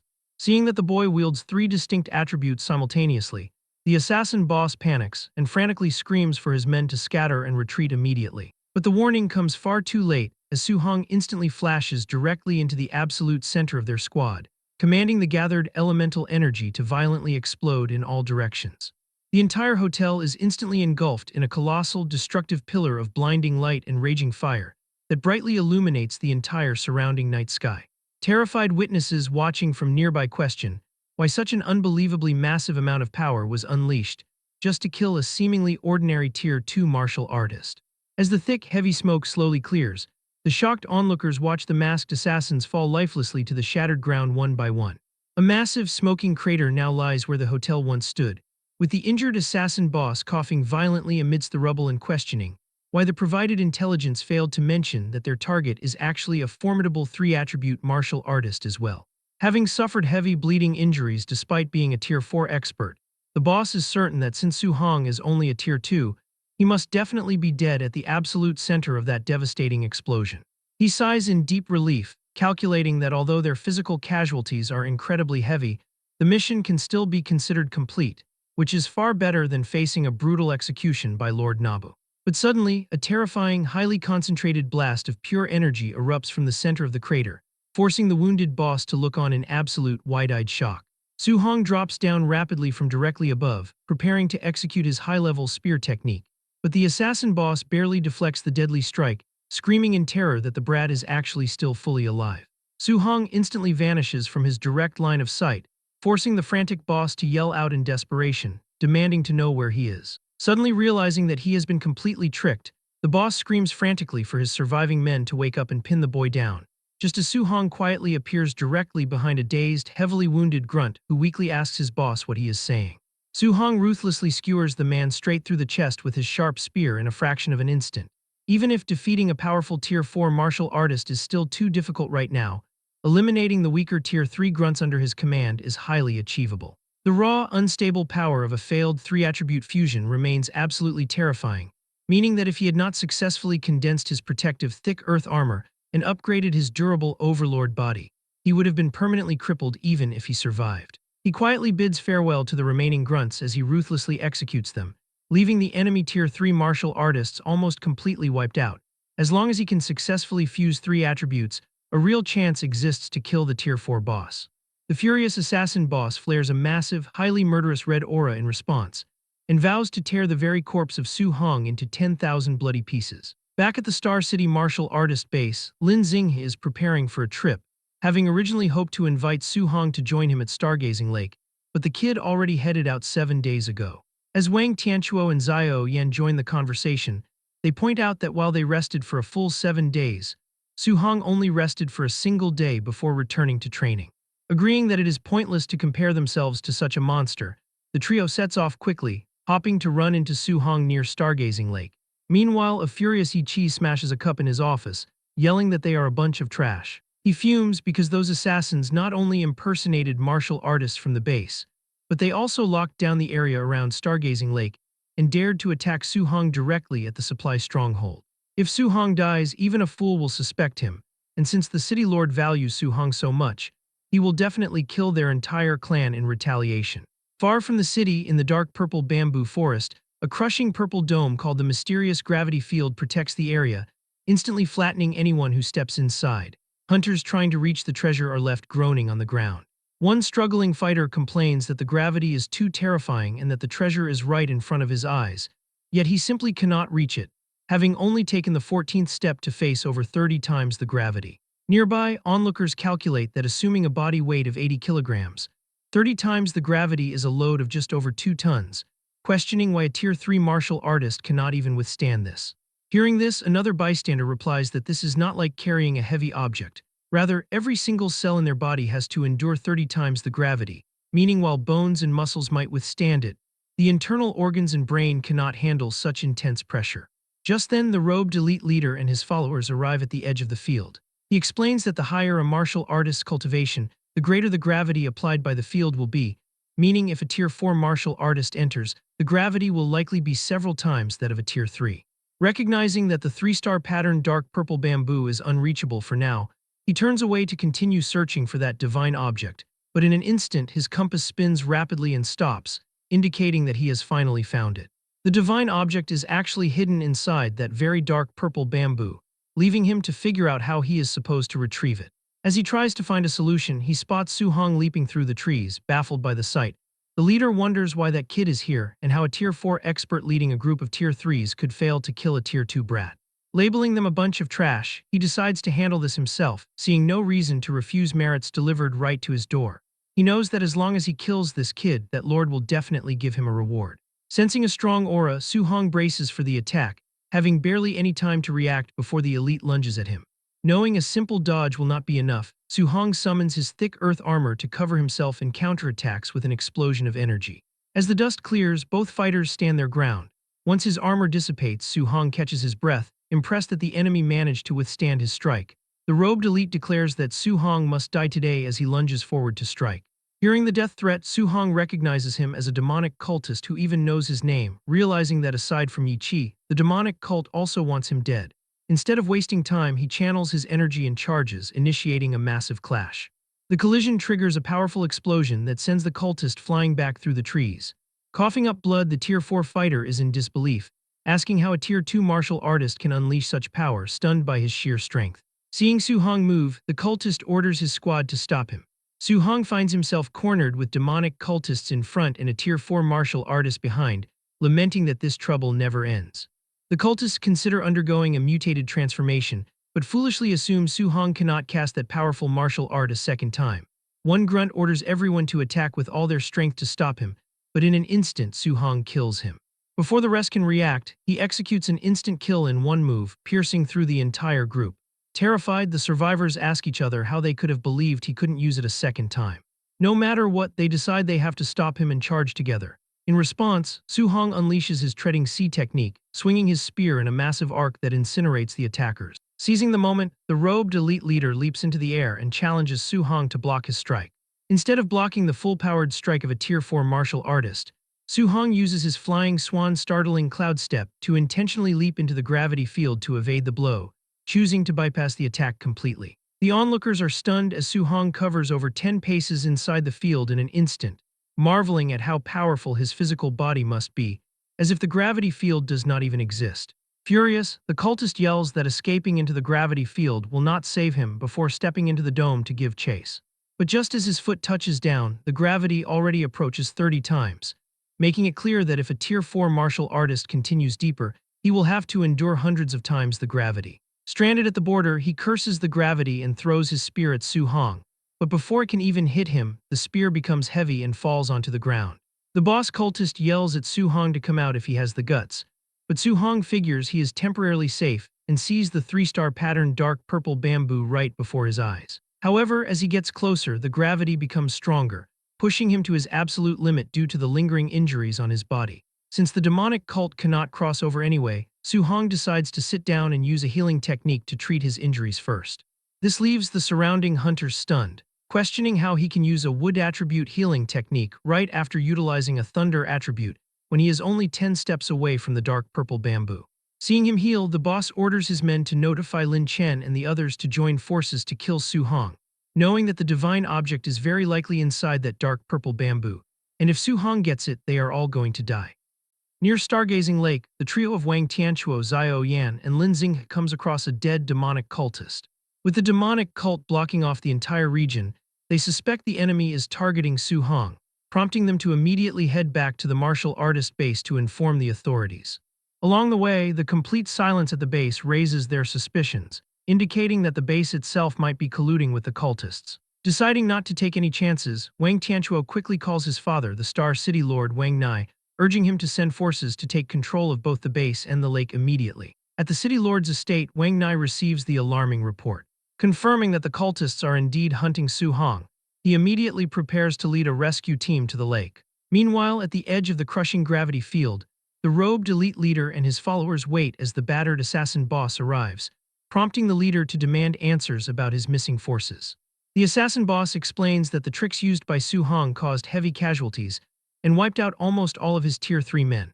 But the robed elite leader refuses to believe that a mere Tier 2 kid could wipe out over a dozen superior fighters. The furious assassin boss explains that Su Hong unleashed a powerful 3-attribute fusion martial art omitted from their intel, leaving the leader skeptical since he believed such power was a myth. Yet the evidence reveals that Su Hong indeed possesses 3 attributes.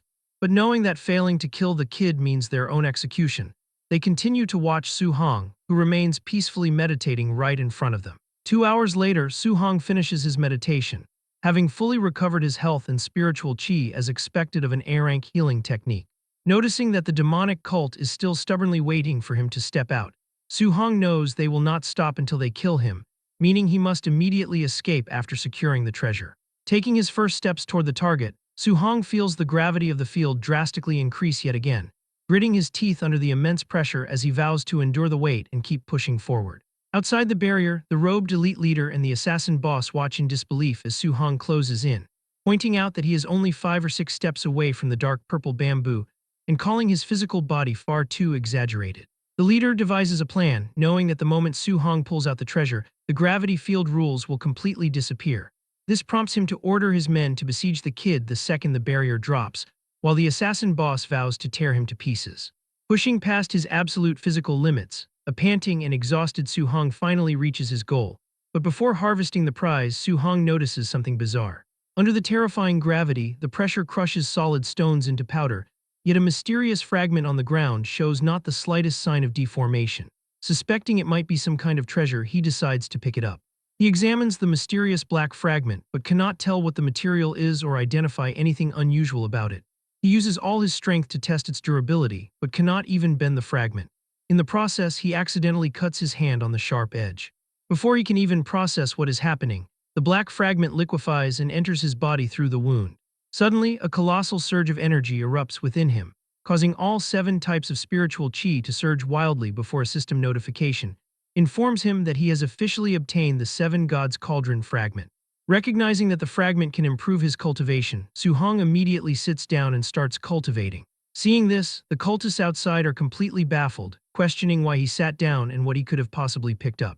Su Hong finds to his surprise that his spiritual chi has surged by more than 10 times. While using an A-rank martial art would previously exhaust his energy, he can now cast it continuously dozens of times. On top of that, he directly completes the 3-attribute fusion that had eluded him for so long. Su Hong checks his system status, seeing his vitality at 707.5 and his spirit at 501, with the item listed as 1 out of 100, indicating there are 99 more of these fragments.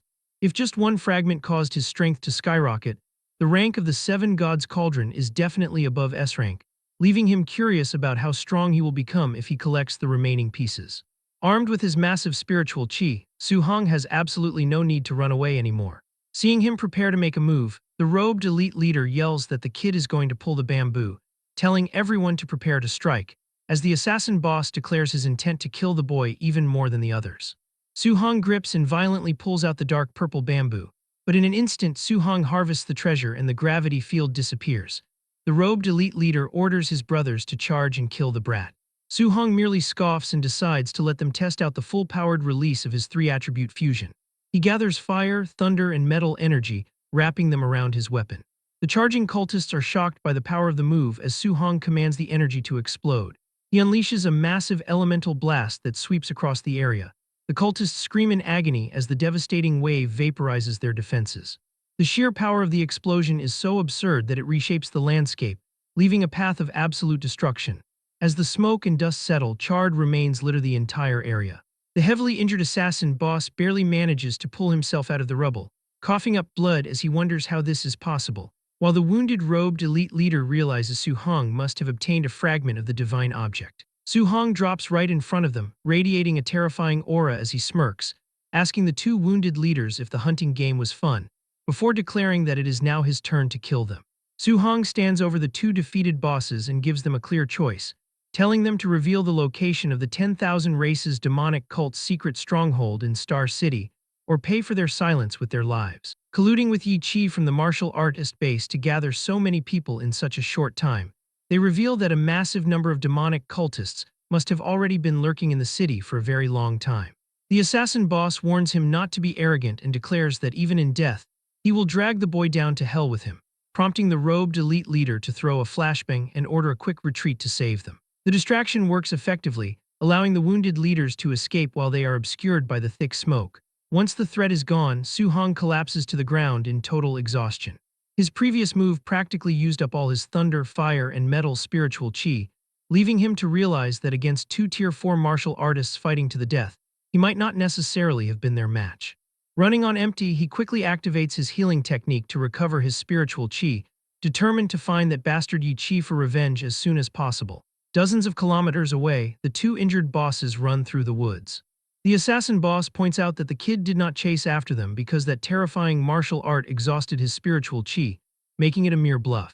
However, the robed leader questions what if he was not bluffing, reminding him that such genius monsters cannot be understood by common sense. The assassin boss argues that no matter how much of a monster the kid is, he is still only a Tier 2 while they are Tier 4, but the leader tells him to shut up, reminding him how both of their teams were completely wiped out. A single Tier 2 actually managed to turn both of them into commanders without an army, leaving them with an unbelievable story that no one would dare to believe, as each new genius monster seems more outrageous than the last. At the martial artist base, Yi Chi paces in his office anxiously awaiting news, knowing that if they keep up this blockade, the city lord will find out sooner or later. A message suddenly flashes on a stone in his hand, revealing that the operation to assassinate Su Hong has failed. Yi Chi shouts in disbelief that they could not even kill a Tier 2 martial artist, panicking that if Su Hong lives, their dark secret will definitely be exposed. He must flee Star City immediately, as the city lord will certainly show no mercy. Rushing to his vehicle, he curses Su Hong, knowing that if it were not for that brat, he would never have ended up in this desperate situation. Suddenly, a flame cage erupts and traps him. Su Hong steps out from the shadows, asking Yi Chi where he thinks he is running. Yi Chi turns around, mocking the idea that a mere Tier 2 martial artist could ever kill him. A Tier 3 peak expert as he lunges forward with a fiery palm strike, but Su Hong evades the blow with a flash of speed and coolly declares that the outcome is hard to say. Su Hong thrusts his spear straight through Yi Chi's chest, who gasps his final words, calling him a monster. The force throws Yi Chi's body backward onto the car, causing the vehicle to explode into a massive fireball while Su Hong stands calmly nearby. Stunned by the broad daylight execution of a Star City official, nearby martial artists identify the victim as Yi Chi, the person in charge of the base. Suddenly, a fleet of official cars surrounds the area, and Wang Nai steps out looking majestic. Seeing this, the onlookers decide to testify for the youth, arguing that Yi Chi deserved to die after trying to launch a sneak attack on him.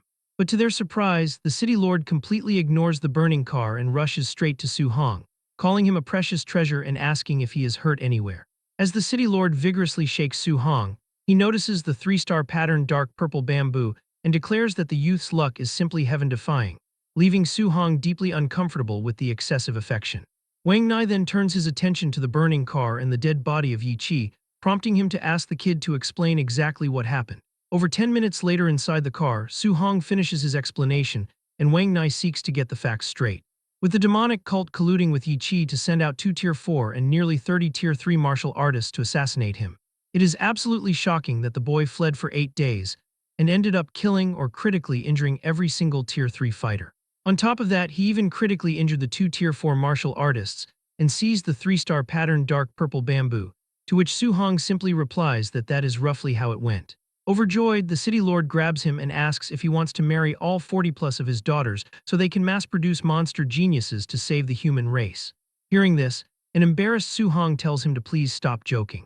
The mastermind behind the demons might still be hiding in Star City, bringing a serious threat that the next attackers could be Tier 6 or even Tier 7 Grandmasters, meaning the city no longer has the ability to protect him. With the college entrance exam just a month away, the best option is to enter Magic City University or Imperial Capital University, where even Grandmasters will not be able to touch him. Ready to face the challenge, Su-hong confidently declares that he will definitely get in. After some time, while dropping Su-hong off at his house, Wang Nai promises to send 2 teams of martial artists to patrol the villa so he can cultivate with peace of mind. When Su-hong enters the house, his aunt and uncle panic at the sight of so much blood, urging him to hurry to the hospital, but he reassures them that it belongs to ferocious beasts and that they have nothing to worry about. Alone in his room, Su-hong reviews his stats and sees that he has accumulated another 3,100 martial value after the fierce battle in the forest. Adding all his martial value to vitality will allow him to break through the 1,000-point mark and advance to Tier 3 martial artist, but his spiritual power would then be neglected when it has only barely reached Tier 2. Unable to leave the city to avoid assassination, he faces the reality of stagnating for a very long time. Choosing to upgrade both his spiritual power and vitality, he taps the buttons on his interface, raising his stats simultaneously. He tests his power by making a glass of water float, and then making the liquid swirl and dance around the room. The next day at Star City No. 1 High School, students gossip about how Su-hong was surrounded by 100 people and instant killed all of them in a flash, lamenting that they cannot even compare to a single hair of his. Meanwhile, Chen Shan and Li Tu are touring classrooms to speak about their training camp deeds, prompting an annoyed student to ask why they came to Class 8 instead of Class 7, reminding them that today is their turn.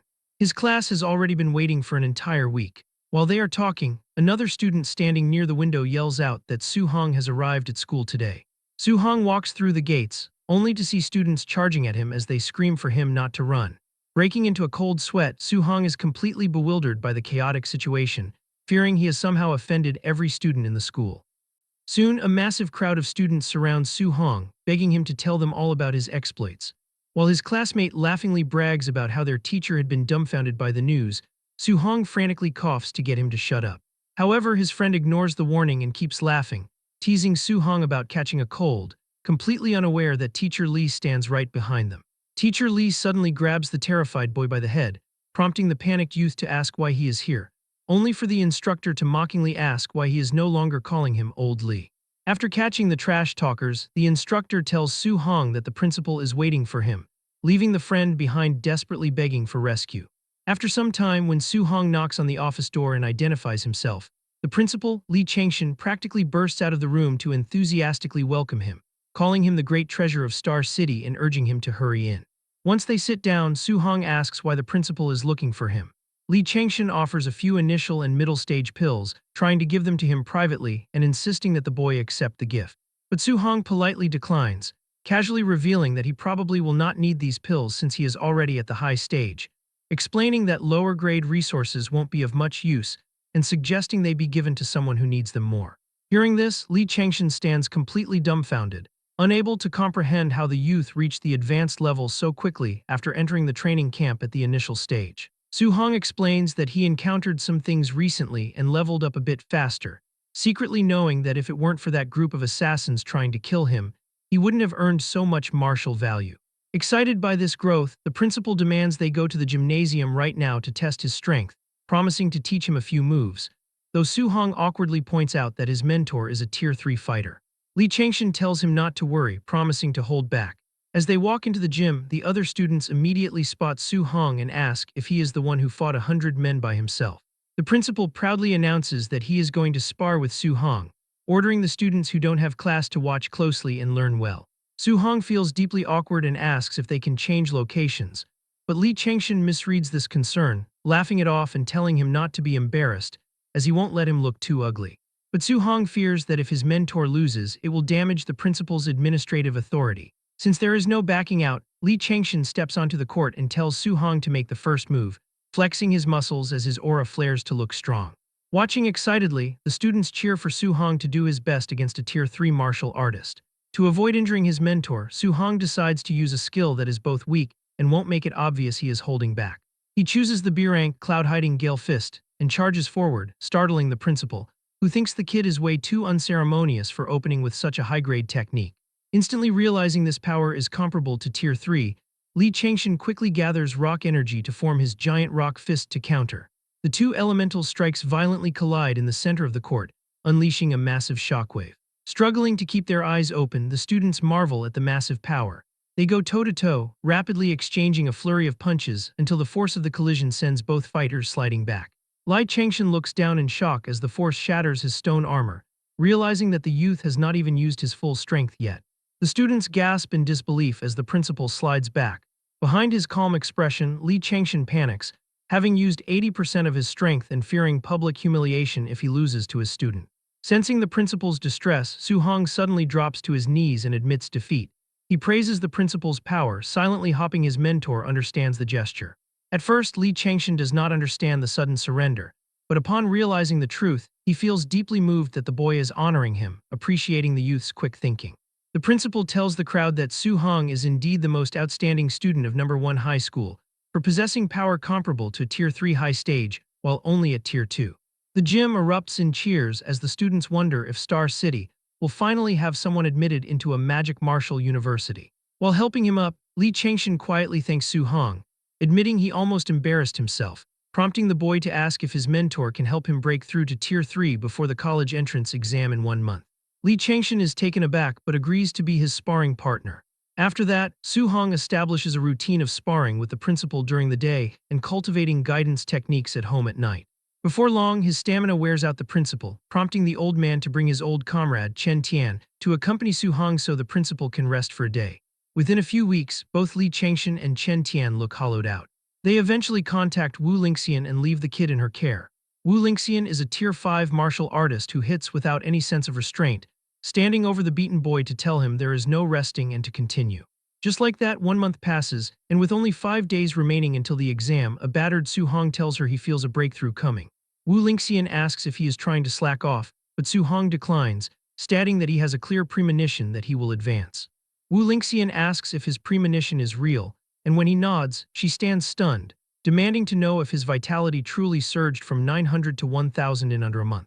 Once Su Hong confirms the incredible feat, she quickly orders 2 bottles of Tier 3 advancement pills to be delivered to the training room, telling Su Hong he can execute his breakthrough right there as she leaves the room. Sitting cross-legged as his injuries heal, Su Hong activates his energy, finally ready to become a Tier 3 martial artist. Inside the first floor of the Martial Dao Association, President Wu Lingxian happily hums and skips down the hallway, and her cheerful mood leaves the nearby staff watching her in complete shock. She is completely lost in her own world, thrilled that Su Hong might break through to Tier 3 and secure a massive amount of resources for the association from the province. Daydreaming about how these cultivation resources will cause their local association to take off, she happily raises her arms to celebrate. This unusually cheerful behavior leaves everyone confused. Gossiping among themselves, the staff whisper that the usually serious president must finally be in love, wondering who would be crazy enough to date such a tomboy. When Li Changshan and Chen Tian arrive and head to the backyard to find her, the gossiping staff hilariously assume she is dating both old men. Meanwhile, deep inside the training room, Su Hong trains intensely, releasing a fiery red aura to begin his breakthrough. He grits his teeth as a brutal wave of raw energy expands, putting an intense strain on his entire body. Exhausted and out of breath, Su Hong watches his first breakthrough attempt end in failure. Determined not to give up, he channels the deep gratitude he feels for his mentors into a fueled resolve, igniting his aura for a second try. After half an hour of pure pain, he finally tames the violent energy and compresses the berserk vitality deep inside his body. Gritting his teeth for one final push to break the barrier, Su Hong forces his power to break through, triggering an explosion of raw strength that shreds the clothes right off his body. Once the dust settles, the massive upgrades to his physical stats leave him in awe as he experiences the incredible feeling of Tier 3. To test his new limits, he executes a vitality externalization punch, shooting a massive fist of pure energy straight across the room. Unlike martial artists below Tier 3 who must rely on martial arts to launch ranged attacks, a Tier 3 martial artist can easily achieve vitality externalization at will. His system screen shows his vitality has reached 1,000. Excited by this crazy power-up, Su Hong prepares to leave and share the good news with President Wu, completely forgetting that he is currently naked. But before he can even step out, the door opens as Wu Lingxian asks if he is trying to be a hooligan, while Li Changshan and Chen Tian take photos. While a deeply embarrassed Su Hong curls up on the floor, Wu calls the city lord to share the news, joking that they need to hold a parent-teacher meeting for him. Meanwhile, over at the city lord's manor, Wang Tianchuo bursts into his father's room, proudly bragging that he has broken through to the Tier 2 middle stage. Expecting high praise, the boy is shocked when his father barely reacts and only tells him to keep it up. This cold reaction prompts him to complain, pointing out that he is only 18 and has already achieved a Tier 2 middle stage breakthrough. Instead of responding, Wang Nai grabs his coat and runs out, explaining that President Wu called to say Su Hong has broken through to Tier 3. Soon after, the city's top leaders gather at the Martial Dao Association, staring at an awkward Su Hong, who is wearing a borrowed, incredibly tight cartoon crop top. Getting straight to business, Wang Nai hands him a secret folder, warning him to watch out for the high-level martial artists who recently visited Star City, as keeping an eye on these names will keep him safe. Looking through the pages, Su Hong frowns as he reads nearly 100 strong names, including Grandmaster Chen Budu, the imperial capital's Lin family, and Wang Dao of the Magic City's Wang family. As Su Hong admits he does not recognize a single name, Wang Nai explains that even among the higher-ups of the human race, traitors exist who will stop at nothing to eliminate a genius like him. With the stakes suddenly raised, he realizes that while he expected to be hunted by the 10,000 races, he never anticipated facing assassinations from human traitors. Wu Lingxian tells him not to worry, explaining that once he gets into Magic City Martial Artist University, those traitors won't dare to touch him. Hearing this, Su Hong asks if Imperial Capital Martial Artist University is unsafe. Wu explains that the students at Imperial Capital are either rich or noble, where a randomly thrown brick would hit a descendant of the top 100 families or an heir to a Tier 8 powerhouse. Without a family background, they simply will not value him. Wang Nai and Li Changshan agree, admitting they did not look at the status of the schools properly when they first advised him. Wu Lingxian adds that Magic City Martial Artist University is all-inclusive and only cares about talent and strength, where no one will intentionally suppress him. Convinced by her words, Su Hong happily decides to choose Magic City Martial Artist University to protect himself. Wang Nai warns that while the school ethos at Magic City is incredibly wild, their principal is extremely protective of his students. Yet when Su Hong claims he never takes the initiative to cause trouble, his mentors stare at him blankly, asking who killed Yi Chi from the martial artist base and defeated dozens of demonic cult assassins. Li Changshan and Chen Tian join in, pointing out that he also challenged 6 cities and defeated all the students in the training camp, which leaves him laughing nervously. Changing the subject, Wang Nai gently points up and asks if his taste in clothes is a bit strange. Wu Lingxian proudly speaks up, claiming her taste is absolutely wonderful and explaining she specially lent him her own clothes since his were shattered by his vitality. Not wanting to offend her, Wang Nai quickly lies and praises the outfit, while Su Hong awkwardly thanks them both. A few days later at the Star City airport, the city lord welcomes the official college entrance exam examiner, a sharp Tier 5 martial artist named Wang Lindao. As they shake hands, the examiner sighs that his teacher suddenly issued an absolute order, asking him to come to Star City to oversee the exam, and even told him to lower his status to actively befriend talented students. Wang Lindao complains that as a Tier 5 martial artist, taking the initiative to befriend a student hurts his pride, especially since the city hasn't even had a single Tier 2 examinee in past years. Wang Nai asks if an 18-year-old Tier 3 genius is worth his befriending. Hearing this, the shocked examiner demands to know where the boy is so he can see him right now. At the Star City Martial Arts exam venue, stadium officials busy themselves setting up the vitality and combat power testers to kick off the big day. President Wu Lingxian repeatedly checks her phone, waiting for the designated examiner to return with their star student. Seeing her worry, City Lord Wang Nai points into the stadium crowd to show her exactly where the guy is hiding. It turns out the examiner, Wang Lindao, has completely abandoned his professional dignity, throwing his arm around Su Hong to force a cute selfie while begging the genius for a smile. Watching this embarrassing display, Wu Lingxian and Wang Nai cringe in disbelief at the examiner's sheer shamelessness. Shortly after, the speakers blare to officially kick off the Martial Dao assessment, announcing that this year's process is the same as previous years. With priority given to the vitality test, the announcer explains that students at Tier 2 and above must take a special train to the provincial capital for centralized testing, while students below Tier 2 will continue testing combat power and other subjects locally. Su Hong grumbles that absolutely nobody had bothered to tell him about the travel requirement, which prompts Li Changshan, Wu Lingxian, and Lin Zi to laugh awkwardly and admit they had completely forgotten. While they chat, the trio of Lin Xinghe, Wang Tianchuo, and Zhao Yan catch up. Lin Xinghe asks Wang Tianchuo if he has already surpassed Su Hong, congratulating him on hitting the Tier 2 middle stage, to which Wang Tianchuo replies that they will know in a bit, while Xiao Yan complains that he is keeping them in suspense. Together, they observe the massive crowd gathered around, curious to see Su Hong's actual tier. The crowd gossips about whether Su Hong has reached the Tier 2 middle stage, with one spectator betting that he has already hit the Tier 2 high stage. Su Hong starts his test and unleashes a massive, terrifying surge of red energy. Lin Xing and Xiao Yan are left sweating in shock, wondering how this is possible. The machine rings up an incredible score of 1005, confirming Su Hong has already reached Tier 3. Suddenly, Lin Xing and Xiao Yan scream in disbelief, demanding to know if Wang Tianchuo already knew. Wang Tianchuo can only laugh, admitting they will never surpass Su Hong in this lifetime. The entire stadium erupts in chaos over Su Hong's incredible vitality score of 1005. The crowd gossips that a Tier 3 examinee has never appeared in Star City's history, directly comparing his strength to that of their principal. Seizing the spotlight, Lu Long proudly brags to the crowd that he's Su Hong's close friend and personal sparring partner, which leaves the onlookers green with envy. Watching from the VIP room, the fathers of Lin Xing and Xiao Yan lose their minds. Lin Xing's father hilariously laments that he wishes his son were a girl, while Xiao Yan's father immediately resolves to have his daughter dress up nicely to secure the young prodigy as his son-in-law. Up on the main stage, Wang Nai and Wu Lingxian trade smug congratulations, thrilled that Su Hong's rise will launch both the city and their association to unprecedented heights. Watching the crowd, examiner Wang Lindao, a seasoned coordinator used to overseeing exams across the province, knows that a low-ranked city like Star City normally struggles to produce even a single Tier 2 student. Yet because the gap in cultivation resources between small and large cities is just too big, Su Hong's growth into a Tier 3 martial artist under these resource-starved conditions is an extremely terrifying achievement. Had Su Hong possessed the elite training conditions of Magic City or the Imperial Capital, he would likely be Tier 4 already, cementing the teen as the most incredible talent the examiner has ever encountered. Back on the field, rabid fans start screaming their love, which leaves an embarrassed Su Hong feeling highly uncomfortable under the sudden spotlight.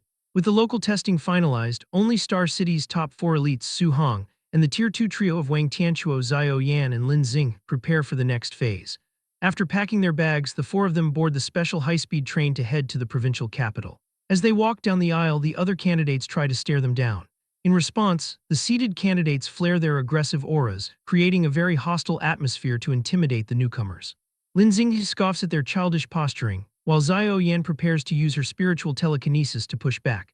But suddenly, deciding to show the arrogant crowd what real power looks like, Su Hong steps forward as his eyes glow. He erupts with a towering pillar of blue energy and manifests a colossal roaring dragon aura. The dragon's massive spiritual pressure sweeps through the cabin, completely crushing and neutralizing the offensive auras of the other candidates in a single blow. The once arrogant candidates sweat in terror, horrified to discover that a rural place like Star City actually produced a Tier 3 martial artist. Even Wang Tianchuo and his companions are left speechless, finding the spiritual pressure easily on par with a Tier 3 middle stage. Su Hong casually walks down the aisle, mocking the candidates by telling them that this is what happens when they provoke others without even greeting them first. The cowed candidates tremble in their seats, instantly resolving that if they encounter him during the assessment, they must run without hesitation. As the high-speed train races toward their destination, Lin Xing asks Su Hong whether he is going to test for Magic City or Imperial Capital University. Su Hong asks about their own plans, which prompts Lin Xing to declare that the goal for the 3 of them is Magic City Martial Artist University. Su Hong smiles and reveals that he is also preparing to go to Magic City, adding that in the future when they enter the All Heavens battlefield, they will be comrades in arms. Lin Xing laughs, saying that having Su Hong as a teammate puts his mind completely at ease, while Wang Tianchuo jokingly warns Lin Xing to stay on his toes since Magic City Martial Artist University has a reputation for expelling slackers. Meanwhile, Su Hong eagerly looks forward to his future at Magic City Martial Artist University.